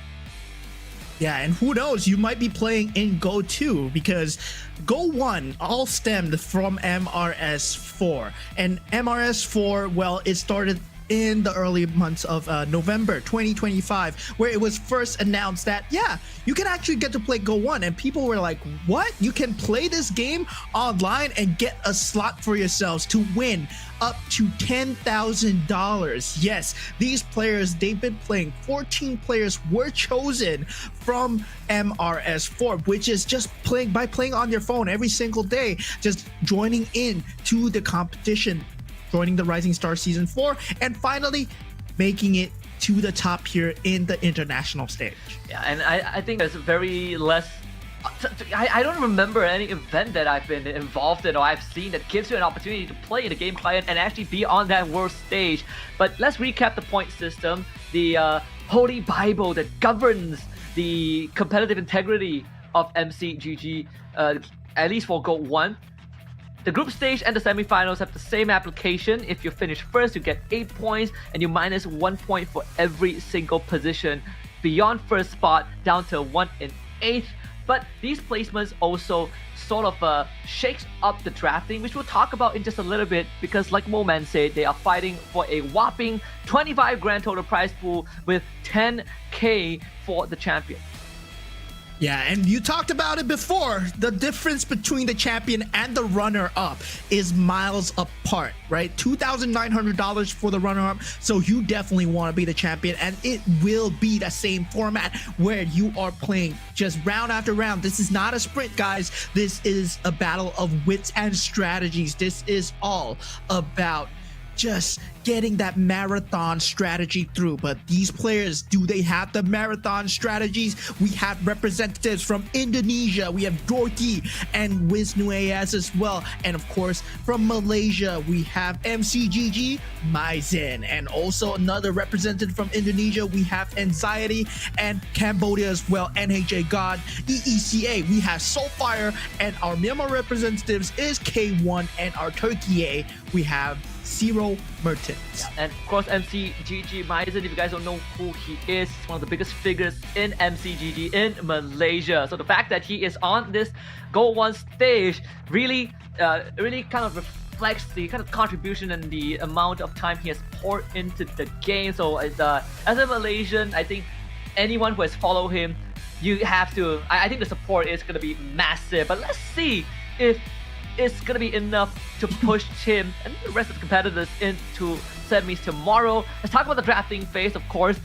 For game 1 of every single match, we roll a dice to determine the random sequence of who goes first. But from game 2 onwards, your placement from the previous game will determine who gets to draft first. If you finish first, you draft last. If you finish last, you draft first. You get the idea to balance out the pros and cons.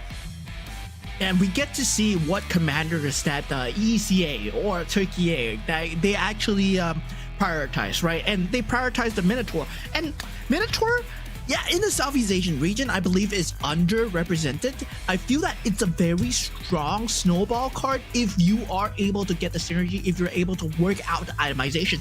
If you understand the piece and the itemizations by heart, Minotaur suddenly becomes an extremely strong piece because you're given items and then suddenly you're given direction, right? You suddenly know what you want to build towards. Now, K1 going for that Paquito build at the end, but now Turkey as well, coming in with their own Yuzong. So there's something fresh coming through because we have different representations from around the globe. Yeah, that's what we've been talking about as well during the entire course of match 1, whether that Yuzong is going to be picked up eventually, because it does give you stronger versions of Go-Go card, and if it's maxed out, you get something extra on top.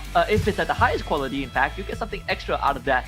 So I think, you know, it allows you to snowball hard as well, and maybe that's sort of the direction that Zero Mertens wants to go towards.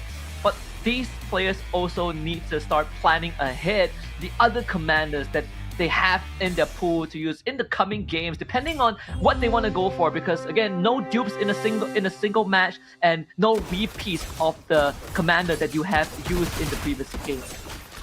Yeah, definitely. This limitation really stops them from getting all these same builds coming through, same commanders coming through. Yeah, it stops the blandness and keeps the competition alive. But an early Soul Vessel coming through from the side of K1 and also Anxiety, as we see the Go-Go cards that they're going for right now. Well, Loi picking up the Loi Go-Go card. Yes, Soulfire picking up the Minotaur. But Anxiety actually picking up that Angela Go-Go card. Yeah. Actually, Zen getting the Aspirin synergy too so early on. Actually went for the Guinevere Go-Go card instead of the Valir one, so you get some extra rerolls on top of that. So you can kind of see what he is striving to lean into. This is a pretty decent strategy to start, a synergy to start off. You might not have the most damage output off front line, and you're anticipating to lose rounds, but it does get that aspirant synergy rolling, so you can get some early stacks for the cash out later on. Yeah, it's 10 at a time, but you're taking a lot of damage here, and Maizen will be taking that 9 damage right now. But looking at that Toy Mischief synergy at the start coming through from the side of Zero Mertens here. Now, Zero Mertens going for that Yuzong, right? It's really about that first Go-Go card coming through. Hopefully you get a great Go-Go card that is of either eco or either snowball, right? You either go for the momentum, getting the win streaks into the mid game, or you go for the eco and hope for the later stage of the game. And that's what Yuzong is really about, just getting a good go-go card. And whether or not does he have a strategy for each go-go card that he's about to get. Even for Soulfire, it also has a pretty strong start, right? 2-star on both the Atlas. I think the Kagura is still a 1-star, 2-star on the Atlas, but you have the Holy Crystal and the Ice Squeeze for the Xavier. But the fact that you get a very early Beyond the Cloud synergy means you get to stack up on the Thunderstone for that extra damage, and that builds into the Xavier and allows you to pull ahead of the curve. Yeah, and this was the itemization that I was talking about, right? It gives you direction. He gets the Holy Crystal and also the Frost Queen wand, right? So with that, he kind of is given direction. We're going Stargazer, we're going Beyond the Clouds, we're going Mages. And then suddenly he finds a Xavier, and this Beyond the Clouds gives him late game insurance as well, especially once you get the Edith. Now, a very different build coming out from the side of NAJ God, which is going to be the Bruiser and also the Toy Mischief. But we've seen this before. We want to go into Guinevere here. Yeah. The Karina too, so far is being put on the Minotaur for now. Already has 8 stacks. First Minotaur, at this point in time, more reliable to proc that execution threshold. It's all about getting through that early game until you start having the ability to hit that forecast more reliably from level 6 onwards. And then you could start transitioning into that Guinevere. And that's why we already saw the default the Bruiser synergy activated. Because this Minotaur a bit unkillable at this point. So let's chip off a bit of health from MCGG MY Zen 2. Now he's down to 80. So this aspirant, it has to have 4 of it activated for it to be worthwhile. If not, then you are looking for a pivot in the next few rounds. Dorky actually going for the Cloud's Death device here. And yeah, that's very surprising given the fact that the Feather of Heaven and both the Golden Staff are right there. Anxiety and NAJ God, they just hop on it as well. These are the top 2 sought after items in terms of ranked games as of the moment. But for pro gamers, it feels like they are going for different types of synergies, right? They're keeping their options open. Getting that Cloud's Death device opens up much more in terms of that synergy pool, where you're able to go for anything. You're not locking yourself into either physical or magical damage. The fact that you see like Layla being held here, some of the aspirant pieces being held by Anxiety, does make it slightly harder for Zen to hit his aspirant and just getting more stars on it as well. Again, this another Xavier build on the side of Dorky, so there's some contest between him and Soulfire, and Soulfire, because of that early Beyond the Cloud Thunderstone stack, should be able to keep on having that win streak going. Yeah, and going back into the economy game, right, where no one is playing for the lose streak, no one is playing for that 50 interest, everyone is leveling up according to curve. And now we have level 6s across the board. Once level 7 is up, that would open up the 5 cost availability. And whoever gets that 5 cost, it gives you a lot of direction to work with, right? Whether or not you're going to be building into an Irithel, whether or not you're going to be building into an Akai. And surprising to see that only one person is going for scavengers this game, which is Dorky as of the moment. Yeah. With that 2-star Bellaric with the Cloth Theft device. Again, Dorky having his Beyond the Clouds. Just got it, so slightly late to the party, so that stack's gonna take a while, but I think it's putting all his Thunderstorms into the Bellaric, which is gonna get shredded, so you don't get too much benefits from it as of now. And without that Bellaric fronting, this opens up the backline for this Clint as the Citadel to blow right through. There's also have the D-Jump to deal with. This Clint should be able to blast that Xavier with the abilities. So sadly for Dorky, it's gonna take a bit more time to ramp up.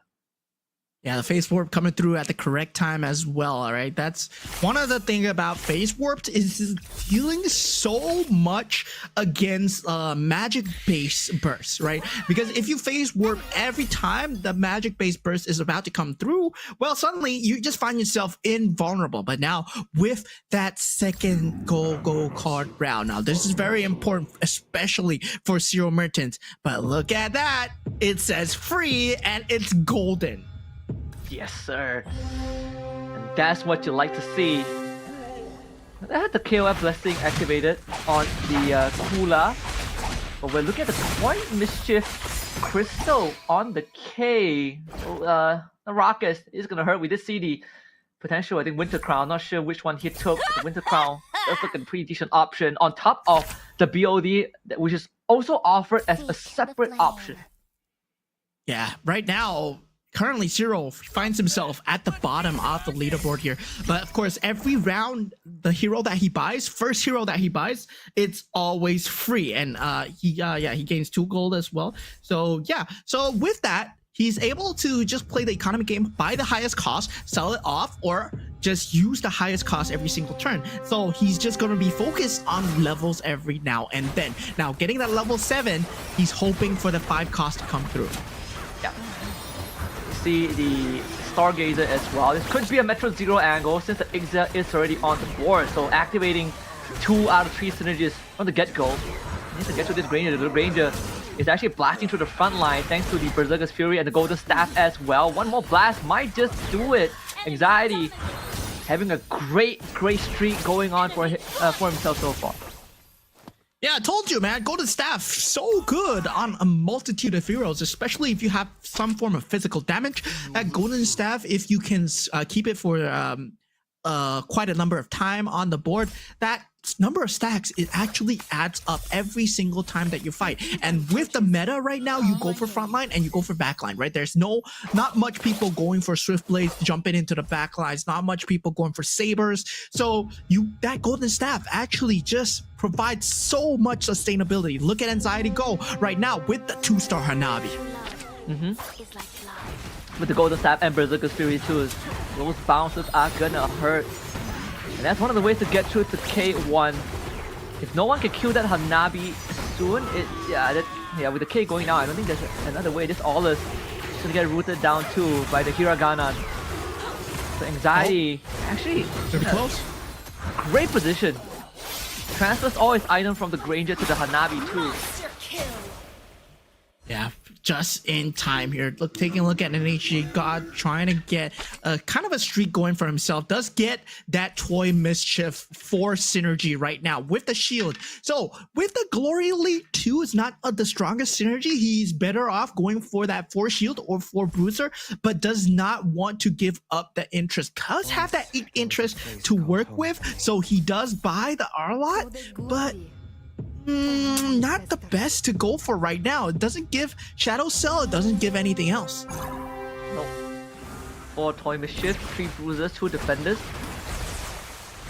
That's allowed to place the orders at the very back so that he can get in, but it's gonna be aggroed by the Karina instead. The Barrage execute sadly doesn't go through though. The Face Warper on this Bellaric ends up paying off for Dorky, and with a 2-star Granger, the BOD in hand as well.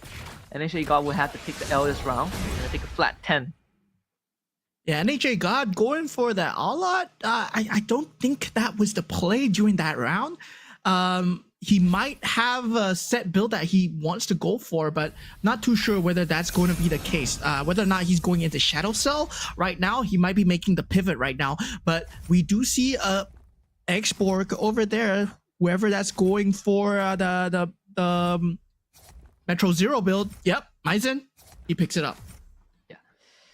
And Zero Merchants, this Yuzong so far not really working out the way that he wanted. Instead of getting a snowball going, he is getting snowball on by almost, I think, all of the rounds that he plays. So that extra hero slot is going to be his way back. The fact that he has a free buy every round, he might have to start considering ditching some of the economy, because so far, all these 1-star pieces, despite having the 6 Toy Mischief synergy, it is not working out for him. This KOF as well for this KOF for the K also not really in the best spot. He's running double Ks in fact. Yeah, he's running double Ks, one with the Toy Mischief synergy, but I feel that the items on that 1-star Barats instead of that 2-star Jawhead might cost him if he gets knocked out. But still, luckily for him, his opponent is NHA God, who does not have much frontline damage. This is going to be quite a problem because NHA God is also contesting some of the pieces. In the fact that Akai cleared the board too. Zero Merton, I think down to... He has a maximum of 3 rounds left. And the nerfs are going to start building up a little bit. Because this is one of the cases where everything that can go wrong has gone wrong. Yeah, this is a worst case scenario. Maizen here now with 7 Metro Zero synergy. He wants to go for more here. And he was the one that actually picked up the export. So he does have the Ixia and the export. If he wants to, he can swap it out as well. But with the Scavenger Blessing, not too sure whether he's going to be able to put it on the board. Does not have the space, does swap out the Atlas. Yeah, you get for a bit of that economy. Still in a decent spot, 68 health to work with the Hanabi and the Ixia, so you get that marksman synergy that allows the Hanabi to have the output. But the fact that he hit a pretty early export does give him some comfort, right? The Freya can also hold the front for him. It's the fact that this Akai is straight up executing everyone thanks to the Karina, that's the Karina item. Look at that. Again. Yeah, I've been saying for the longest time, man, gold lane Akai is the new meta. So yeah, that's what we're seeing out for NHA God. That meta where you put all the items on the Akai, it works in MCGG, but it might not work in MLBB, guys. Yeah. I don't know. That ML is the equivalent of a Sky Piercer, all right, on the Akai. I think he doesn't do enough damage in there to make it count. Speaking of which, is the aspirin cashed out already? I want to check in on anxiety because I felt like he still can hold on to the stacks for a bit more. I'm not sure if he ever went to 4 aspirins. Yeah, I'm not too sure though. Like he was at 2 aspirins for the longest time, and now currently anxiety is still sitting pretty at 50 HP. Creep round, of course, everyone's gonna make it, but Soulfire at 91 HP definitely knows what he's doing. We saw the early game Beyond the Clouds coming in out from Soulfire, so he's ramping up towards the late game very well. So he's hoping for the Edith that's going to come out here, and he already has a 2-star Xavier. Now this is what I really like, right? When you have a Xavier versus an Edith, Xavier is still your main DPS because he's able to dish out much more in terms of just consistent blast. Edith only comes out in a Primal Wrath once a game. Yeah. And afterwards, it's just Chain Lightning. We've seen Bruiser Edith. We've seen Edith with Golden Staff really carrying around too. The fact that the Lightning bounces have, I think, almost a limited range, like incredibly long range, also makes it pretty deadly because Edith basically gets a fat shield and puts herself in a safe position to dish out the output. Storky not gonna have enough to deal with all these damage coming in from Anxiety, who is already at level 9. Soulfire continues that win streak. Zero Merchants finally getting a bit of that payoff. The duplicated, was it a duplicated show? I think it is. Yes, the show with the Toy Mischief synergy. So the show split, the Iriori splits into 2, and then gets like a double roundhouse off. Yeah, I mean, that's something that you can go towards as 6 well, KOF. especially if you have a 2-star Iori, but 6 KOFs coming out from the side of Zero Merchants. So this is where his power spike lies in, right? Where, yeah, you've been getting all these heroes for free, but now at the higher levels, the heroes, the chess pieces, they cost a lot more. So he can just pick it up, you can sell it, and he can just wait for the next round of free heroes. Yeah. He's the only person at... Is he the only person at level 10? No, he's at level 9, but he does have the extra hero slot that we saw early on. So these 5 costs are gonna start having some value too. The fact that this Iori has the Winter Crown gives him the extra layer of defense. Like that one extra roundhouse can make all the difference. And the fact that he just won the round against SoFi, who has been snowballing almost the entire game. It's going to start to be quite a concerning thing for the rest of the competitors to think about. 2-star Barats comes out. Yeah, picks up the K as well, going for that 3-star. Hopefully he does get it through. The captain is set on the K with all the toy mischief as well. The equipments are all on him, so there will be 2 Gushins running around. Now, taking a look at Wisnu coming out from the side of I believe Indonesia. Yes, Indonesia. He is going for the Beyond the Cloud synergy as well, but I don't think he's doing too well in terms of HP, right? He's 1 off from just going out of the game. And he needs 6 mages. That's the thing.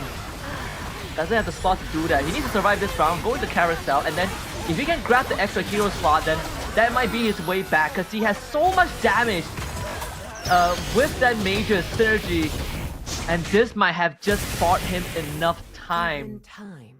Hold on a minute, by winning that round, he actually puts himself in 4th, so let's see if he can get that extra hero slot. There's 2 out of 4 chances. Yeah, K1 taking up the first one. Maizen will take up the second one. Man. So at this point, NHA God, Zero Mertens, well, they're going for what they need at this point, but I don't see any game-changing pieces for any of the players so far. Yeah, that's unlucky, because I felt like that 6 mages might be his way back, right? Because we saw how much damage that Valentina was doing. That 6 mages was actually the key in missing out on that 1 slot. Come on, let me give you the Yes, I was hoping Cyril did that. I saw the Akai in the shop and I was like, dude, you gotta take the Akai, man. You gotta swap something out. And he did it. I believe Akai is still currently one of the strongest 5-cost units out there. I will back this up to my death right now, because Akai with that heavy spin is just so much disrupt available. Yeah. Okay, let's see. I mean, had to take quite the beating before Zero Mertens finally gets the comp online, but look at that K. Oh my goodness, that 6 KOM, baby. Look at the damage dealt. 26k and counting, 27. An easy win over Dorky too. Yeah, but the Claude is still yet to be dealt with. Okay. Not even Does close. not have enough on Dorky. 6k ended the round with almost full HP too. Yeah, Maizen and NHJ God being the first to be taken out here. We're not too sure of the point order, but they were taken out in the same turn. But of course, we do look at the timing at which you were taken out. So yeah, there's a bit of timing that you have to consider. Yeah. Also, the amount of damage I believe that took you out, the excess damage, and that could be something to factor in as well. But definitely not the start as you want. See Soulfire.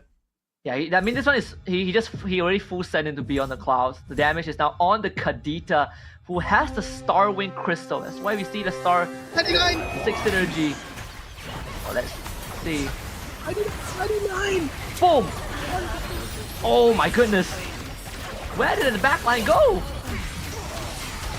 Yeah, but still, like, he needs to sustain the damage, right? He's able to pull through. Yes, so far, the Claude nearly clutched it out. If the Claude had a bit more itemization, yes, but that enhanced itemization is coming out for Soulfire, proving to be a bit too strong now. K1 and Anxiety will be the next 2 to get taken out. Now we are at the top 4. And if you're top 4 in a standard MCGP game, yes, you do get a star. But now we're fighting for points. We're fighting for the championship. So you want to end top 1. You want to get 8 points just so that you get a lead in getting top 5 for the semifinals.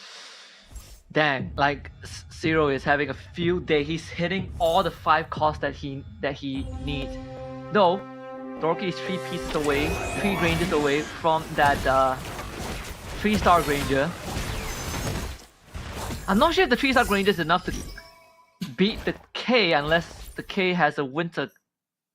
Unless he doesn't have a winter crown, we'll find out. But he's also banking on the Claude 3-star too, so it's some pretty good economy being built up by Dorky, but it's going to start rolling down. Another Claude, it's going to skip that. What's important is the Granger. That's 1 out of 3 pieces. He needs 2 more.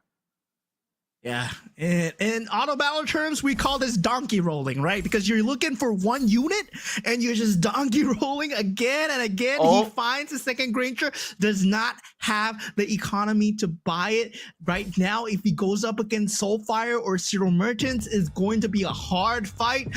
We're gonna just have to look at the RNG and the placement of the positioning. Yeah, he's banking on winning this next round. He's gonna be fighting Wisnu. There's a good chance because Wisnu didn't get to hit 6 mages last week. Checked.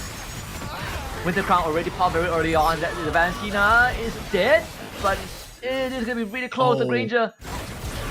Dorky, no, can't get it. The Kadita, too much. He still gets that yeah, but- extra goal. Yeah, but he survives. The important thing was the Granger took out that last unit that secured him the HP. So now Dorky, he needs to get that 3-star Granger right now. If we don't see it on the screen, he's not gonna pop up. So now Soulfire looks got it. extremely set to win. But he finally got it. He finally got it. Okay. Wait, Zero Merchants lost that round just now. He's 1k Yeah. away from a 3-star K. Wisnu hit the 3-star Valentina. That is golden. Soulfire has the Wisnu has the 3-star Valentina too, and has the Stargazer, 6 Stargazer, 3-star K coming up for Zero Merchant. Oh, dude, everyone's Alright. hitting a 3-star. Soulfire be sweating now. Yeah, Soulfire right now, he does have the HP to work with, but he does not have the economy to work with, right? He does have that free unit every single round, but he's not able to handle the 3-star at the back as he gets 24 HP just chunked down right now. Dorky will be the one going out for the count. Zero Merchants, that 3-star K coming out clutch. Despite the fact that he had the 3-star Granger on Dorky wasn't enough. Top 4 finish for Dorky, but now we're top 3. Just absolutely one-shotted everyone. And we're off to a great start for the first game of match 2. We're not looking at the Guinevere 3-star to end the games. We're looking at K and Valentina 3-star. I mean, the fact that we have the 6 Stargazer, 4 mage builds is already a breath of fresh air. Yeah, I mean, at this point, this KOF build is really a breath of fresh air here. It's not the standard Guinevere build that we see, but at this point, 2-star Akai to top things off. Soulfire is going to have a lot to deal with, but taking a look at Wisnu versus Zero, whoever loses here will be the 3rd position, and we will be left with top 2. But Wisnu able to deal a lot of frontline damage, but unable to deal the sustain damage. The 2 Ks, man, 2 3-star Ks. How do you deal with that? Godlike. Absolute decimation. Monster That's just disgusting.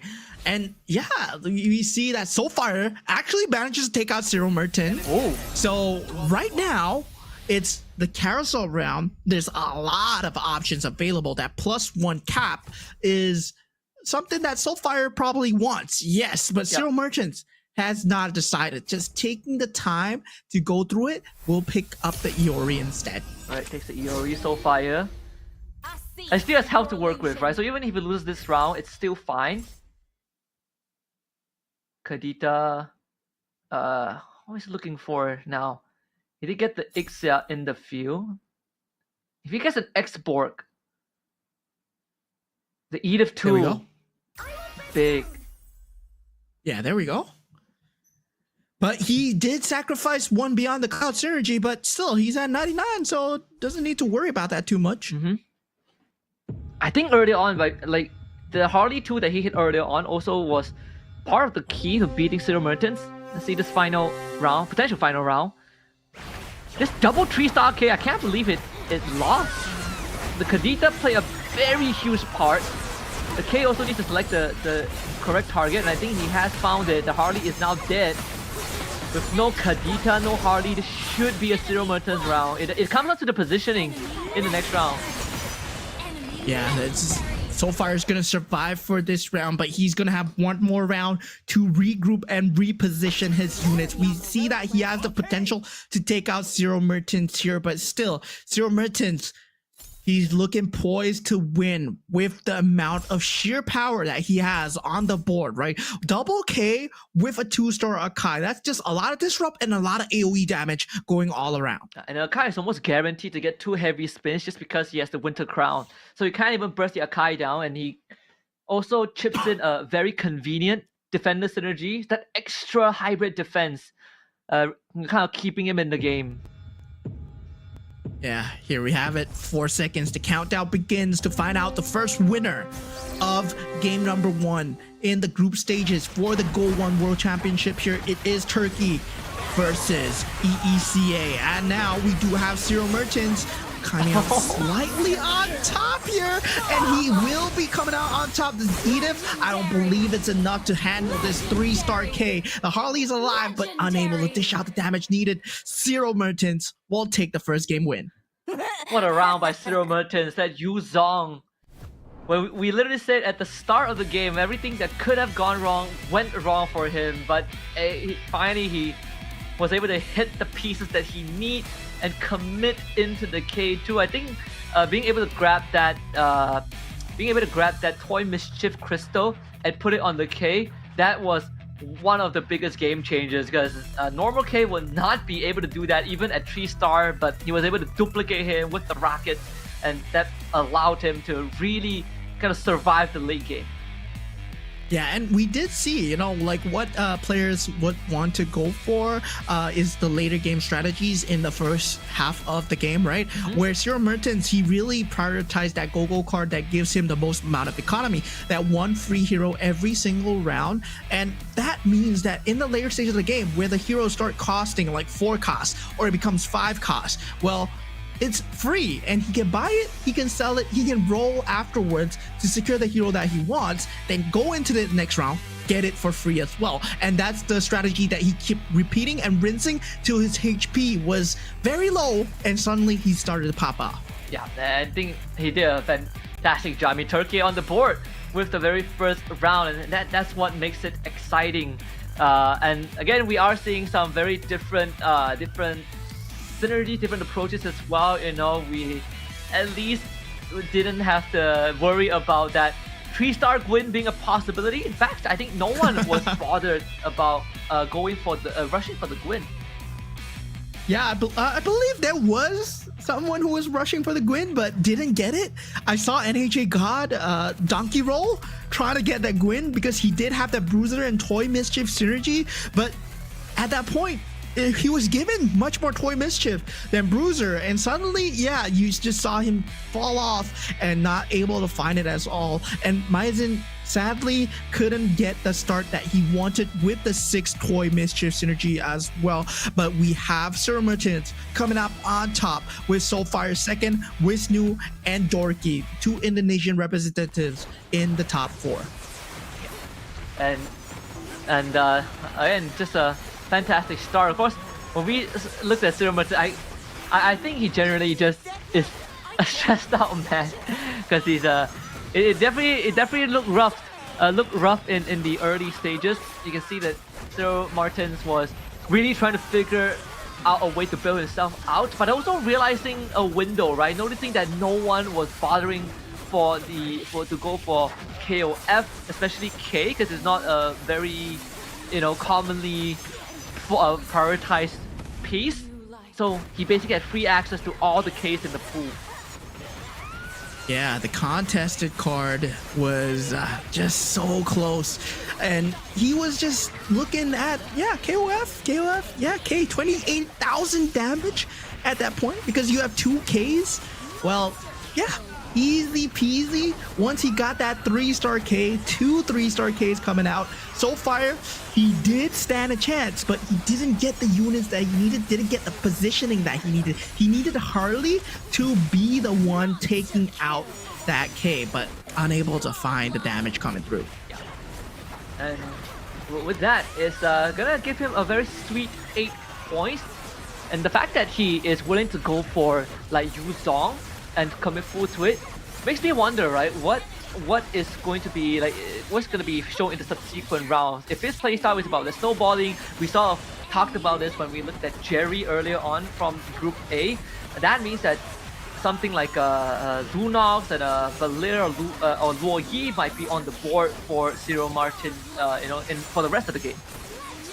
Yeah, this is where I'm very curious to see, right? What are the other regions bringing? Now, we do see the winner stats coming through, right? Toy Mischief into KOF. That's the main synergy that he went for. 6 into 6. Dauntless Scavenger, Bruiser, Defender, Mortal Rivals. That was 2-2-2-1. And the key thing that really changed the game for him is the second Go-Go card right there. Everybody else got the purple Go-Go card. Meanwhile, he got the rarest Go-Go cards. He got the orange card because he is a Yuzong. And this means that the first hero purchase each round is free. And afterwards, the last resort that actually helped him out as well. Yeah. So really able to get some of the crucial pieces. I think the last resort also, right? We saw how that was a big turnaround point even in match 1. But see, like it has been some common themes in the Go-Go cards that most of these players kind of choose, and last resort being one of the few ones, especially if you are looking to kind of crawl back into the game.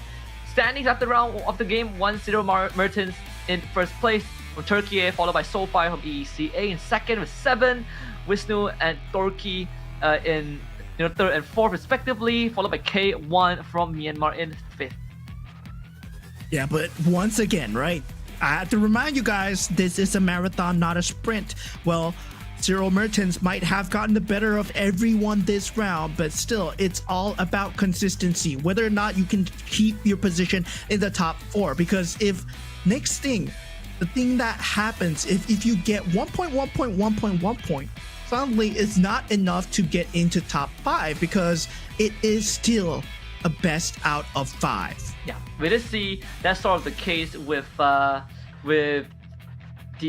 Jerry in reverse, right? Urech, where if he didn't finish last in his first 2 games, would have had a decent chance of making it in the top 5. So again, it might be a marathon, but it doesn't mean that you can fall too far behind at the start of the race. Yeah. At the same time, I would like to remind you guys about the drafting phase. Whoever goes last, whoever ended up last, will get to pick the commander first. And once again, no duplicate commanders. So that means you can't pick the same commander. And also, you have to pick a different commander from the opponents as well. Yeah. So right off the bat, we see MCG, MY Zen taking the Minotaur, Fanny up for K1, NHA got Valir.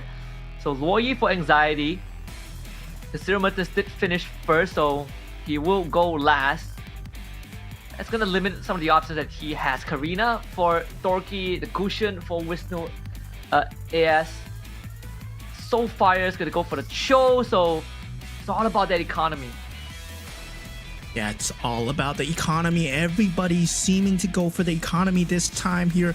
And Maizen here going for that Minotaur. He sees the power coming in from Soulfire, yes, but Zero Mertens, once again, going against the grain here. He goes for the Wan. So yeah, bringing the Wan in this early, that's extremely cheese, but I believe he has something up in his pockets. Oh yeah, and that's what we like, right? Like This could be one of the few approaches that he has. You know, you sort of defy what's normal, but at the same time making it work in your favor. We've seen, I think, 2-3-1-1 games in the previous match.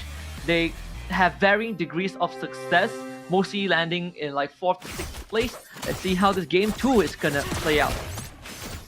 Yeah, Zero Mertens already with that early marksman synergy doesn't do too well in the early game. You want that Soul Vessel or that Starwing synergy just to have that extra bit of HP, if not having that early bruisers as well, like K1 has managed to get. K1 with a very good early start, but now we do see the Go-Go cards that they're going for. And yes, for Zero Mertens, going for that 1-1 card, meaning that you want to get that early game synergy no matter what. You want to get the early game lead no matter what, because that gives you a 40% chance of getting 1 gold every time you take out a unit. So that means, yeah, you want to take out units. Yeah.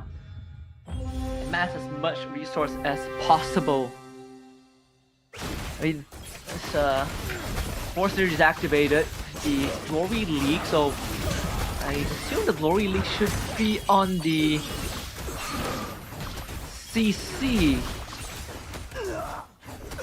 Yeah, it's random, so you can't tell unless you're the player.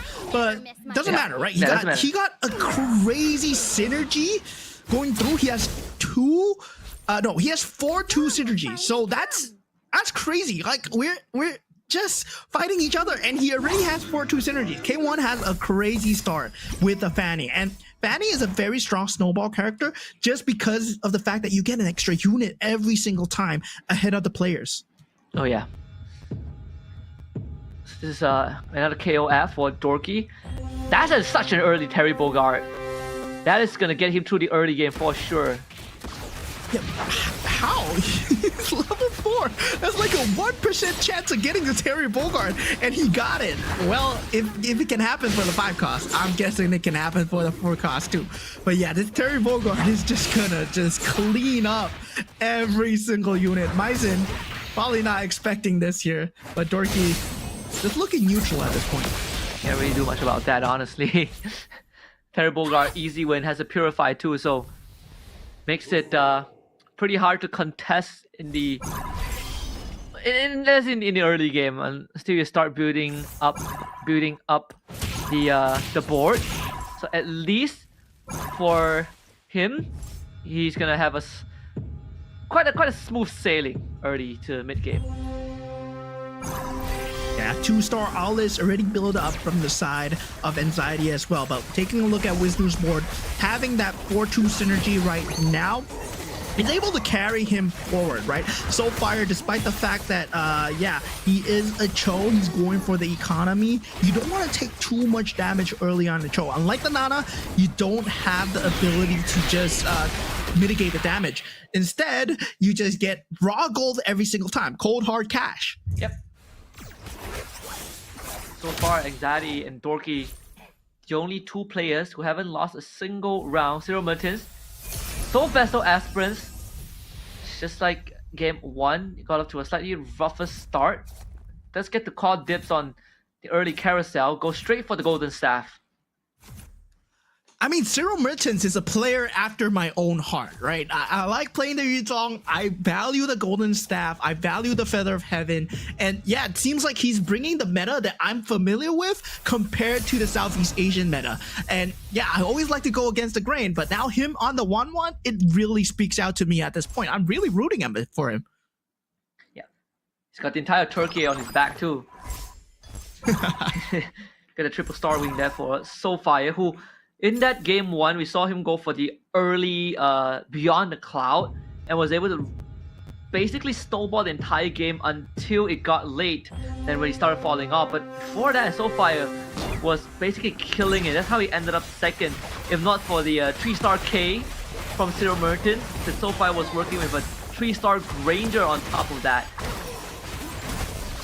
Yeah, with the 2-star Gazer, does have that mana for the rough waves, but still, like, there's not enough front line, but the rough waves might actually carry him if he gets a bit of the splash damage. Just needs a bit more mana here, and will be able to just push through. Yes, he does get it.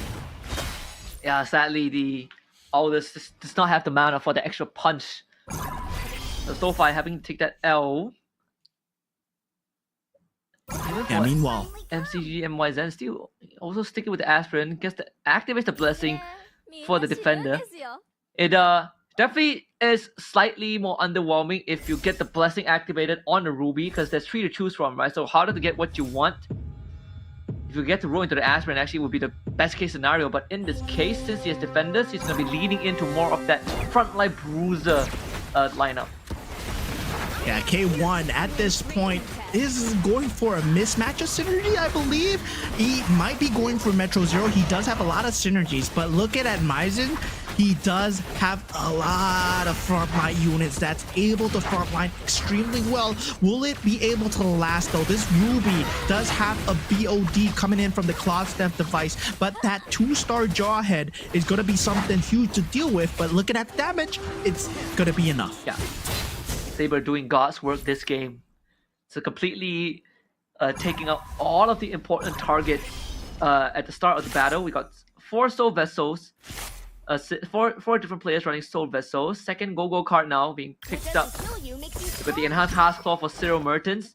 So really leaning into the lifesteal.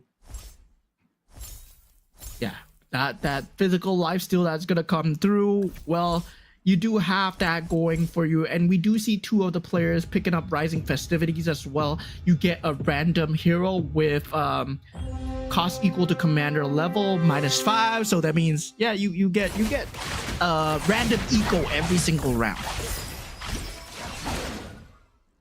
See what items do they cash in on. Get the BOD on the Granger. Perfect. Honestly, the perfect combination for NHA God. Don't worry, It my did friends. finish I am 7th Your in the return, Minotaur. first game. Definitely needs to get some of that win back. The Glory League could be something that he leans into if he's prioritizing the Granger. But also the Glory League and the Swift Blade are two of the important synergies you're looking for. Yeah, that's something that needs to be getting into the later stages, right? That 2 synergy is not enough for NHA God. That's why he's losing so much HP. 56 HP right now, is unable to find the advanced synergies, right? Toy Mischief, level 4. We're looking at Anxiety right now going up against NHA God. And yeah, later synergies just work so well in the mid stages of the game. Sure, those 2 synergies only help if you have a Metro Zero that's available. If you have the X-Work available, go for it. But currently, mid-game, I mean, more synergy is more king. So, like, you get 4 out of 6, you're definitely beating 2 out of 4. Yeah. So K1. Do not go Unfortunately losing up. that 4 defender plus the defender crystal on the Kadita actually kind of some decent value there. 2 KOS for Cyril Martins. I feel like we've seen this before. Throws in the Face Warper 2. All of that item, the damage item, is currently on the Layla, but there are some decent pivots to go afterwards. You're putting on Terry Bolgar is one of the ways. Yeah, I'm surprised he put it on. Yeah, he swapped it last minute though. But still, right? He's not able to get the layer stages. He's going for the scavenger. Yes, the economy is still there, but he's keeping a high gold count. As you can see, he's at 37 gold. So he's just playing for the interest at this point, biding his time. Hopefully, Cyril Merchant doesn't lose too much HP because he is on 1-1 after all. You can't have a comeback in the later stages if you don't have the HP to work with.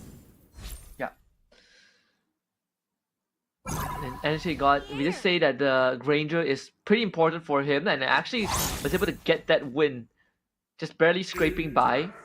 Another, so that I think there's like 4 KOFs so far. 4 KOF, 3 Swift Blades on the K, on the Karina of all things. So Dorky being quite a contest to Cyril Martins if he still wants to lean into the KOF, but the fact of the matter is Dorky has not lost a single round so far. 4 bruisers, Guinevere with Feather of Heaven. This is starting to look a bit familiar here. We're running into familiar territory. And yeah, it feels like Dorky is going for the Guinevere all in. Hopefully he gets it. Too bad the Holy Crystal is not available. It is from the Cloud's Death device, but this Guinevere is going to start dealing a lot of work. Oh yeah. See, this Guinevere gets to that tree. In fact, funnily enough, the first game of match 1 with that Guinevere 3-star was with the Karina equipment too. Cyril Martins gets his hands on the +1 again. So same position as game 1, but I felt like his current spot is slightly harder to pull back from as compared to what we've previously seen. Yeah, does not have the ability to use that you know, the extra free reroll, no, the extra free hero every single turn. He does not have the economy to work with. The only thing that is kind of like a silver lining is the scavengers that he has. But right now, K1 able to pick up the Akai. So yeah, he does have that 3 triple scavenger synergy. So there's a lot of eco going for him. But on 43 HP, right? That's not much eco to be gained if you are out of the game. Yeah. And he doesn't have a fallback plan too. Say the same for K1. He is gonna bounce that Freya in, who has a golden staff in hand, but it's just a Freya 1 sitting in front of a Baras and Obsidia, which is gonna be quite problematic. So Needs Akai to bail him out, but the damage output just isn't really there, sadly, for K1. Yeah, I mean, K1 at this point, we were talking about HP. He's currently finding himself at 26. Dorky taking the first L of the game, finds himself at 89, loses out to Maizen here. Anxiety also doing extremely well. NHA God getting a great win streak for himself. Does find that Glory League synergy. He needs one more to make it work. That 6 Glory League into 4 Dauntless. I'm guessing that's the endgame build that he's trying to go for. Or either that or Metro Zero. See what he's searching for first. The Guinevere. If you can hold the Guinevere, then that actually just slow down the rest of the game. But seems like 4 Glory League. Okay, 3 Glory League. Yeah, it's a bit of a mismatch. He needs that 4 Glory League to make this Granger work. Yeah, 4 Glory League, Swiftblade. The synergies are still kind of out of place, but NHA God going up against Dorky. Well, Dorky might be able to take him down, but looking at the Claude, able to deal a lot of damage with the Blazing Duet so far, but the Guinevere, it's just too much. Guinevere, we saw Chatty say he can 1v4, he just 1v8. He needs the more items on the Granger and also have the Granger be a 2-star. So far the damage isn't enough yet to really threaten anyone. The Anxiety has a 3-star Aulus too, so that's gonna really put a dent into his future matchups. We see 3 out of the 8 players going for some extra health every round and some econ. Zero Merch is really being saved by that Go-Go card. Yeah, I mean, at this point, so far, NHA God and Zero Merchants all going for HP, right? Free rerolls across the board. K1 going for that shield, but how much shield can he hold on to? He has 34 totals health value at this point, but right now, it's still extremely hard here. Creep round, yes, there will be a bit of a safety net there, but still, going into the next round, K1 and Zero Merchants are looking extremely poised to fall off from this group stage. I won't fail. Yeah, Dorky's shaking his head too. Now or never. Really looking for some important pieces. Finds another Vexana. That's a Kadita too. So commit to it first and gets the Luminexus. So 4 Luminexus. And the does sacrifice the Defender synergy for that. But at least for MCGG, Maizen, 6-star wings, and having the damage now being all dumped onto the Iori. Yeah, the Iori being the main source of damage dealer, kind of a double-edged sword, right? When he does the Way of the Dragon, he's in the animation most of the time, but if you're able to just get consistent Way of the Dragons, the entire enemy team gets locked down. But now, look at him. He's ended up focusing on the tank, on the Barats, which means that he gets instantly taken out. Now this Barats is going to come back without the itemizations. Is this Guinevere going to be enough against that 2-star Granger? No, it is not. Yeah, and sadly, you can only one-shot so many people once you hit the tanks like we just saw. The Barats actually out-damages the Iori to a certain degree. Iori 2 would change that for sure. He has a 12% chance of hitting it at level 9. But the economy is not doing too well. In this case, has a lot of health to still spare to weather the storm. He's still sitting at 63 health. Anxiety so far only losing 1 round. Yeah, Anxiety is still top of the leaderboards. Wisnu with that 6 mage, but the Beyond the Clouds came in a bit too late, right? You can see that he only has 3 stacks at the moment. He's gonna need to start building it up right now, but he finds the worst possible opponent with a 3-star Aulus. Anxiety is just gonna wreak havoc on his board, but look at the frontline damage. But this Aulus, it's going to be needing to be dealt with right now, and now he's split into 2. There's 2 3-star Aulus to deal with. 2 3-star Aulus, Divide and Conquer Kadita. The smash damage enough! More than enough. That was the 6-star, 6 synergy coming through from the mage and the Stargazer. That's just enough. Oh, he has 2 crystals. He has the mage and defender crystal. So 6 mages, 6 stargazers.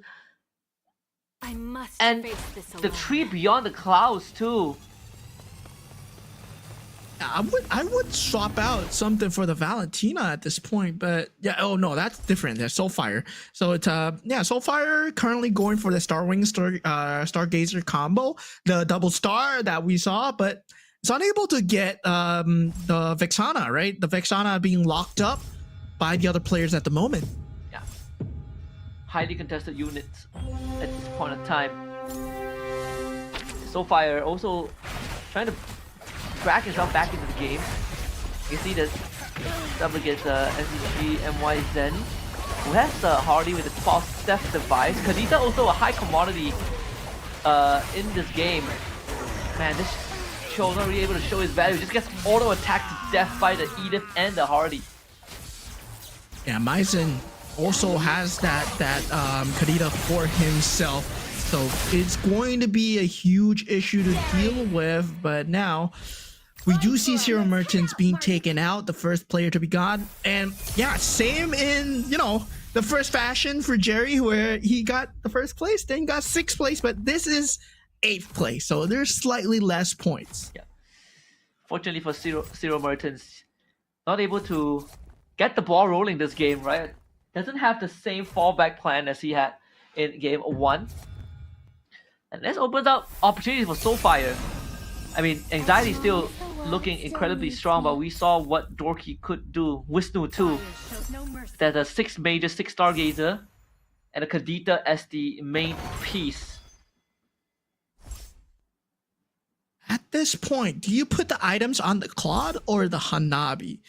I would prefer the Hanabi versus the Claude, but K1, he does have that 10 Metro Zero, 6 Marksman build right now. So K1 is looking poised for the late game with the Akai 2-star that's going to bounce into the battlefield as well. So there's 12 units on K1's battlefield. Yep. See, maybe going up against NCG Myzen 2. Maybe there's the Dorky is gonna have the level 2 Gwyn with the crop proc, but yeah, there's not enough damage there. Getting absolutely clobbered. At this point, the AoE damage coming out from both the Hanabi and the Claude in the 6 Marksman build. Now, you combine that with the Metro Zero, where he has 10 synergies. That's a lot of damage added up. So Anxiety gets the better of Myzen at this point. So we're gonna see Myzen slowly falling off, and yeah, Soulfire might be the next to be out of this battlefield. Okay, that's the Gwyn 2, so he needs another 3 more Gwyn for the Gwyn 3. Finds himself a Barats 2 too. So far, only having 8 pieces. Yeah, Soulfire is in a bit of a pickle, right? He is 6 Starwing, yes, but he favored the 2-star Kadita, and right now does not have the Stargazer. Yeah. The Anxiety is Boris is in quite a strong position with this double Aulus too. Unless they could stop the Aulus, but he does have a Winter Crown. So looks highly unlikely even with the Kadita. And Blooming Nexus. Can it do enough? Aulus now splits into 2 Kadita trying to blow it up, but just does not have enough damage as the Winter Crown also counts for the phone. As K1, NCGG, Myzen, and Soulfire all get knocked out at the same time. We are down from 7 to 4. Yeah, that was a minesweeper of a round. Now that would be up to the league ops to decide who is going to have the least number of points. But now, I believe, yeah, it is out so far. Zero Martins being the first one out, followed by, I believe, Myzen, then Soulfire, then K1.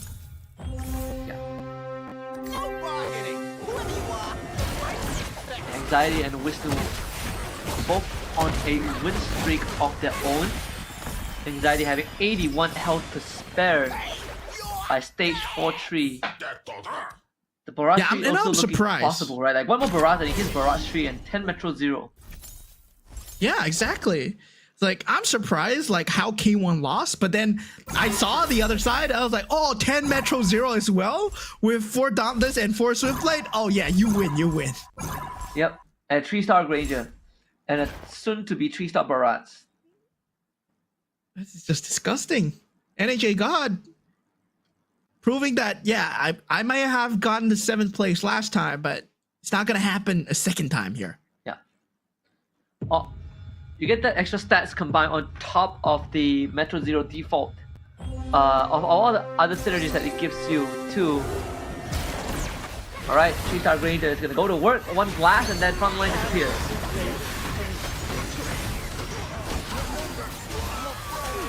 Yes, just getting bursted down. 3-star Granger still alive though, but the 2-star Vixana unable to do anything, just get blasted out.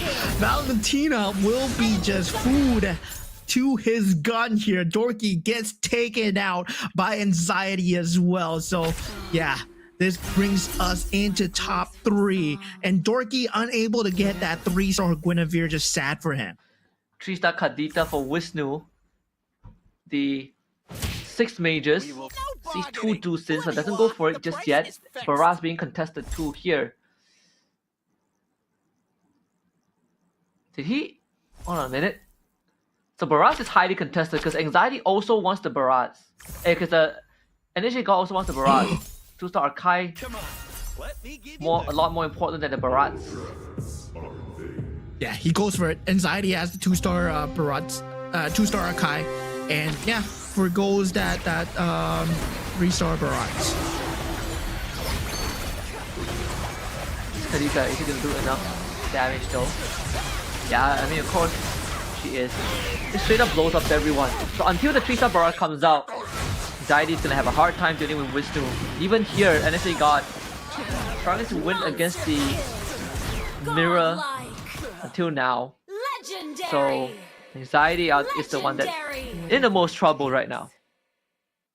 Yeah, I mean, at this point, 3-star Granger with the correct itemizations, right? Demon Hunter Sword, that Winter Crown for an extra added survivability, then that BOD as well. That perfect itemization coming in from NHA God.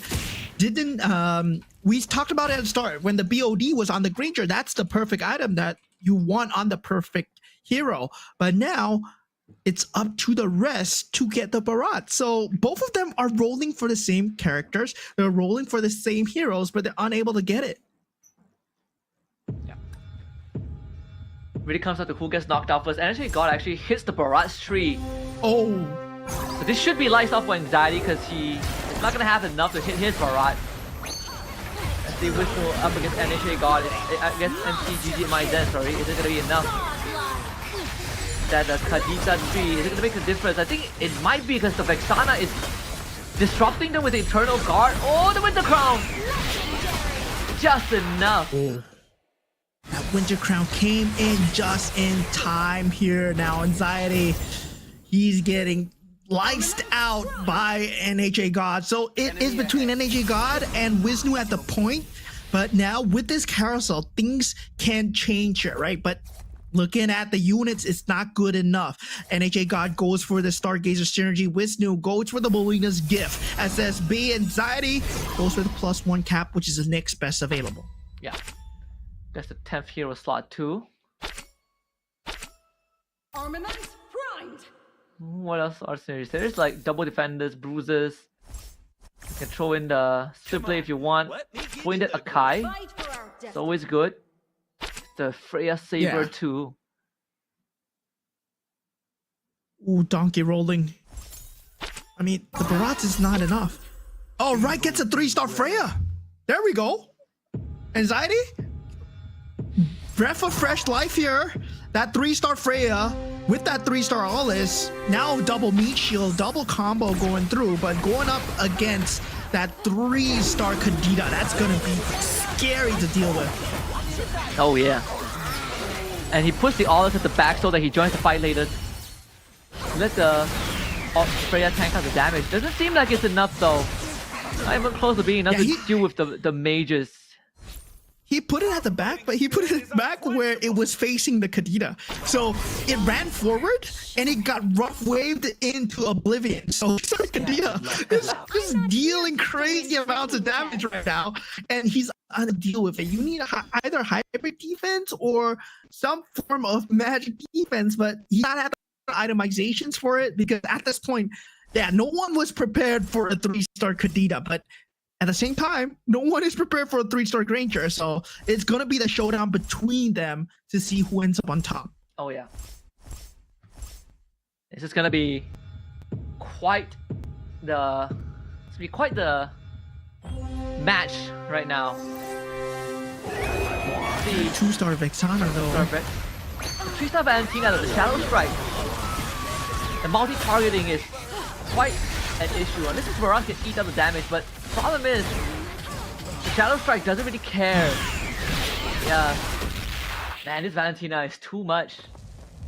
Yeah, and every time he wins, the Beyond the Clouds is stacking up, right? We were talking like he started it too late, it's not gonna work out. Now he's at 91, so yeah, the magic to poke through. This is the power of the mage. Mage Stargazer. Now with the added synergy of Beyond the Clouds, it provides such great magical scaling towards that later stage of the game. And set 1, we had a problem with the mages where it was dealing very good damage, but the scalability was not there. But now, with Beyond the Clouds, we have found a way to make mages work. Yeah. And we sort of know the 2 mages that is favorited. And one of it is basically the Valentina and also the Kadita on top of that. So there are some variations to go for aspiring mage players out there. Guess the 6 mages back onto the field too. The Kadita having the Thunderstone on her.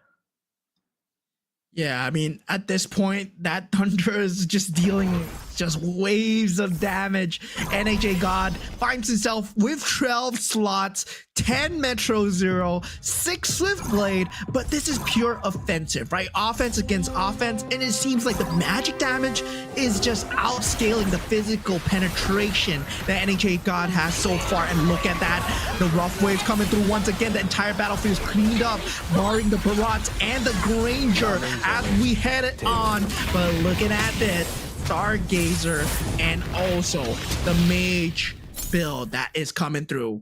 Wisnu will take home this game. Yeah, this is the second mage kind of comp that ended up working out, and again, it's the Valentina, right? It's the Valentina that came through. Super exciting to kind of witness this from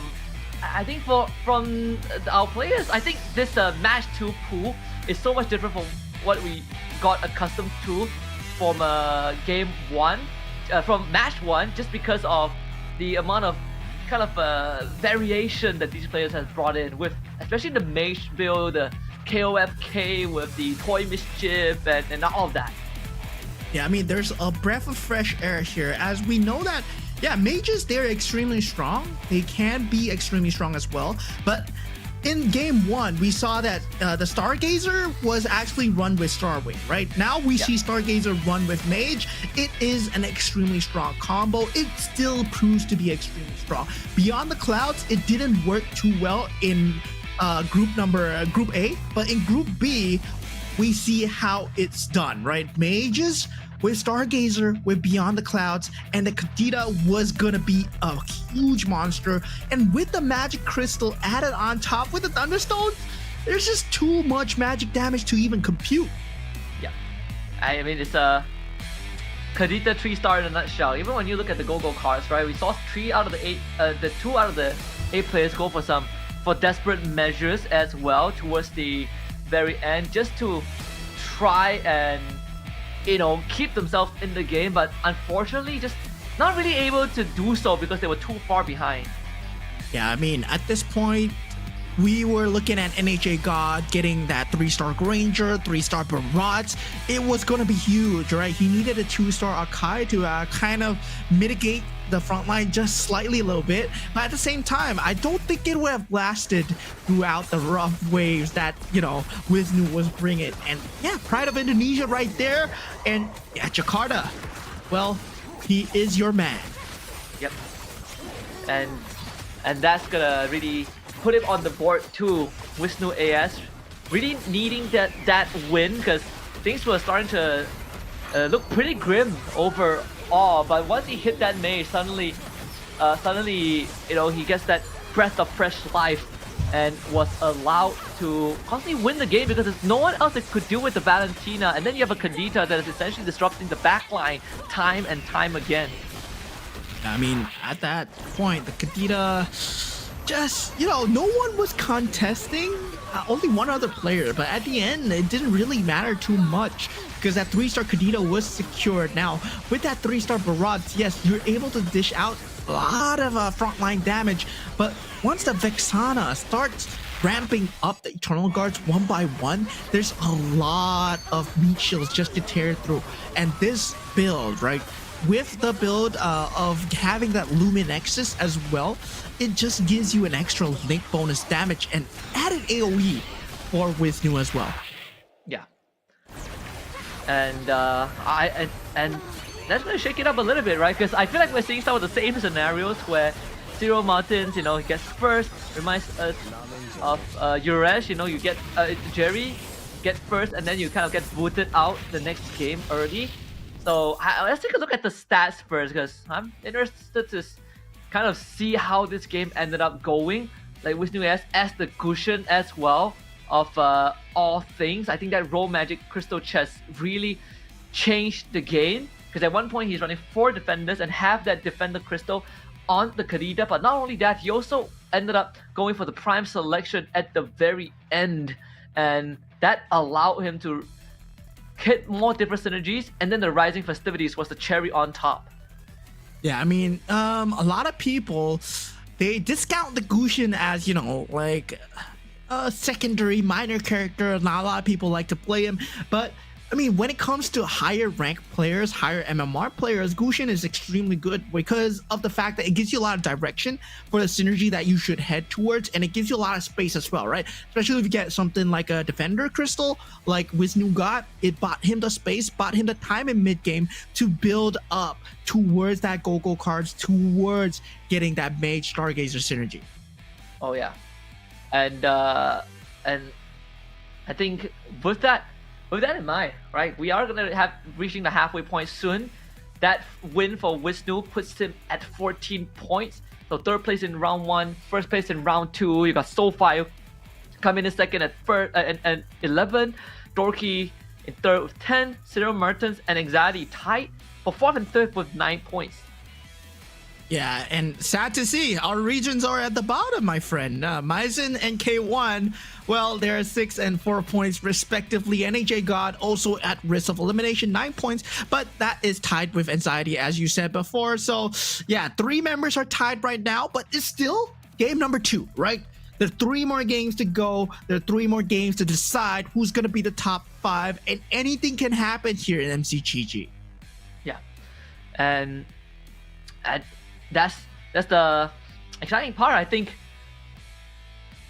Man, now I'm curious. I hope that we can end the day with I hope we can end the day, by seeing some what is it? Some like aspirant builds, because so far hasn't been able to see any. We've seen like the biggest cash out was like 390, and yeah, we saw like a Nana that I thought was able to go into the aspirants, but that didn't happen as well. Yeah, I mean, I'm hoping for like a 500 aspirants cash out, man. 500 aspirant cash out. Last time I cashed out at 540.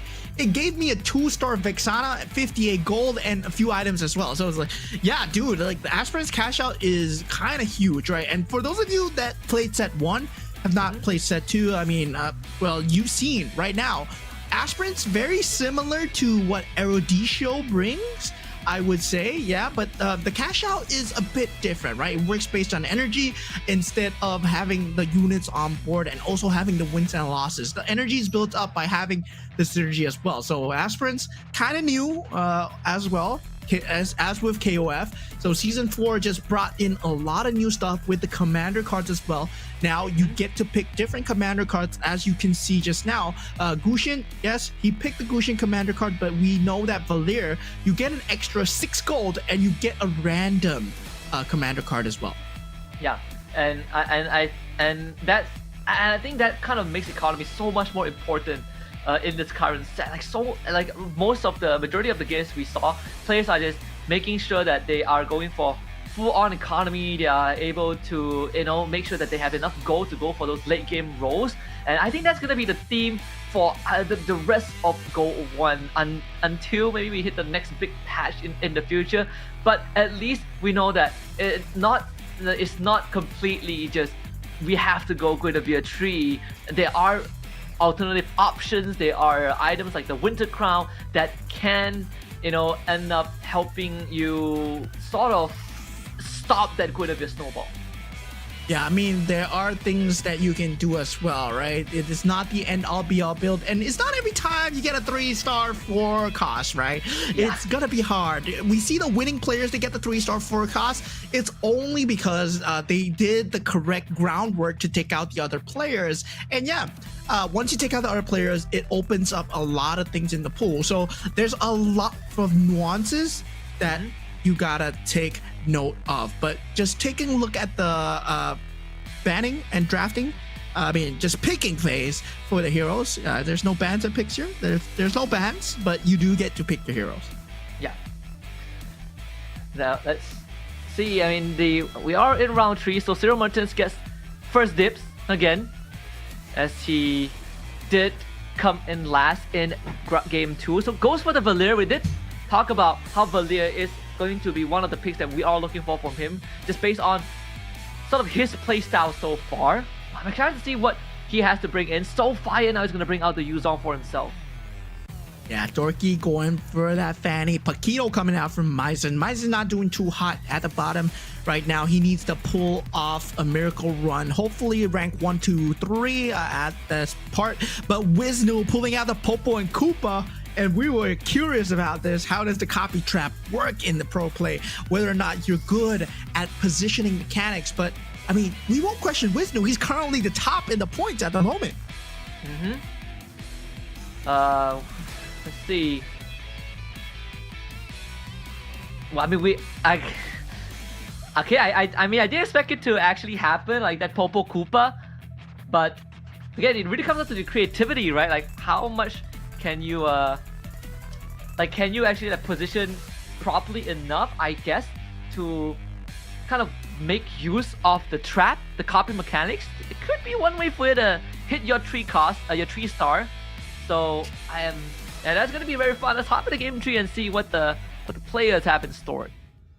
Yeah, let's just take a look here as we head on in to the chessboard, not the Lanadon, guys. This is the chessboard that we are having the characters fight off on your favorite MLBB characters. They are now in auto battler form, but taking a look at the starting go-go cards coming through for the rest of the players. Zero Merchant getting a very, very early aspirants going through. He wants to get the 4 aspirants coming through.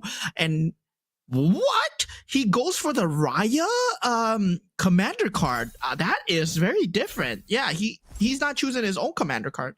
Oh no, wait. This is the same thing again. Okay. He picked the Valir commander card. He gets the 6 gold, and then it re-rolled into the Raya commander card. Yeah, the animation isn't shown here. Yeah. So let's stick with just 2. So really playing for that full econ. Make sure that you have that 10 gold to work with. I can definitely get behind that. You get the economy going early on, and you still get to hit your levels, but at the same time, build up that board. You should be able to win this. That's the thing, because you do have the level 2 Alders and the Bruisers too. Yeah, I mean, a 2-star Alders and a Bruiser, I think that's enough. That's enough. Like, yeah, you sit on 10 gold. Yeah, I would do that perfect. too. That's perfect. Actually, the perfect start. Wow. Yeah, and speaking of perfect start, there's also, the aspirants that's coming out from the side of Zero Merchants that people need to worry about. If he's able to get that 4 aspirants, suddenly it becomes a huge threat, especially going into the later stages of the game. That's this one's also aspirant. Guarantee lose streak. It is a Popo Koopa, so can't really do much about that. We'll take that loss for now. Just trying to minimize damage by at least taking out this one piece. Nope, it really happened in the end. Unfortunate. Yeah, but he's just getting the copy traps in. Is trying to get the units coming through. Right now, looking for the 4th aspirant to join his team. So Zero Merchants as well will be doing the same. He does have that 2 aspirant synergy extremely early on, and is unable to find the 3rd and 4th, but does have the Glory League and also the Shield synergy coming through. Okay, is that out of the way? Let's see.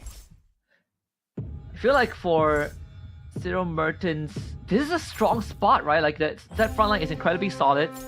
A lot of damage. If you can get this win streak, then it will benefit that Valir even more. You can see he's trying to get the Layla away as well. Yeah, at this point, well, I would say that Zero Merchants synergy is not there, but still, like, what's he going for in the later stages of the game? Because currently, yeah, you can tell that he hasn't set out a clear direction. Now, most of these pro players, they don't have a clear direction. They can pivot anytime. But looking at the Golden Staff, Yijang is not going to be strong enough, and he does get the win against Soulfire. There's no stopping this blaze. And that's gonna keep him basically in a good spot too. Level 6. NCGG MY Zen gets the first dip. Goes straight for the Freya. Interesting. Going for that Freya extremely early on. I mean, it seems like he's decided on a direction, and Zero Merchant's going for the Golden Staff as usual. And now with the rest of them going for the Berserker's Fury and the Haas Claws, but at this point, nothing too game-changing as of yet. That Freya, not gonna be too big of a deal given that the fact that they're all level 6 at this point, level 5 to 6. So that means they do have a certain number of 3 costs to deal with the Freya. Let's get the Atlas. 14 stacks on the Karina so far. Anxiety also having almost a similar build as what we saw early on from NCGGMY Zen. Who is rolling the Prokido, but Karina should be able to clean up shop. There's the Gushin with the Golden Staff in the bag. But yeah, can't really get through this Atlas, sadly. Yeah, this Atlas 2-star is going to be a slight bit of a problem for Soulfire, as he's currently on a lose streak at this point on the Utah. But we did see how Zero Merchant was getting battered early game on his character. And it all really changes when you get that first Go-Go card. Suddenly, yeah, things change. And you can see from the color on the top, right? It's purple. The card going in is purple, meaning that Soulfire is going to get the orange golden card. Let's see. Soulfire now, yeah, it's still a mishmash of comp, but I think he's relatively comfortable in the spot he's in. Oh, there's the Layla. That's built out quite an item. The Uranus as well. They have the Toy Mischief, so 5 synergies. This could be a Metro Zero angle here. They get the Ixia on top for K1. Yeah, K1 does have the armor to work with. I mean, he did have that Golden Staff and also the ability to duplicate on the Uranus. I love this extremely early. It provides a great meat shield. And now Anxiety taking out Dorky as well. Yeah, you will get the win streak going in. So 2 players with win streaks right now are Anxiety and also NHA God. But now looking at the Go-Go cards, the most important to look at is Soulfire. Yeah, it's even in terms of the synergy too. K1's gonna get the. It's gonna cost less for him to level up, so that's also a pretty good angle to go towards for K1. Yeah, that card. But looking at Soulfire, he just straight up went for Ethereal Essence, which is a 2 synth card that gives you 70% mana every time you get your first cast. So yeah, there's a lot of mana to work with, especially if you have like skill casting heroes, right? It doesn't matter if you're going spell cast or physical. It just matters whether or not you have a skill or not. The winds of battle are picking up. There's the Ixia up there.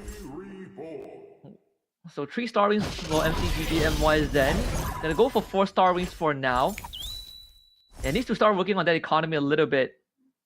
So we'll have to start saving up. I mean, he is currently sitting at only 4 points, so not the best spot to be in. We did talk about the possibility of just falling out of top 5 if you kind of botch the first 2 rounds. He finished last and 6th respectively, so there's a decent chance to work on. But we did see him commit onto the Freya in the first carousel, so that could be the angle that he's looking for, but he needs to make sure that he has enough health to last. Another 12 health taken away. Yeah, this lobby is tough, my friend, and right now we do have a multitude of synergies coming in for Dorky. Once again, you said it before, it can be a Metro Zero angle coming through, but he's still winning, right? And the most important synergy out of these 7 is the aspirants and also the scavenger. At the same time, he's getting value going into the next few rounds. And now with Wisnu leveling up, he does get more copy traps, but at the same time, you need to be wary of the positioning of PNK. So yeah, Wisnu at this point, I'm very curious to see how the PNK works with this positioning of these copy traps. Benedetta is out too.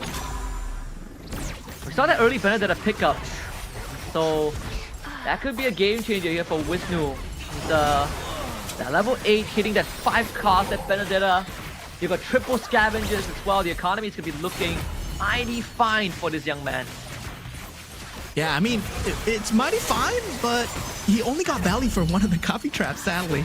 Now, Atlas, not the best hero to copy. He was possibly hoping to lure in the Saber to get a higher cost going for him, but at the same time, a win streak isn't too bad either. Stop and listen to my graceful song. I must try harder this time. It does give him some fallback plan, right? Like that copy can continue to work in his favor when he starts, when he starts kind of falling behind. Yeah, he went for the blessing shift, which is on the scavenger synergy. So he does have 3 out of 3 scavenger synergy right now. So he has some economy going. He has some HP to work with. The only one really in danger here is Soulfire and Zero Mertens. Maizen as well. They're all like nearing that 50 HP mark, and that's when you really want to buck up in terms of having your board be the strongest possible to take away your HP damage, right? You don't want to just be a punching bag here. And Zero Merchant is also starting to try and get some of the wins going, but sadly that run into Wisnu and this ragtag of a synergy. Not really working out the way that he intended it to be. Just think about the capacity. Soulfire getting the calling dip. Zero Merchant is already at level 9, so really bomb rushing the level to try and hit the 4 and 5 cost faster and take the DHS for himself. Yeah, so Anxiety, last one to go, still just choosing, has the Molina's gift available, but chooses, Scorching Staff instead. Once there was a place called home for me. What do we have? So the 4 Swift Strikes. Does have the Granger too. Granger and the Case. We've seen what if they get 2 start, instantly Anxiety becomes a problem for I think the rest of the board. So he's gonna go up against K1, who is running the 4 marksman as of now. Yeah, I mean, at this point, the Granger is going to be dishing out most of the damage. If he's unable to dish it out, then the front line needs to buck up. But still, luckily for him, Granger with that extra added Starwing synergy is actually kind of pulling through. I kind of like this. But now with the side of the Glory League coming through for the side of NHA God, not working too well, but the Claude and the Aldos somehow pulling through. The Harley not able to land the cards in time, but now finally gets through, and Dorky will be taking 9 damage here. Yeah, and Anxiety so far is the only one who is I think the only one that is in a comfortable position. We did see the Xavier get skipped by, so can't expect that beyond the clouds. I believe that already has the Edith. Yeah, it does. I mean, the next one to think about is the Matilda, but he's not going to put that in. He's not really hurting for the synergy at this point. He's hurting for HP, right? Soulfire, 28 HP to work with.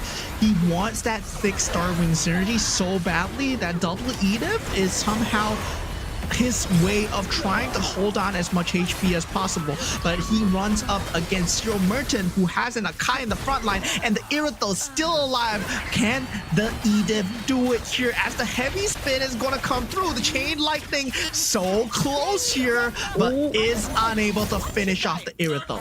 Against Zero Mertens, he did go for a very early level 9. And that actually was enough for him to start hitting some of these big costs, these big pieces. And now he's going to be feeling really good about kind of the state of his board for now, right? If he continues to push this, he's going to eventually have enough of the economy to get the pieces he wants and just win off of sheer brawn.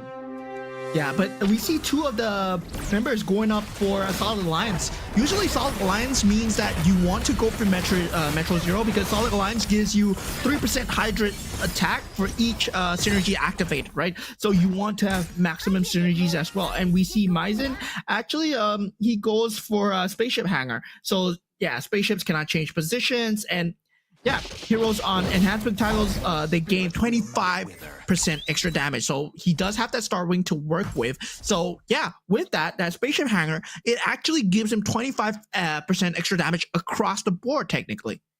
6 Star Wings, 4 bruises.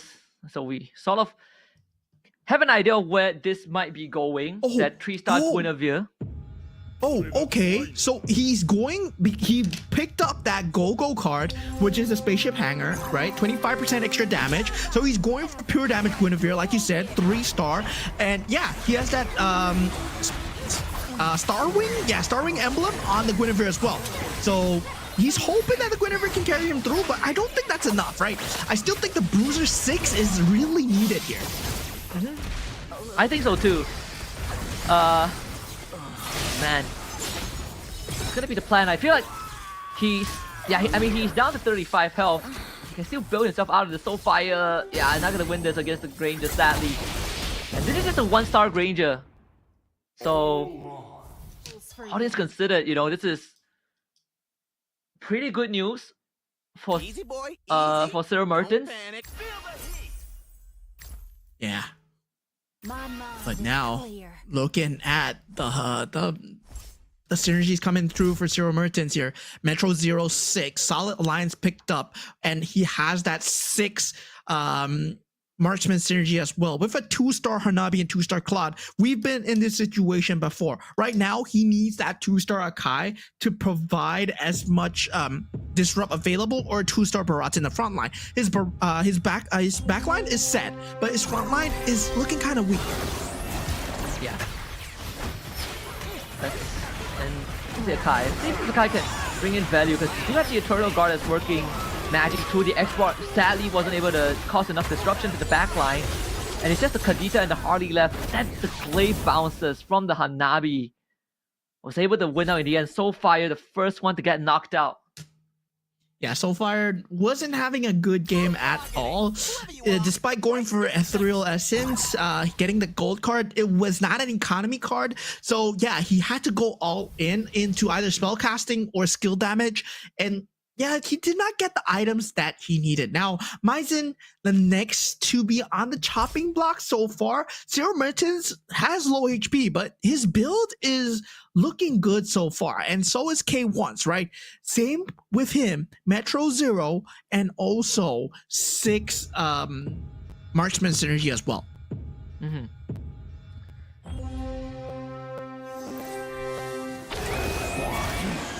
Is there any assassin builders? I don't think there's any like K, unless it's a K3, probably not gonna do enough. Gonna try and work on the clock now, the Winter Crown proc, but you still have a Hanabi that is basically just wailing away. Now you all turn onto the Saber, who is getting basically sandbagged by the Barat. Yeah, K1.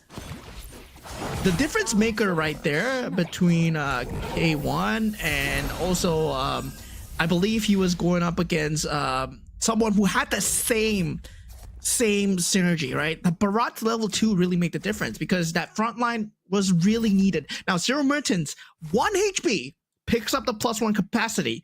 Things might change it because he has that solid alliance.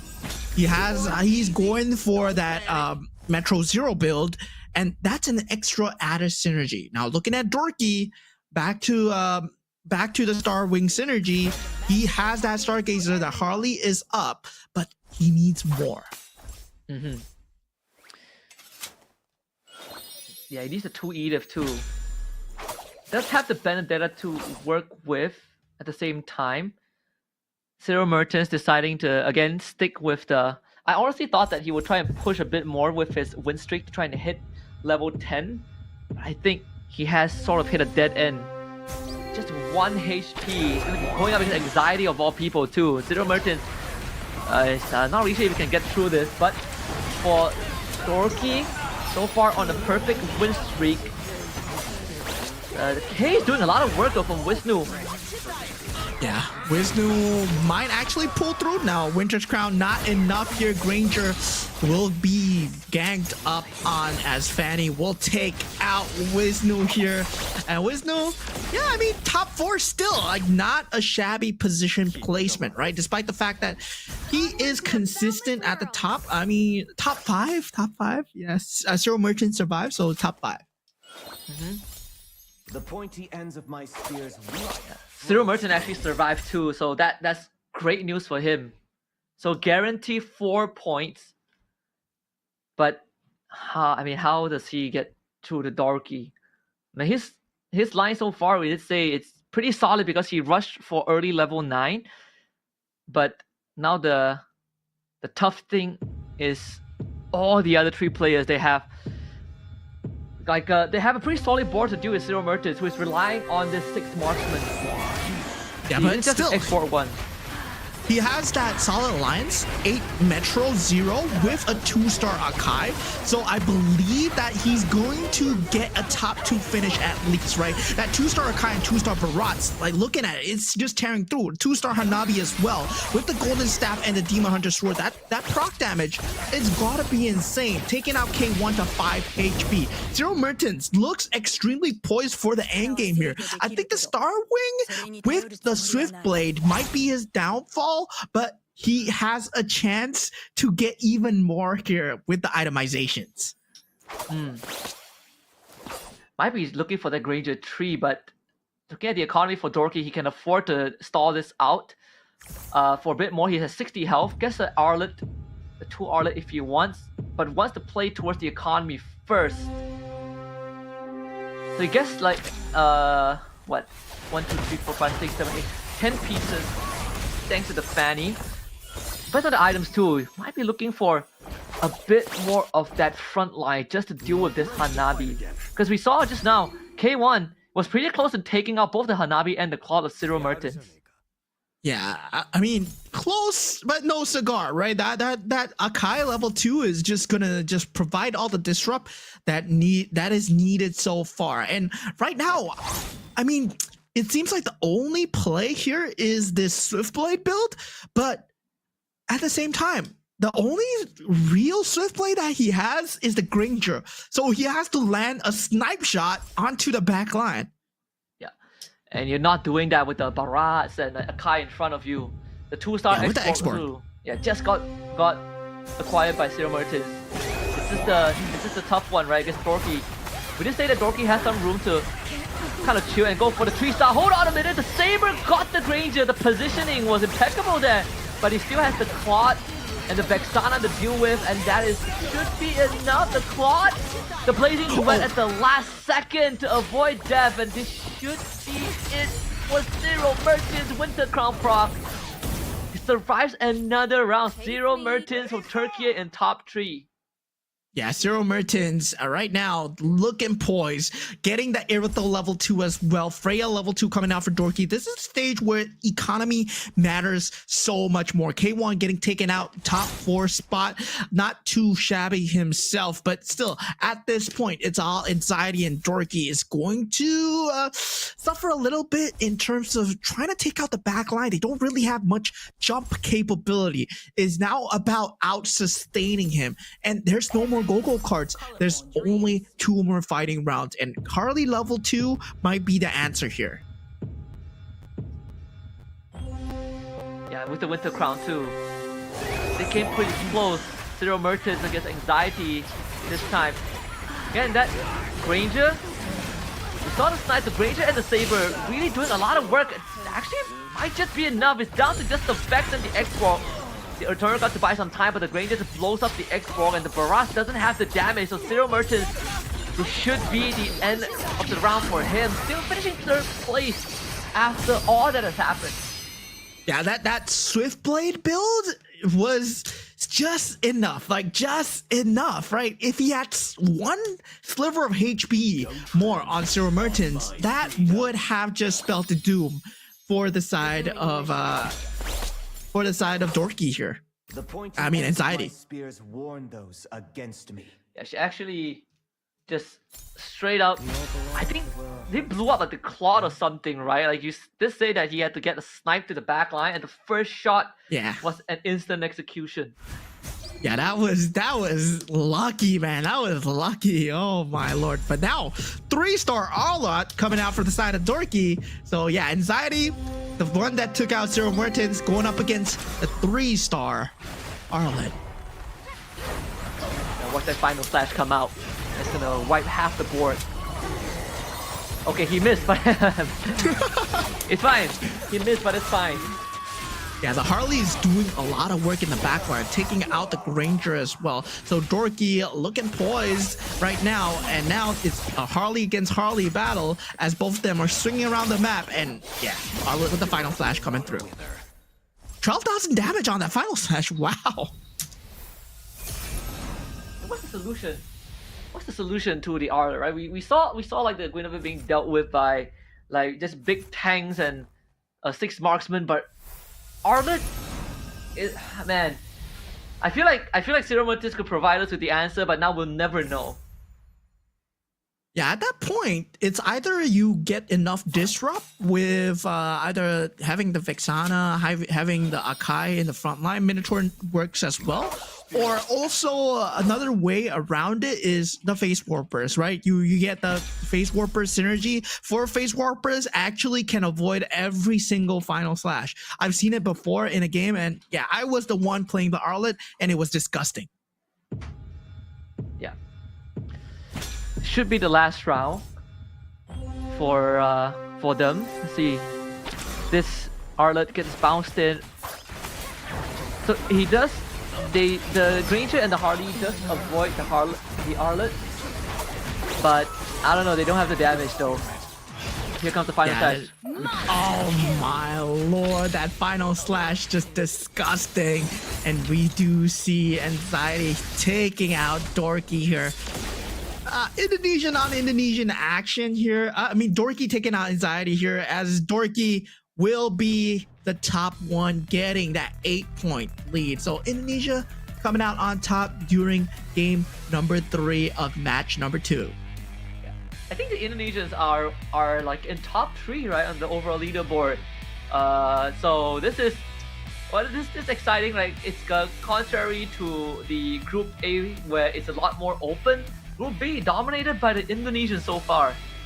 So far, I mean, yeah, I mean, at that point, game one was completely dominated by Zero Mertens and his own pick, but now it was close coming into game three, right? We're gonna have to check standings just a little bit later on, but going back into the game, there were a multitude of very good builds out there, right? With the GO1 cards, they found a lot of synergies with the Fallen Starship, get that 25% extra damage on the Starwing. We got the Solid Alliance coming through with the Metro Zero build. That is kind of a fresh build because in the first season of MCGG, that Solid Alliance card was one of the worst cards available because there was nothing to tie everything together. Yeah, and now I think, and now that has definitely changed. Again, the diversity is there. The stats of the of game 3, I definitely was expecting, SoFire to really get the ball rolling, right? It's what we've seen from Zero Mertens. He got some pretty nasty GO1 cards, but sadly, at the end of the day, wasn't really able to get any of these pieces tied together. We saw him really struggling with those ragtag synergies. He never really found a line for himself, and by the time he figured out what he wanted to go for, he got the double Edith and the Beyond the Clouds. It was too late. He just didn't have the damage nor the durability.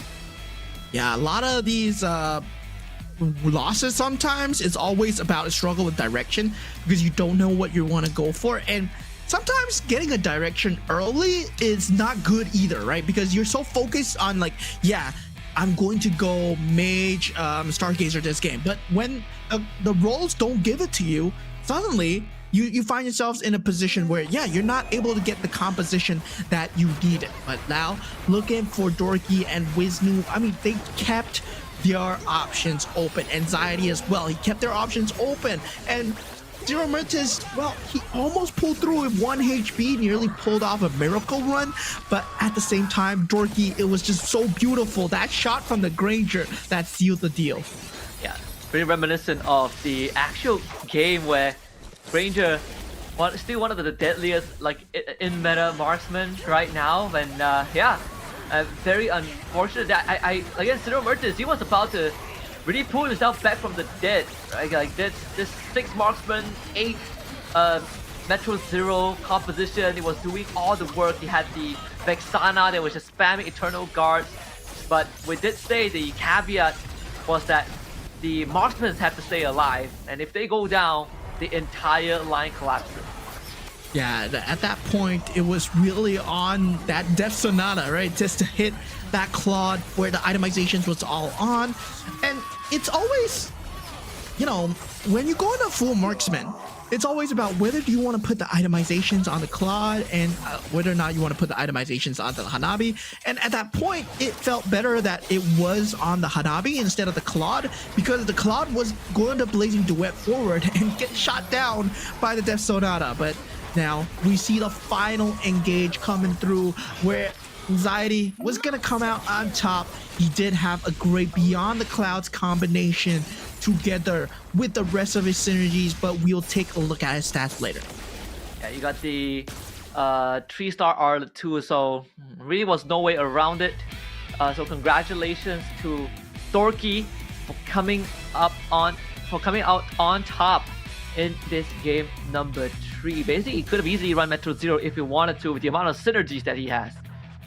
Yeah, and really, he went going for that 1-1's power, going for that early game, snowball, because he is a fanny. He has extra units on the board, so 40% chance every time you gain to gain 1 gold every time you kill an enemy. So yeah, so with that, you get extra units, you get the economy as well, you get the snowball, so you get the best of all worlds. But at the same time, you need to make sure your early game is solid, and his plan was there, right? Smash the early game, keep control in the mid game, and find direction in the late game with glittering jewels with the free shop refreshes. And then we see Dorky just come out on top. Right now, Dorky, Wisnu, and Anxiety, top 3 from Indonesia, 18 points and 16 respectively. Zero Mertens coming in 4th also with 15, able to pull himself back after a abysmal round 2. But for SoFire, he gets the opposite treatment, right? Couldn't find the direction and he got knocked out first. Still holding that 5th place, but for the rest of the contenders, they still have a very good chance of catching up as a K1 and NHA got just 1 point away, and MCGG Maizen 5 away from Soulfire. Yeah, and Maizen, he is in a very rough situation right now, right? He's at 7 points at round 3, I believe. So this puts him at a position where even if he gets 8 and 8, that's 23 points. That's the bare minimum to have made it into Group A. So yeah, he puts himself in a very weird position, but there's the Cinderella story still available, right? MCGG, it's a lot on the RNG as well. It's whether or not you can make the best out of it. Yeah, he needs the following 2 rounds have to be the best 2 rounds of his life if he wants to even have a chance to make it through, because if not, then that's gonna be GG's for him. So yeah, we will see. If we have seen something that is almost equivalent to that in match 1, and we did see some decent concepts coming out from him. I think in game 3 at least, where he was able to get some snowball rolling, but wasn't able to find a conversion towards the end. We'll see if he decides to go towards a more aggressive route with that commander choice in that game 4 draft. Yeah, of course. And game 4 draft, well, looking at the hero pool coming in for the side of Maizen, hopefully it's enough, right? Hopefully it's enough. Hopefully he can go for the Loi and get a good start. As the Indonesian said, as Chadi said, Loi is currently one of the most contested heroes right now. It's one of the top few, and yeah, this provides you a good start, but it is still a double-edged sword, right? Sometimes it gives you the heroes that you don't want, or sometimes it gives you false direction that can actually impede on your gameplay. And what's available in the shop and what's given to you might be different as well. And what do you do when that happens? Because a lot of players know when to high roll, a lot of players know when to, play while they're ahead, but when you're behind, that's when you play best, and that's when the best players show up as well for MCGG. Yeah, and that's why a lot of times, like, it's a term that you've been repeating multiple times, right? The whole concept of donkey rolling. It also happens to, I think, those who are still trying to grasp the fundamentals of auto batters. You kind of fall behind, and then you just start desperately rolling for pieces. That not only ruins the economy, but also ruins your chances of surviving later rounds. And I think it's acceptable in certain situations where you are, you're behind, but you're at level 9 and you're rolling for your 3 stars. But I think managing economy is it's a very important aspect, which also ties back to why I like Lancelot so much, because economy is not a thing. Yeah, and also there's a HP management concept that we need to think about, whether or not it's okay for you to take damage this round, whether or not it's okay for you to buy time this round. But right now, I believe we're going to be looking at them drafting their heroes for the game. Yeah, gonna be game 4 coming up, so it will be Soulfire to start off, as he did finish last in the previous game. So opting for the Luo Yi, followed by the Minotaur for NHA God. Yeah, the Minotaur doing very well for Soulfire in that game number 1, but sadly the Yuzong did not work out for him. But Soulfire going for the Loi this round, and Maizen pulling out the Yuzong as well. And yeah, what a different look on the heroes here, on the commanders for Group B versus Group A, right? Group B, we are seeing Popo and Koopas, we're seeing Wanwans, we're seeing Yuzongs, we're seeing like Gushins as well. The fact that like a Gushin came in first too early on, that really kind of says a lot on the the diversity that we have in this match 2. What happened to game 4? We are at the second last game already of this Group B bout, so tensions are rising towards the very end. I mean, the fact that you have MCGG Maizen, we did pop the question of, is he gonna go for a more tempo-centric route so that Yuzong really fits the bill? Yeah, and Dorky going for possibly the cheesiest hero ever. Harley, right? Harley has the Midas touch, right? It resets the shop by filling it with 5 gold heroes, and then yeah, you're able to get a free hero purchase that round as well. Gives you a lot of direction. At the same time, you know, it can mess up your gameplay slightly if you don't have the correct foundations for the 5 gold hero. Like, what if you get a Vexana? That is true. It really comes down to the luck of the draw. I mean, the best is if you get a Kai, right? And then that basically solves a lot of that problem from that early to mid game. Yeah, so Dorky going for that commander card as well. I'm very curious about how this 5 roll is going to go for Dorky. Well, it's going to be a lot in the cards right now. He does go for the early Dauntless and also the KOF, just giving up the aspirants. He knows that he's not going for late game because that early game pressure comes through so much from having to purchase that 5 gold. See, it's the high risk, high reward, classic high risk, high reward approach to here. Soulfire, with that duel, he doesn't have the 2 Luminexes opening, but did get himself a Valeric and a Masha, so some high damage output to overpower Wisnu. Yeah, I'm curious, right? Because he picked up the Go-Go card. Dorky lost? Okay, so Dorky as a Harley, you picked up the Harley's power, right? Which is that Go-Go card that gives you a 4 cost, and he still lost with the 4 cost. So this is very interesting. Did he not play it, or did he just lose with a 4 cost? Because it's very hard to lose with a 4 cost on the first round. Yeah, it's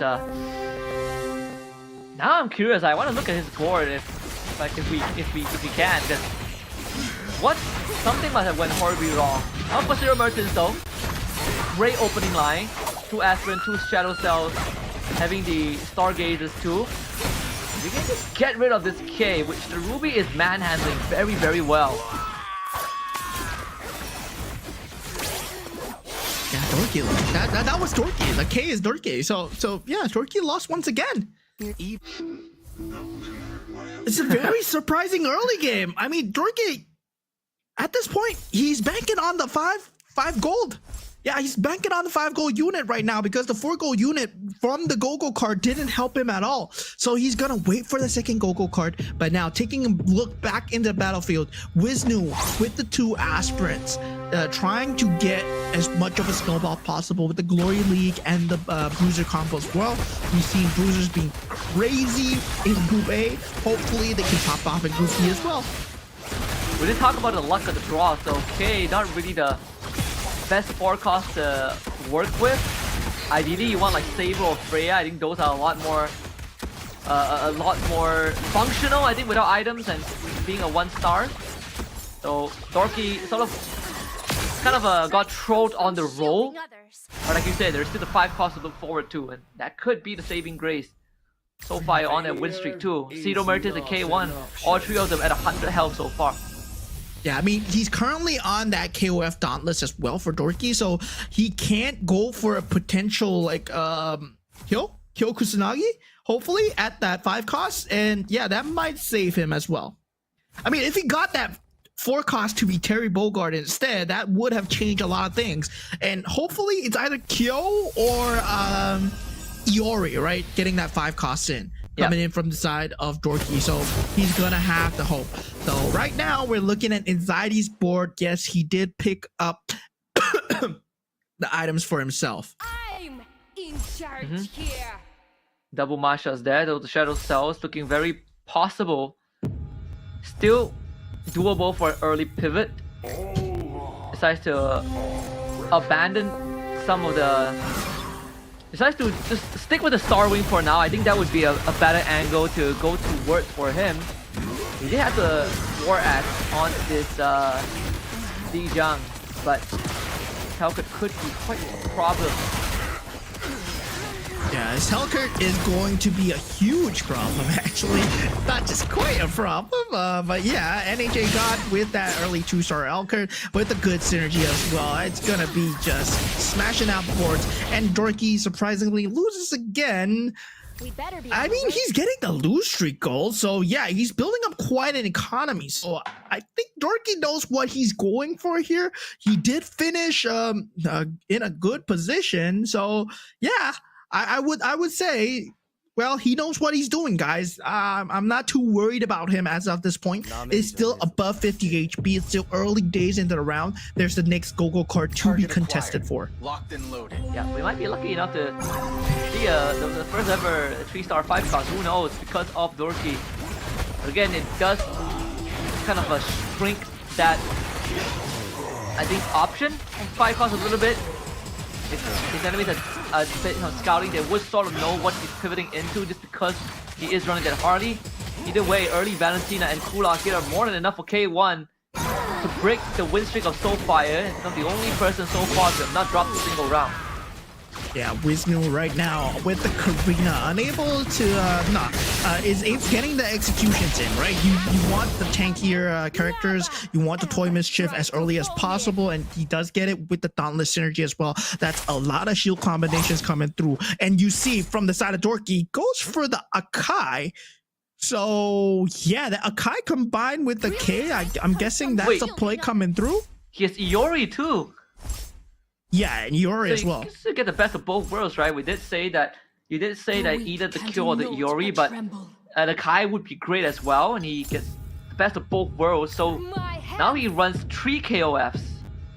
And that's gonna be a game changer coming through for the side of Dorky. Getting that to double 5 cost coming through. Well, yeah, starting to spell like a bit of a mid-game shift after this creep round. We're gonna see this Harley start to pop off a little bit, but at the same time, right? It's all about who has saved up the economy versus this Harley. And yeah, this Harley really throws off a lot of people's momentum when it comes to gameplay, because one hero alone just affects the game so much, because those 5 costs just change up the game by a far margin here. Now, Maizen staring at the that was Dorky staring at the Vexana, thinking about whether or not he wants to pick it up.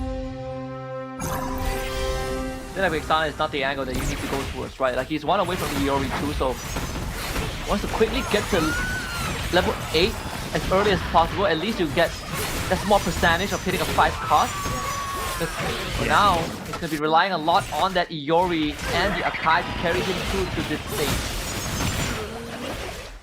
Yeah, the K though just proving to be too much from the side of Maizen. He's able to take him out, and Maizen getting that enhanced Go-Go card working out well for him, as Wisnu is able to deal damage as well on the Karina. And I was scared of this, right?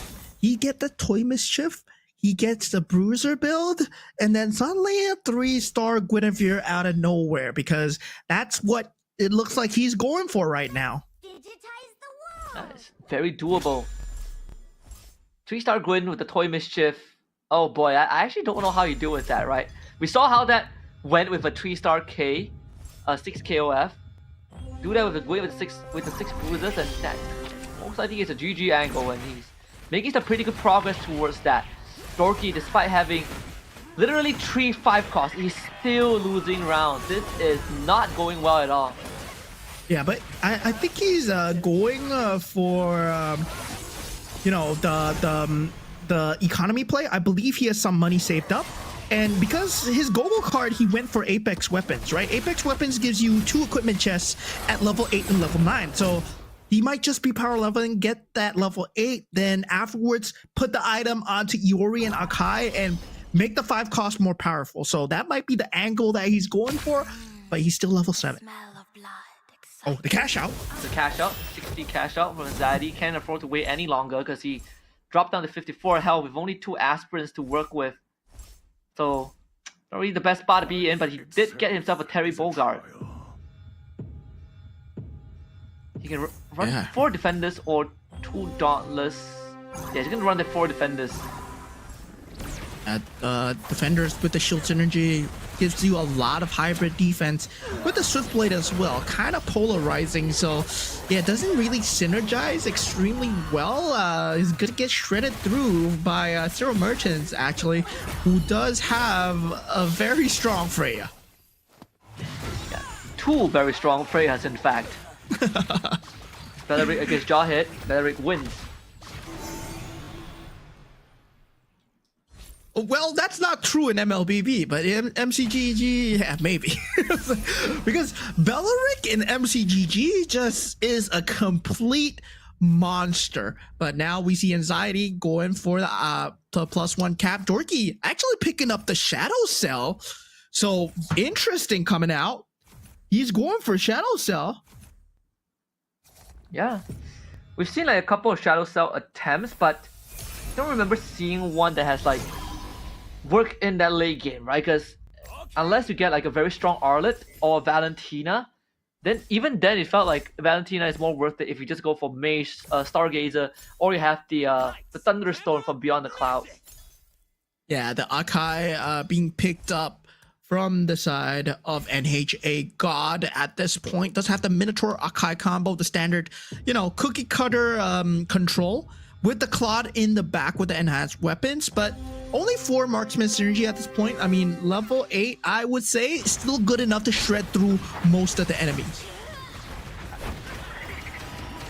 The Akai starts spinning again, so at least we know that there are 2 Akais on the board for now. And so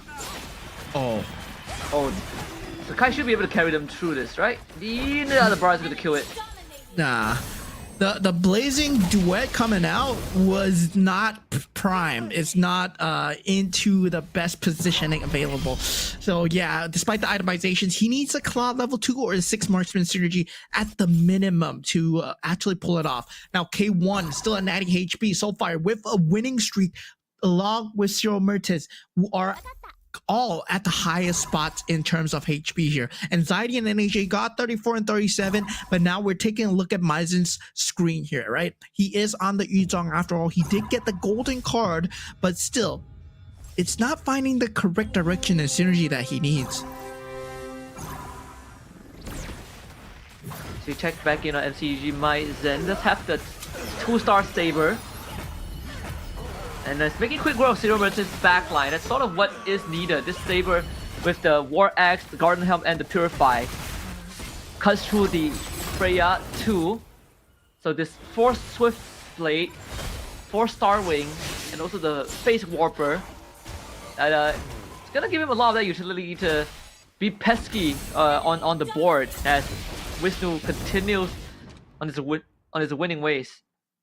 Yeah, I mean, I'm very surprised at the build coming out from the side of Maizen because the Saber has a War Axe and a Garden Helm, right? So it's a tanky Saber, and yeah, he went for the extra capacity as well. So now at the last Gogo card, the Enhanced Cost Plus being picked up, so far going for that Star Wing card as well, the extra 25% damage. And now we get to see what Maizen went for. He did go for the extra hero capacity on the golden card as well. Yeah. So far it has a 3-star too. 3 scavengers for Dorky. Very much needed, and that's where the early Akai comes into benefit too. It unlocks that scavenger synergy for him, so he does get some decent economy going if he wants to. Some great item choices too. You got the Holy Crystal for the Hardy if that's the line he wants to go down. Gets himself a Kadita. So it's starting to come together. 6-star wing could be the direction that Dorky heads for. Yeah, Dorky needs to find direction right now. He is at 39 HP, but people that need to find direction more is Anxiety and NHA God, 21 to 24. Now we'll take a look at K1 here, right? We saw how this shredded the first few games, right? The Mage into Stargazer. Now he's looking for 2 more Stargazers to fit into the board or some form of synergy. Does get the Luminex's blessing available. So yeah, he's gonna be shredding through in terms of magical damage. Now it's all about the itemization. Is the Valentina gonna be enough? And it should be, right? Oh, Well, it doesn't seem to be the case. Yeah, that K1. I mean the Saber. This mage build is good, but Saber kills mages. Like, just like in the game, you know? Just like in MLBB, you know? If there's a Saber in the bush, you can be farmed as a Vexana, you're still going to die. So that's what happened here. Now, K1 staring down at, this should be, NHA God screen, right? NHA God staring down at Vexana, Yori Yagami. He's not too sure whether he wants to change the lineup into that. Yeah, the pivot is not going to happen, but he goes for the Metro Zero. The X-Borg is managed to pick up together with the Ixia, so he does have that available with a 6 marksman and the Irithel to back it up. 2-star Claude as well. So NHA God, super late game, he might have found his power spike here now. Yeah. Was able to get the 8 Metro Zero. Did have the Benedetta actually. Yeah, ends up going on. This X-Ball could be the game changer. Can he get the other last sanity off? Doesn't seem to need it though. They have more than enough damage with the 6 marksman. Zero Merchants will be the first one to taste that, so that's 17 damage. Yeah, 17 damage being taken right now, and Dorky taking 22 damage, finds itself at 5 HP despite having this early game 4-star, early game 4 cost and 5 cost, unable to make anything out of it. And right now, he finds himself on the ropes. Now, taking a look at Anxiety's board here, he went for the Star Wings. He is having that Swiftblade composition. It did take out the mages, but he needs one more Swiftblade just to be slightly more effective. Plenty of solid 2 stars in front too. This is 4 bruises. 2-star Iori, which is great. Dorky pivoting away from the Akai completely, and now is relying to see this Iori and Guinevere 4 bruises can get him through. Can he assassinate the Saber on time? The Saber still gets the ult off, but he did have the Arlet to keep everything under control. So Dorky back on the board. These 2-star 4 and 5 costs starting to get work done. Yeah, slowly but surely, but he needs to find the synergy direction, right? Seems like the Bruiser is the synergy direction. He went for the Shadow Cell as well, so he has 4 out of 6, but now it's the carousel round. Dorky will get to go first once again. I'm guessing goes for the cap +1. Yes, he does. And that's gonna solidify that synergy too on the map. Unfortunately, Kyo is also one of the least preferred 5 costs unless you are going for mage build, so only Wisnu will be looking at that. K1 with a Lumen Nexus Crystal, so far it will take that Haas Claw.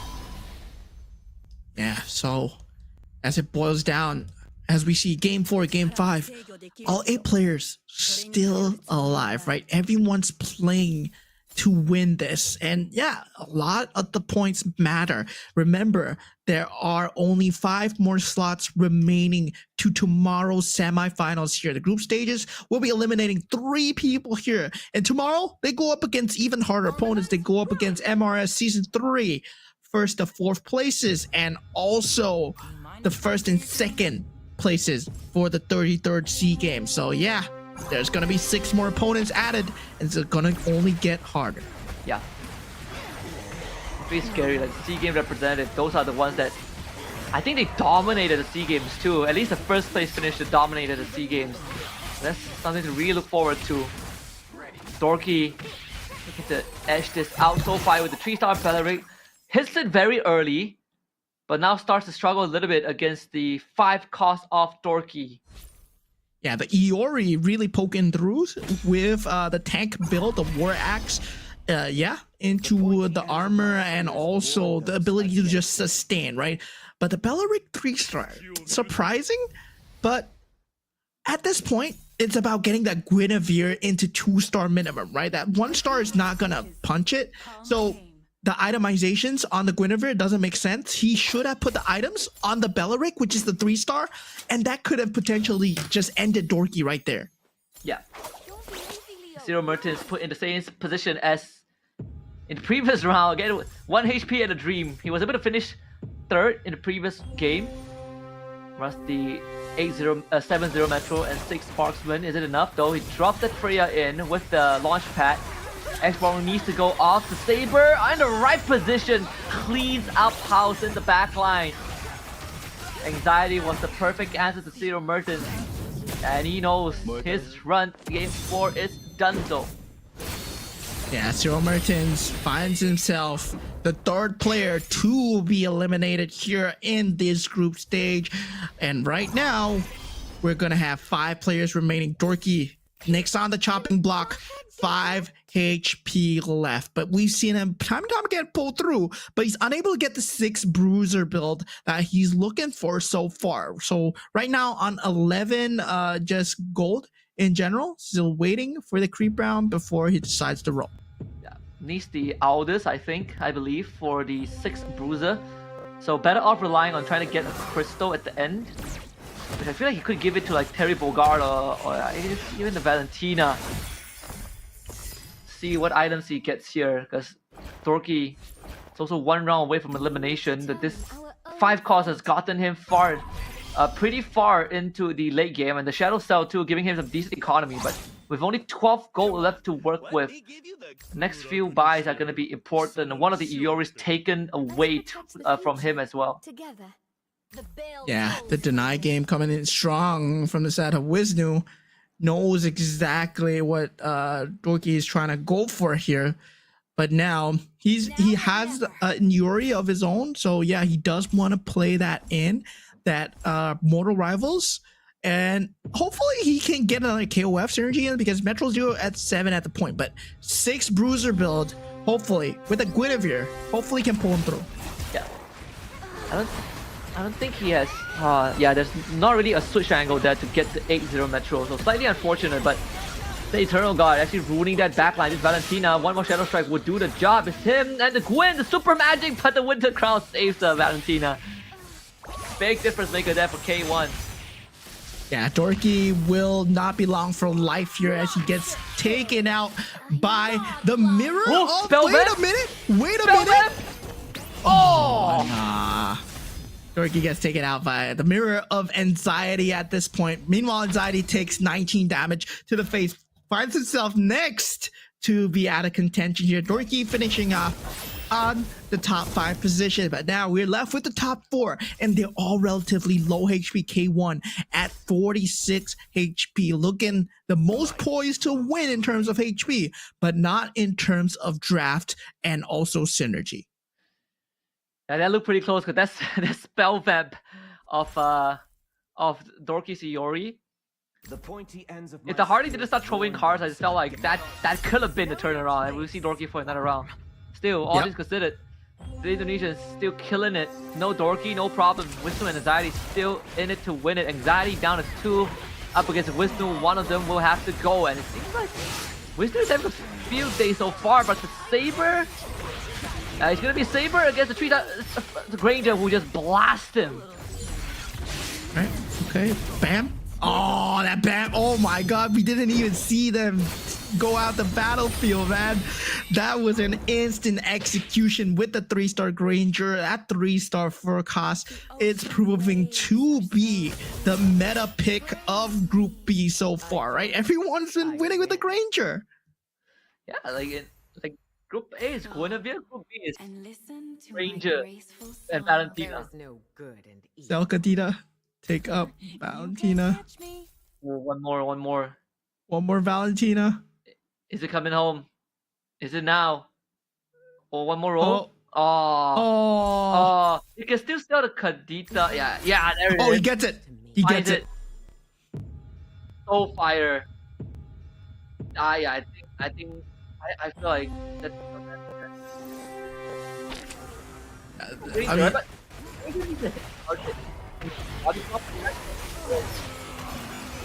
Yeah, Valentina is somewhat of a wild card to deal with. Now, Granger being ranged versus this Belleric, well, my friend, you're not going to be long for life here, as the Granger also has a Winter's Crown, just to add salt to the wound, and we see Anxiety and Soulfire just being taken out, as K1 will be the last remaining player on the Gushin. Another Gushin win with the 6 mage, 6 stargazer, Valentina 3-star carry, man. Group B, super interesting, a completely different angle from what we are used to in Group A. But yeah, this Valentina, right? Like we did have a discussion about how mages comp are built and the conditions needed to make it work. You know, you sort of need Beyond the Cloud sometimes to get that early bump and damage, but Valentina 3 has been the magic so far. Yeah, the highest damage cap, Valentina just proving that it's the best, right? Kadita was one of the highly contested ones in Group B, as we saw as well. The Mage build together with the Stargazer build. The Mage build was working okay, I would say. It would assure you a top 3, maybe in set 1, but now that we are in season 4 of MCGG and Beyond the Clouds is now well established, right? You get the Beyond the Clouds synergy, the Thunderstones really help out the Valentina a lot. And as you said, Granger, you can body block, but Valentina just ignores you. Yeah, this goes straight through with the Shadow Strike. So that's sort of I think the main difference maker there. Of course, coming in first, K1, bringing it up for Myanmar with that Valentina towards the very end. And interestingly enough, right, he takes the Gushin, but has the go-go card of Moskov, and at the end was able to get the Mage Crystal too, and that solidifies the 6th mage's lineup, because we did see him struggling to get the 6th piece into place. Yeah, I mean, and yeah, interesting pick coming out. Pick going for the Gushon, but Harley as well. I mean, very interesting pick.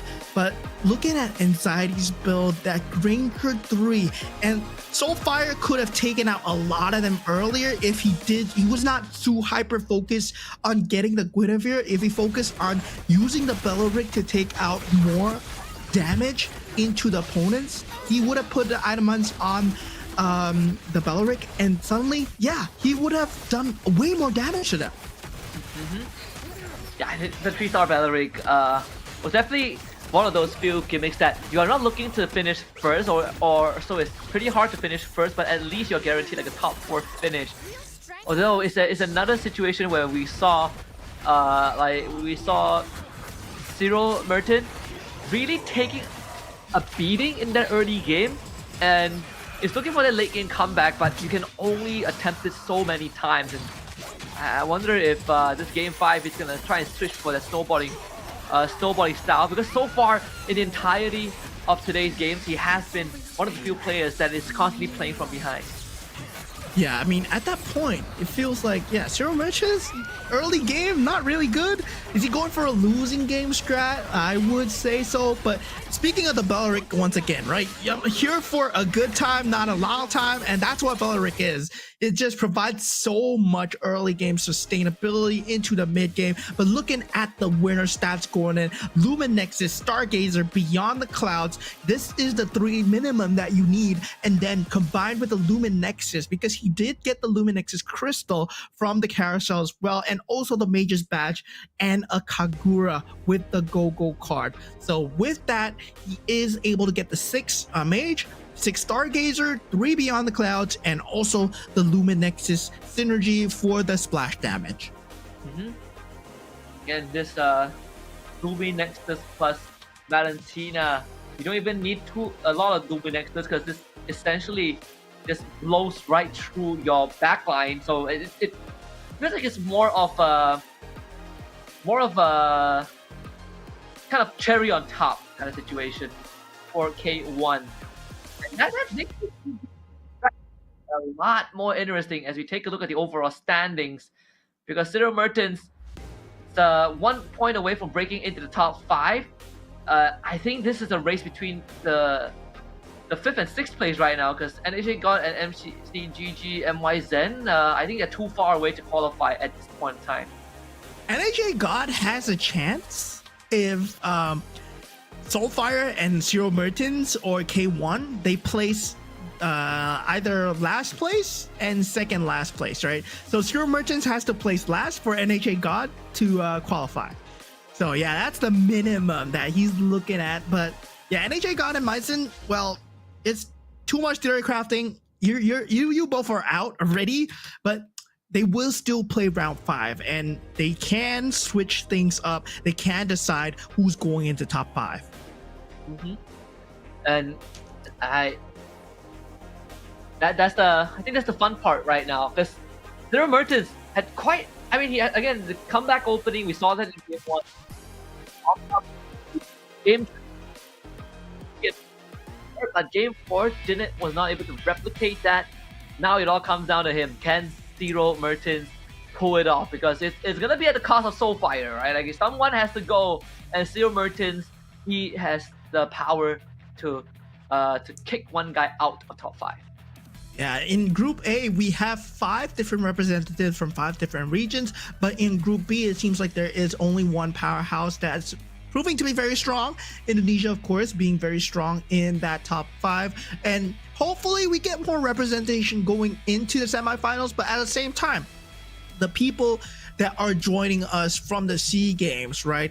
They are, I believe, Malaysian and Filipino as well. So Finn, Malaysian as well, and also the Filipinos. So we do have more representation from the season 3 top 4 as well. So there's gonna be a lot when we go into the grand finals. So on the 25th is the grand finals, where these 8 players will finally play off for that $25,000 prize pool. But right now, we need to eliminate 3 first. Yeah, eliminate 3 from each group, and then another big chunk, another 8 tomorrow from the semis. It's going to be a brutal one. It's going to be a brutal 2 days, because tomorrow's format would essentially be the same, right? We still have those 2 groups, 2 groups of 8. We're still looking to get rid of some of these players with higher stakes and with a harder lobby to play for as well. One last game for Group B. It's all for the marbles, right? We've seen Zero Mertens pull out, all of the aggressive decks, I'd say, like the Yuzong. We talk about the Valir as well. Now we're down to the final game, and so far, if there's one thing we haven't seen from him, it's the tempo. Yeah, we did see an attempt at the tempo. He did go for 1-1, but there was no attempt given, right? It was only a commander attempt. It was not a peace attempt, where he did not actually proceed to dominate the early game. But hopefully he does so this time, because this time top 6, they're really close, and we never know who's gonna be that bottom 6 position. Yeah. Initiate God gets first dip. Moskov comes through, and Zero Mertens, let's see what he goes for, right? The Fanny for CGG Maizen, the Dyra for Zero Mertens. Okay, the Dyra finally coming out. We talked about cheese, and this man's bringing blue cheese, man.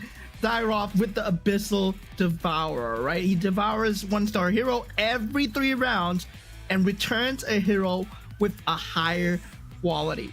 So basically, it's a randomizer where he eats a hero, he poops out a hero that is like from 1 cost becomes 2 cost, and 2 cost becomes 3 cost. So technically you can greed all the way until 5 costs, and yeah, you can just RNG your way to the top.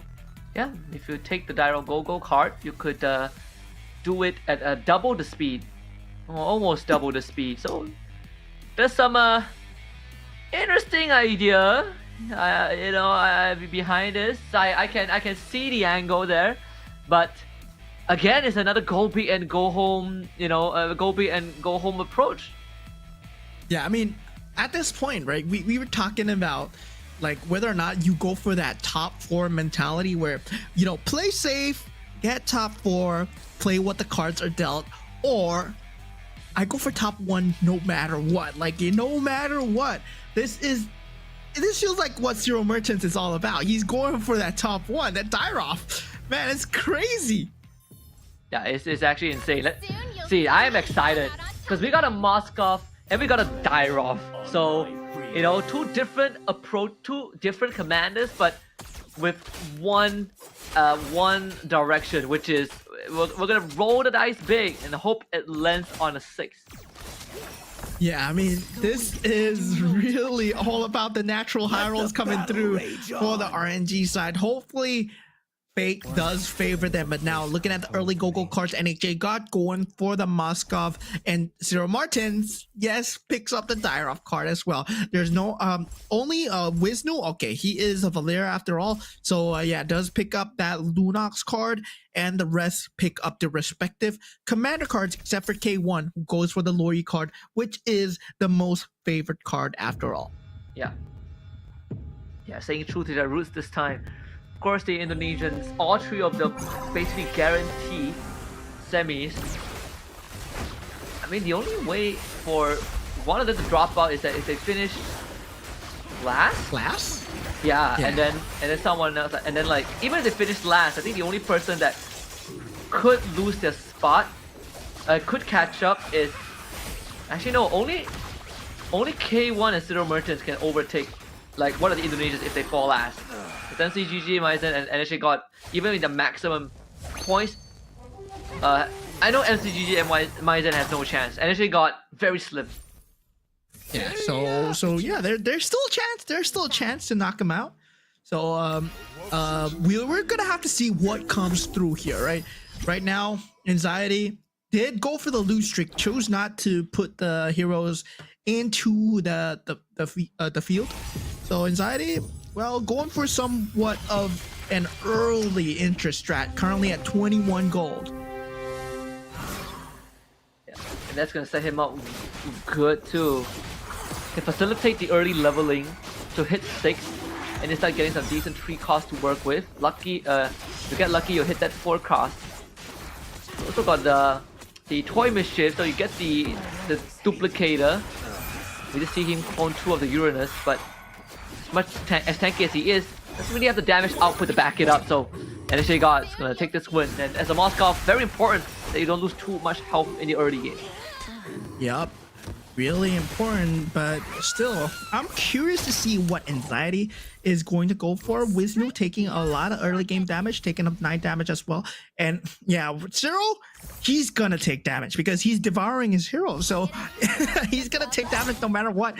But still, I'm curious to see what he ends up with, right? Does he go for full greed all the way and ends up with 5 costs, or does he stop once he reaches a certain threshold, once he reaches a certain build that he's trying to achieve? Maybe it could be bruisers to start it off, because I mean, generally the meta with Dyrop is to roll till you get bruiser and keep taking bruisers and play the minimum 6 bruisers and just try and recuperate your losses. Let's see this Anxiety too, getting a 2-star Sicilion. So it will have the Uranus holding the front too. So this Sicilion may do enough burst damage before the Dyro cuts through the Uranus. Over time, should be doable. Yeah, Anxiety. Very curious to see what he's going for, but with the first carousel coming through, Wisnu will be the first to pick, and it seems like it is a lot of marksmen across the board, but none of them are going for it. Zero Martins going for the Hanabi, actually. Dorky and Soulfire jump on the Claude and Hanabi respectively as well. So the Feather of God being picked up by NHA God, the Sea Halberd being picked up by Maizen, and the War Axes by K1 and Anxiety. Yeah. 18 stacks on the Dyrov, on the Karina equipment, so 18 more to max stacks. The Hanabi picked up 2 by Soulfire. So you want to commit to the Dyrov. It feels like it's just gonna be a buffer for now. There is the angle to pivot into the Bruiser if he so wishes to. Yeah, and now, meanwhile, for the side of Maizen, not looking too good in terms of points. He is definitely out for contention, but he's still playing his best here, right? With the scavengers out in the field, very good economy to work with. Going up against Zero Martis there. But Zero Martis, well, you don't really have good units, so I mean, I expected to lose, but he has an export already. Yeah, the Dyrov, right? Able to munch. So I assume he felt like an Ixia or Roger to get that export, right? Like, yeah. Or someone with a Dauntless. So with the export, like, do you go for the Metro Zero right now? I mean, you don't have the board space to pull it off. Are you? I don't think so. I don't think he can. But he can like consistently get himself like the 5 cost that he wants, right? Like look at that, another 5 cost. This time is the Akai, and he has that Toy Mischief, and this could be enough to at least allow him to survive long enough. And you just feed 5 costs. You just feed like 4 costs into the Dairoff. You spend the rest of your gold to level up, and then you rinse and repeat so that you keep cashing in on these 5 costs. But still, doesn't have the damage to win rounds yet, but does put one of his foot forward. Yeah, now he does have 2 Akais, right? So that might mean something, but the heavy spin not dealing too much here, as the Minotaur is able to just soak it up with the backline of Anxieties, just coming through with the Clint, and also just having a lot of backline damage with the D-Jump. Yeah, the Akai kind of trolling there, spinning around, just Beyblading around the Minotaur because the Clint was low on health, but hey, that's how the AI of the chess pieces work sometimes. Pretty unfortunate death for Cyril Mertens. Goes for the go-go card that helps him level up using lesser gold, and I think we see the angle there, right? It's all about hitting your pieces early. Yeah, I mean, at this point, he's full sending it, dude. He's full sending it. He's full sending it. For NAJ God, going for that Shadow Cell piece, getting the Dairoff, and also the Shadow Cell Crystal as well. Has that early 4 Shadow Cell capability for the side of NAJ God, but taking a look at K1, is going for a very similar build to his winning build, right? Already has 5 out of 6 Stargazers, 3 out of 4 Star Wings as well, and the Beyond the Clouds is already at a stack of 27. Yeah, puts in the cooler. That's 6 Stargazers. Perfect, and he has Kadita too. So in a prime position to start snowballing, or at least give himself a good chance of, if the game goes late, he will be able to pull off the Valentina, which no one is contesting so far. And that's something I think he has been playing to his advantage, right? And most of the other players don't really lean into that Valentina Kadita carry.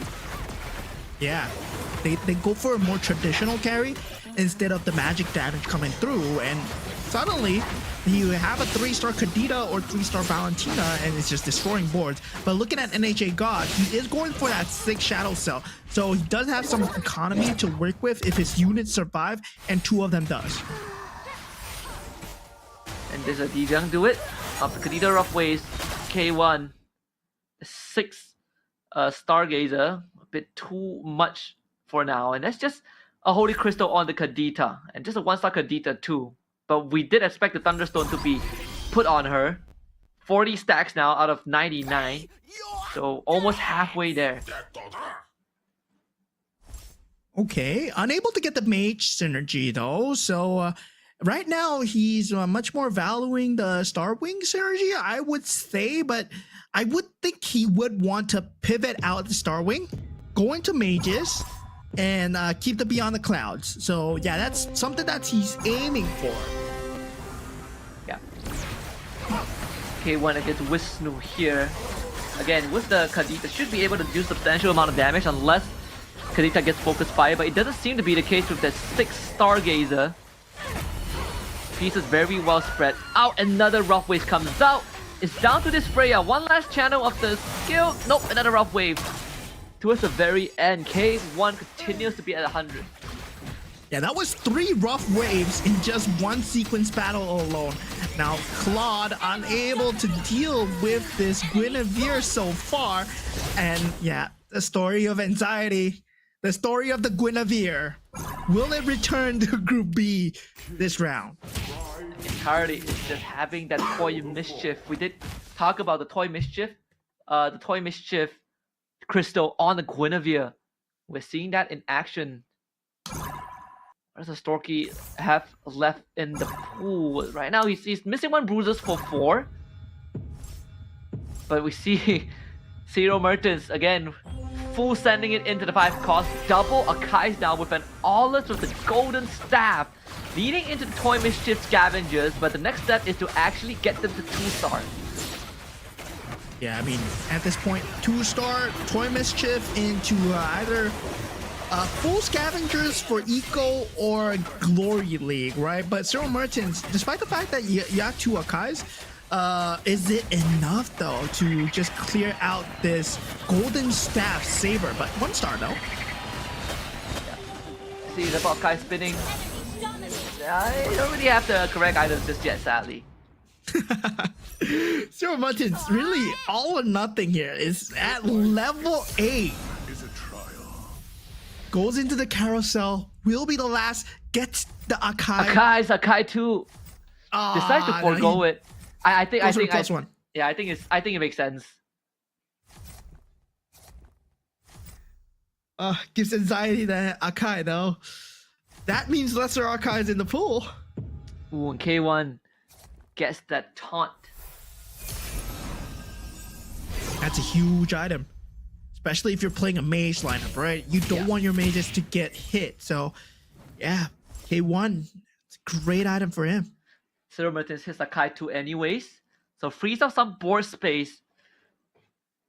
I mean, he has 41 health to work with, so I believe that's enough for 2 more Devours.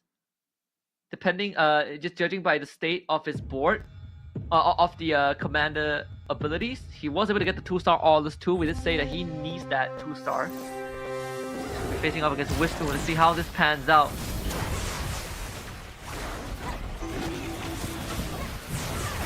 Yeah, tough times coming out for the side of Zero Martis here, right?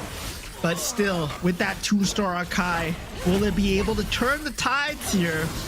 He needs that split coming through, able to come through right now. Now, with that heavy spin, first win coming out for Zero Mertis so far, after a huge lose streak till 41 HP. Yeah. Might even have an angle to go into the Zero Metro if he wants to. And then he has just bought himself an extra round to feed into the Dyrop machine. Claude pickup for Dorky there. 6 bruises now officially confirmed. 6 bruises without the Guinevere. Yeah, but there's a bruiser emblem on the Claude. So that's that's a bruiser Claude. All he needs is a golden staff on the Claude. Yeah. After max stacking that incredibly fast against Wisnu. Oh, this Claude is gonna clean up power. Just watch him go. They're all dead. Yeah, this is some crazy combination we're seeing, right? We know that bruisers were very strong, but still, it's a bruiser Claude and Zero Mertis taking out K1, the Akai 2-star and Aulus 2-star proving to be a bit too strong here, and also we see Anxiety taking out Soulfire's in HP as well. Yeah. Fire down to 50. Wisnu down to 19. We did talk about the possibility of Wisnu getting knocked out of the competition. There's a chance. Because Zero Mertis is watching this. Yeah, I mean, there is a chance. After all, anything can happen here. As we said, anything can happen, and the points, they're so varied at this point. Now with the go-go cards, you can see that Zero Mertis going for an economy card, Payday. You get 7 gold immediately and 7 gold per round for the next 2 rounds. So yeah, just trying to reset in terms of having the economy, because he does have the board pieces, but now he needs the money to buy them. So he's looking at an angle where he's getting a lot of 5 stars at the same time, because he's already level 8, right? Yep. And we saw the econ dump into leveling up to 9 earlier on too. Again, Akai is a very contested commodity. Highly unlikely we'll see Zero Mertis get more Akai. There's more Akais. But there is the export angle, right? The Benedetta too. Problem is finding the pieces that lean into that. For Benedetta, you're looking for Soul Vessels or the fighters. And for export, you need the Zero Metro one. And look at that perfect itemization for both the Irrital and the Claude.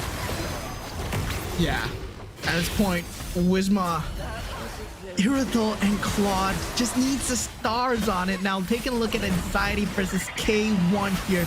K1 slightly coming out on top, getting the Stargazer build with the Beyond the Clouds, but still that Guinevere has a lot of shield value that you need to poke through. And is he able to do so? Yes, doing overtime, he will. And Anxiety, you need a 3-star, man. You need a 3-star or more hybrid lifesteal on that Guinevere.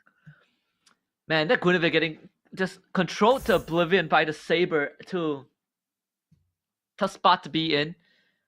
We see NHA got 6 Shadow Cells and 6 Bruisers, and it's a Guinevere Shadow Cells. Wonder how many stacks he has.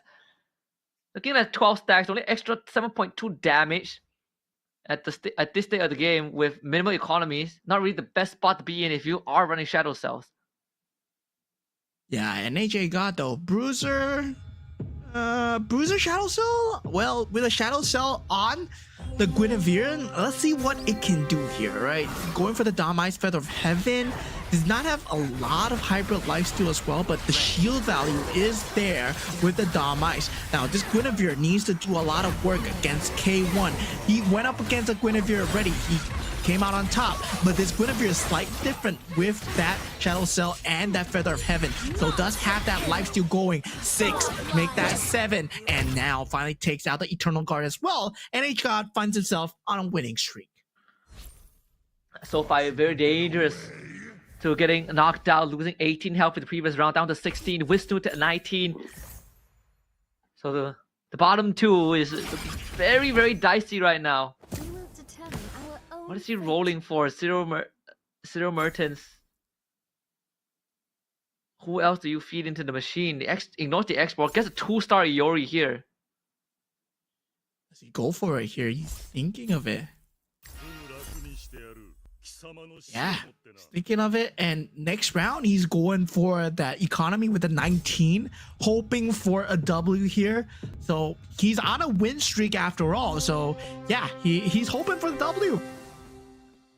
Places the Iori right in front of Dorky's Iori, but where's the Winter Crown there? But that could disable his own Iori. The export will go off. His Iori will end up dying because of that Winter Crown. Wait a minute!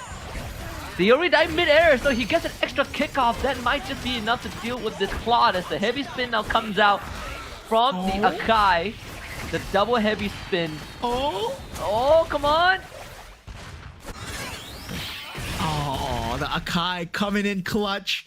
Now, Zero Mertes able to get the win streak that he needed. Soulfire will be taken out, the first to be taken out. And sadly for him, that would mean that, yeah, he's no longer able to go into the semifinals. He's only at 20 points, I believe. He's only at 20 points, yeah. 19. He was 18 he's plus 19, 1. yeah. So Zero Mertes overtakes him already by default. Yeah. Sad day for the EECA reps. Let's protect the future together. Yeah, and that would mean MCGG Maizen and NHA God no more chance of qualifying as well. So with that, I think our top 5 is settled. Got 3 Indonesians. Yeah. For sure we have 3 Indonesians. The Zero Mertens and K1, yeah. So far it's at 20 now, right? Zero Mertens maximum is minimum is 20. So Zero Mertens just needs to survive like one more player. If MCGG and YZ gets knocked out, then yeah, then Zero Mertens is in. Like one more player gets knocked out, and it is set in stone. Wow, the Stargazer Iori. Okay, that looked possible for a while. Soulfire is gonna win this. And also Soulfire, Anxiety is gonna win this. NCGG. Yeah, the Bruiser Claude, not doing too much. Yeah. 11 pieces on the board, by the way.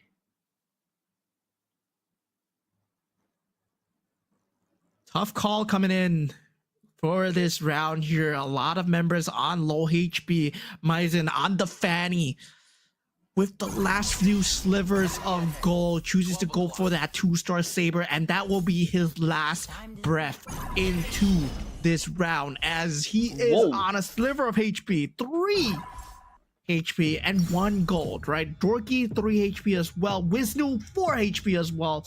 Wow, a lot of players getting knocked out this round potentially here. Yeah, 12 pieces on his board. Is it enough though? 10 Metro Zero, 4 Swiftblade, 4 Starwing. This Hardy needs to go to work, but the Hardy maybe too late though. The Purify saves him from the knockup, but the Akai just pins down the Granger, who gets the job done. Iori finds the kick, and yeah, that's gonna be lifestyle for him, sadly. And that's gonna secure Zero Merton's slot in the semi-final. Dorky actually gets knocked out in the process as well. Yeah, I mean, at this point, 2 heavy spins, 2-star Akai is just extremely disgusting to deal with, especially when you have that cloning device that's available on that toy Mischief. That's just disgusting, right? And with that, you also have a hybrid life-stealing Guinevere at the back to deal with. Now, we saw this out from Wisnu before, the 6 marksman into that Metro Zero as well. So instead, he's prioritizing, actually, the Irithel. Irithel too, because the Claw Theft device would love to have that extra marksman, so that you get the 6 marksman synergy going on. This could give him some decent items for the Irithel, and then he can swap the Claw Theft device to the X-Borg or the Akai. Locked and loaded. Target acquired. He should actually take the BOD and see Halbert from the Claude instead. And yeah, just add on another item instead of using the Claude Theft device, because that limits the 2 5 costs. And it's a 2-star 5 cost, man. You put 10 gold in them. You wanna I mean 10, 15 gold in him. K1 is 1 Freya away from a 3-star. He's hitting all the pieces, man. He's looking for 3-star Freya, 3-star Kadita, 3-star Saber with 6 Star Wings. This is disgusting coming out. If 99 Beyond the Clouds stacked up, now he goes up against Zero Mertis as well. The double Akai is going to be something that he needs to deal with. And already he's handling the backlines extremely well. With the Harif being taken out, the Iori though, still alive, just proving to be a menace. Now 2 Akais finally left to deal with. That Xavier is doing crazy work just being alive right. Saber seal the deal at the very end too. Zero Martyr is not a problem there. K1 in the second half of today has been phenomenal, as Wisnu is out as well. We're down to top 4. Anxiety, 1 HP, and a Dream. Well, yeah, his name is Anxiety, and his HP gives me anxiety, man. I mean, 1 HP at this point. Anxiety, still, I would think he is secured the top spot at this point already. So right now, they're just playing for positioning. They're just playing for, for laughs and giggles. So definitely at this point, it's about who finishes on top. It's a point of national pride, because all 4 of these guys, they're from different countries. It's Indonesia, Turkey, Cambodia, and Myanmar going at it, ladies and gentlemen. And Anxiety couldn't get the pieces he wanted. He rolled like at least 30 gold there. Still got the 6 Toy Mischief and 6 Bruises. The Guinevere can easily go to work. Heavy Spin comes off too. I mean, Zero Mertens just does not have enough. That Iori giving damage items actually felt like sort of a disadvantage, right? You one-shot people, but you're also glass cannon. Winter Crown already procced in the earlier stages. That's gonna be lights out. Anxiety goes for another round. Yeah, Zero Mertens with a top 4 finish. That's still good, but Anxiety giving a smile to the camera there on 1 HP on top 3 does it for Indonesia. And yeah, Dorky as well, Wisnu, I mean, their points are solid. I feel that all the Indonesians are getting through at the end of the day. And yeah, that's a heads up for Freya. Indonesia. But 3-star Freya. That K1 is still going on a rampage here. K1's K1 most likely is gonna take this game, right? And he's on track with the 3-star Kadita too, and he has 75 health, man. He has at least 4 rounds in him. Come on, man. At this point, K1 It's bringing the pride to Myanmar at this point. We saw the underdog run that he has brought. Now with the Freya 3-star at the front with the taunt, he just gets tickled down. He's still able to dish out so much damage. The slam coming through, and as long as the Freya is alive, finally gets taken out. Now the 2 Akais left to be dealt with. This Edith is going to be a problem. Winter Crown does get proc on the Edith, but the Kadita is still alive together with the Saber and the Edith as well. And finally takes out Anxious on 1 HP. K1 will be up against NHA God. It's Myanmar versus Cambodia. And yeah, neighbors, but still, NHA God, well, at this point, he's not going to qualify, but a great showing once again by the Cambodian representatives for the last game. Does get the +1 hero slot. NHA God. If any more tricks up his sleeve, he did gamble with the Moskov. There shouldn't be a 3-star of any of them unless for K1 he can wait. There's no rush to sell anything for that. Yeah, taking it chill right now because at this point he has a very stellar lineup, right? Beyond the Clouds, 99 stacks. Freya with the Thunderstones on the Kadita as well, and yeah, it's just very disgusting to deal with because the Freya can just prevent so much frontline damage with that taunt item as well. Yeah. And Guinevere has to go to work. Actually hits the right target, right? Finds the Edith too, but the whole team is dead. Is Guinevere against the world? Can the Guinevere do it? I think It can. It's a 3-star Gwyn. Oh boy, here it comes. It ends with the Gwyn. We got a game. K1. We're going back full circle, guys. It's a 3-star Gwyn. Back to the Gwyn. But can the Gwyn handle a 3-star Kadita on top of a 3-star Saber? That's what I want to know. And actually, you dirty man. He's holding the Kaditas, man. He's not letting K1 get the 3-star. At this point, NHA God is just having fun, just making sure that his counterpart from Myanmar, Mr. K1, yeah, you're not going to get the satisfaction of getting the 3-star. No, you have a lot of HP, but you're going to have to suffer just a slight bit. As my Guinevere just, body bags you around, you know? Yeah, unless you get lucky with a mirror device or something.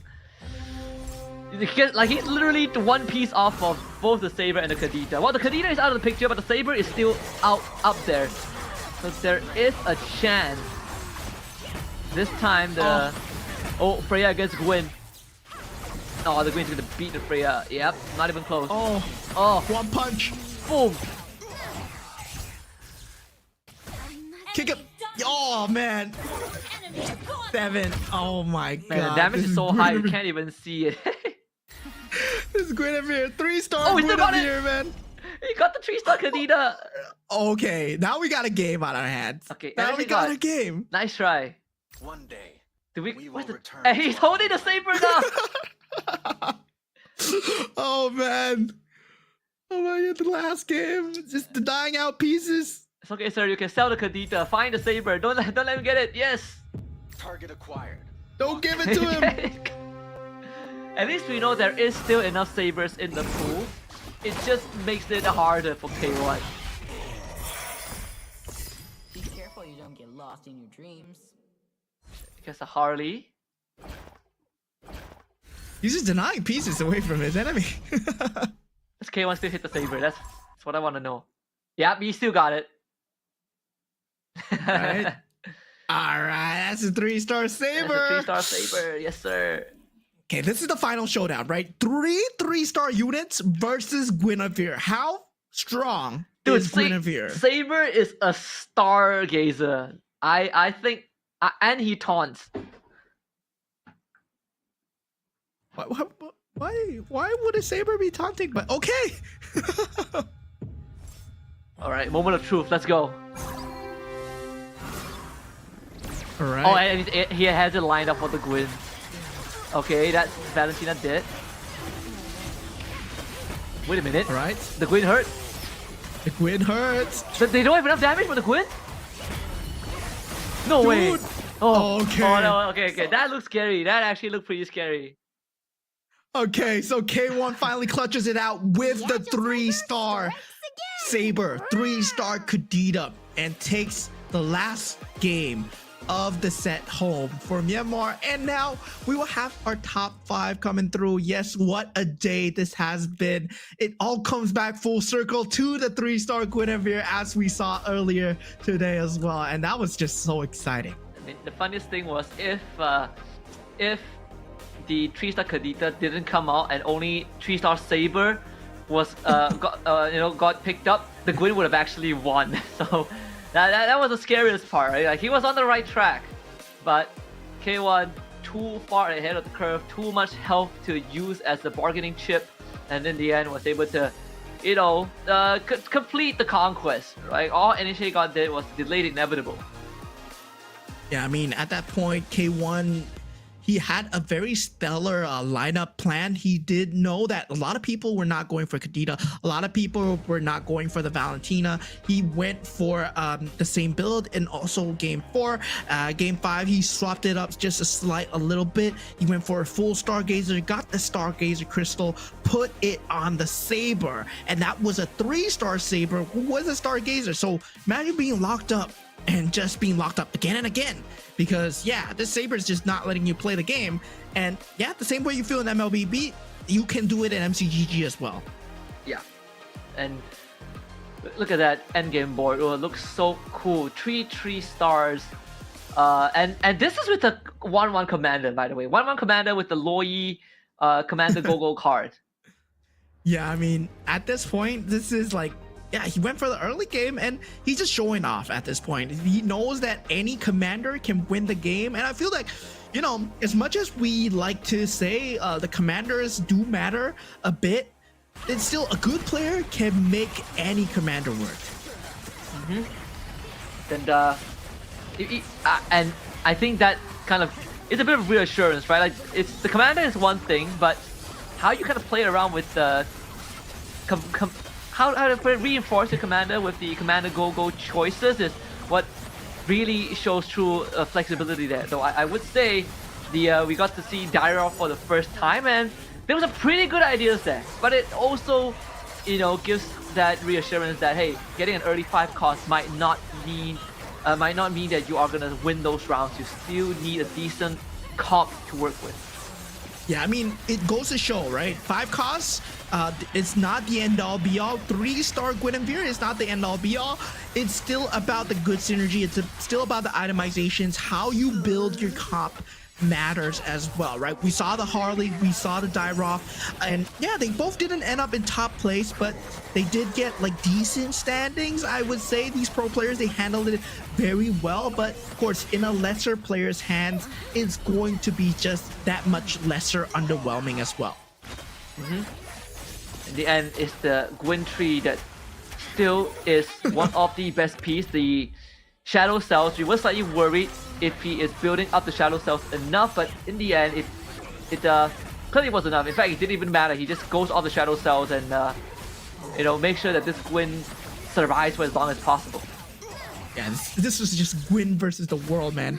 Like, you can see, like, NHA God is like, yeah, I'm keeping all the Sabers, I'm keeping all the Kaditas that I can find, but still didn't work out for him. But sadly for NHA God, despite this stellar performance, getting second in this game, he did not perform too well in the first 4 games, will not be able to represent Cambodia in the semifinals here as we head into K1 stats, right? Where we see he's able to get the reinforcement plus card, but the most important thing is the Stargazer's badge that actually enabled him the win. Yeah, and it's a very crucial win too. I think this puts him at 27, same point as Whisper. So it's a talk about the run it back at the very end. Like, the first half of K1 looked slightly shaky, but the second half he was killing it. Yeah, I mean, at this point, we know that, Myanmar is a powerhouse when it comes to MCGG. They've shown it in Group 1 and now Group 2 as well with K1. We have Jerry, but now Indonesia is a very strong threat to be reckoned with as well. We've seen it, 3 of their members getting through into that top 5, but looking at K1 once again, Starring Stargazer Mage once again, but the similar thing is, like, he kept Beyond the Clouds and he kept going for Beyond the Clouds synergy, and that was the way that the mages scaled into the later stages of the game. Yeah, and it also kind of dispels some of the common. I think for the general public out there, you know, if you're still struggling with how to utilize some of these comps, I think if you want to go like more standard or generic, I think watching the Group A matches will be helpful. But if you want to go more unconventional and try to dive into those mage Beyond the Clouds build, I think the Group B gave us a very good insight on how that pans out. So I think overall, you know, we got a good mix of player going into tomorrow. Take a look at the overall standings. Anxiety ends up being first with 28, followed by K1 and Wisnu in second and third with 27. Dorky 24 comes in fourth, and Zero Mertens comes through in the end, just enough to make it a top 5. Yeah, and top 5, I mean, just very strong in terms of the decision making, right? But Cyril Mertens is one of the Turkey players that really surprised me, going for a lot of cheese strategies, going for the Dyrov, and at the start going for the Yuzog as well, just playing for the late game. He just managed to cut through with 23 points. Sadly, for Soulfire, we will have to say goodbye to him, NHA God and Maizen as well, but they played their hearts out today at the group stages, and also they are not walking away empty-handed, guys. It's congratulations to them. They still get $200 for playing. Yeah, and they also have to, I think Zero Mertens is going to be an interesting wild card going into tomorrow, right? Because he's one of the more has one of the more unconventional approaches to the game and how he deals with his opponents. But tomorrow he's going to be sorted into one of the groups again, and it comes down to who he's grouped up with. We might see some repeats of of the opponents that he has faced off today from this Group B. So that's going to be interesting in how he is going to play those rounds out tomorrow when he gets tested. Yeah, definitely. It takes a lot of experimentation to really utilize a lot of these cheese builds, and it feels like Zero Merchants has tried them all, right? We saw that a lot of players, they do have a book or whatsoever, notes open up, and yeah, it's all about this MCGG where you keep a track of the strategies that you've tried, keep a track of the strategies that can work, and also knowing what is in the pool, right? Sometimes taking a mental note of what your enemy is playing, what counters them out, what is the natural counter as well. So that's very important. Yeah, and we actually saw a K1 like crossing something off the notebook. I wonder what is on there as well. So again, we are going to be talking to the winner coming up right now. Let's see what he has to say. Halo Mas Nano dan halo Ceti. Halo. Oke, waduh mukanya bersinar-sinar banget nih habis menang nih. Tadi aku sempat notice sedikit di game terakhir ketika dia udah, walaupun hashtag 3, cuman udah senyum-senyum sendiri nih, udah kayak wah menang nih kayaknya nih.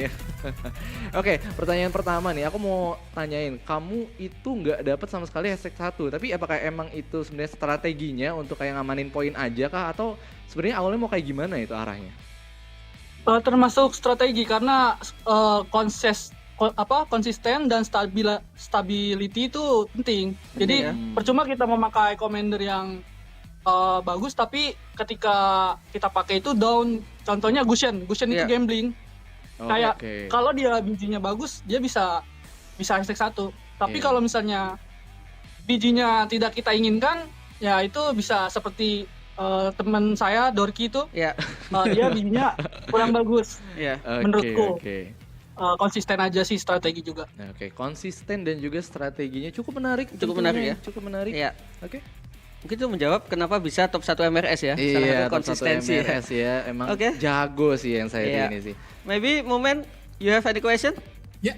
Yeah, I have a question for you, Anxiety. Yeah, you said you like to go for consistent strategies, right? So I'm going to be asking you this in English as well. But for Cyril Mertens, you played against him just now, the Turkey player who went for the Dyrov. what do you think about these kind of cheese strategies? You know, Dairoff, 1-1, Ube strategies. Would you want to try it? You know, like just gambling Ube strategies. You want to try? Maybe tomorrow in the semifinals. Oke. Kenapa aku tidak memakai 1-1 ya? Pertanyaannya seperti itu bukan? Tadi kenapa ini apa namanya? Tadi cukup kaget nggak ketika melihat Chiro yang menggunakan direct nih di fase-fase terakhir Game terakhir ya? Iya, gimana untuk strateginya ke nanti ke final ya? Iya, apakah mau mencoba direct juga? Menurutku Dairot itu termasuk commander yang gambling ketika summonnya itu sesuai apa yang kita inginkan itu bisa bagus karena tadi di awal dari pemain dari Turki itu mendapatkan Akai ya. Akai ya. Dan Akai itu bisa 6 toy dan Skypenger-nya aktif. Tapi ketika tidak diinginkan seperti Vexana atau maybe Harley yang nggak memakai sinergi itu, nggak memakai combo itu bakalan sangat berat banget. Yes. Itu my opinion ya. Pendapat dari saya itu gambling menurutku. Menurutku kenapa aku tidak memakai D-Rod karena ya seperti yang kita ketahui. Oke, berarti komandannya emang cukup gambling ya. Karena kita lihat tadi juga dari area anxiety-nya di match pertama itu pakai Fanny, lalu Luoi, Karina, Valir dan juga Kagura. Mungkin dari arah Valirnya emang agak cukup gambling di arah kartu, tapi untuk gameplaynya dia milih yang arah stabil aja ini. Stabil Mas. ya. Gitu.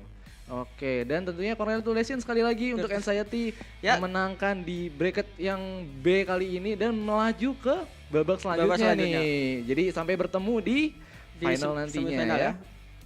Oke, congratulations. Yeah, see you. See you. Thank you man.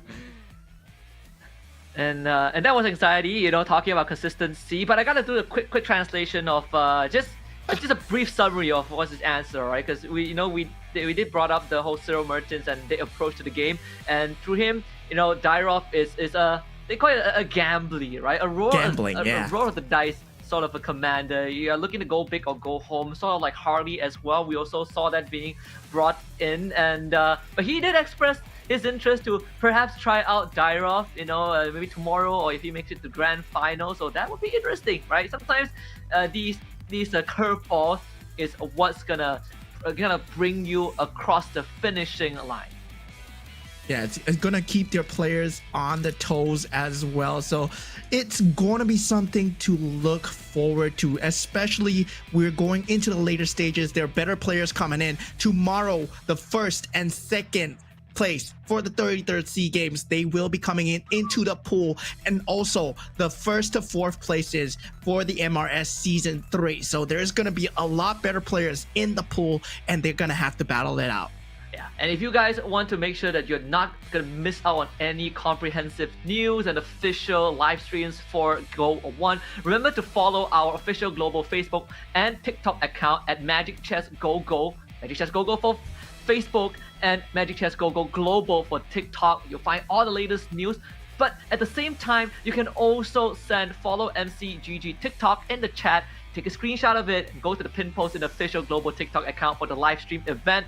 Follow the event rules and participate for a chance to win a random lucky draw prize. If all else fails, just scan that QR code and then you will be able to be a part of this community, because GO1 is the first inaugural Magic Chess Go Go World Championship, and it's been an honor to be on the starting lineup for the broadcast. But this is just day one. We've got a lot more action coming in tomorrow. Semi-finals, bigger, better competitors, and even higher stakes to find out who will enter the grand finals. My name is Husky. This is Moment. We'll see you guys same time tomorrow. And until then, have a great night. We'll see you soon.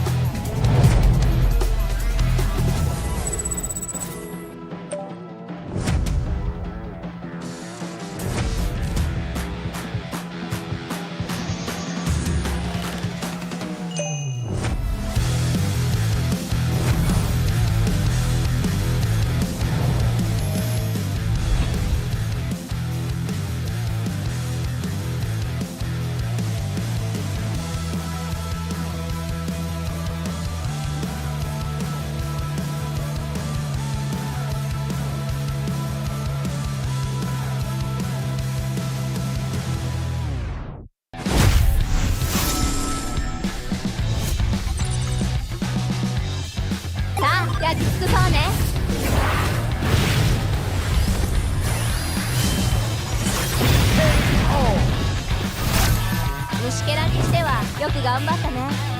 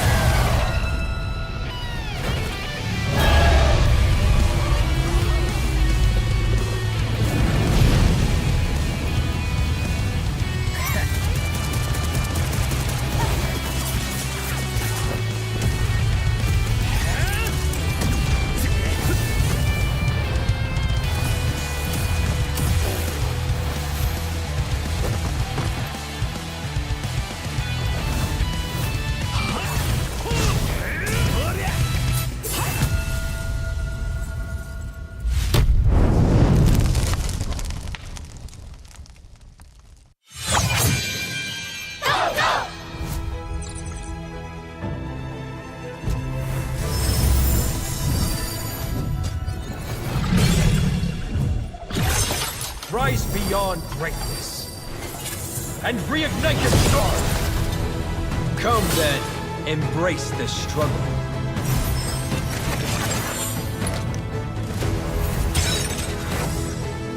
Hold on. Let it become your strength.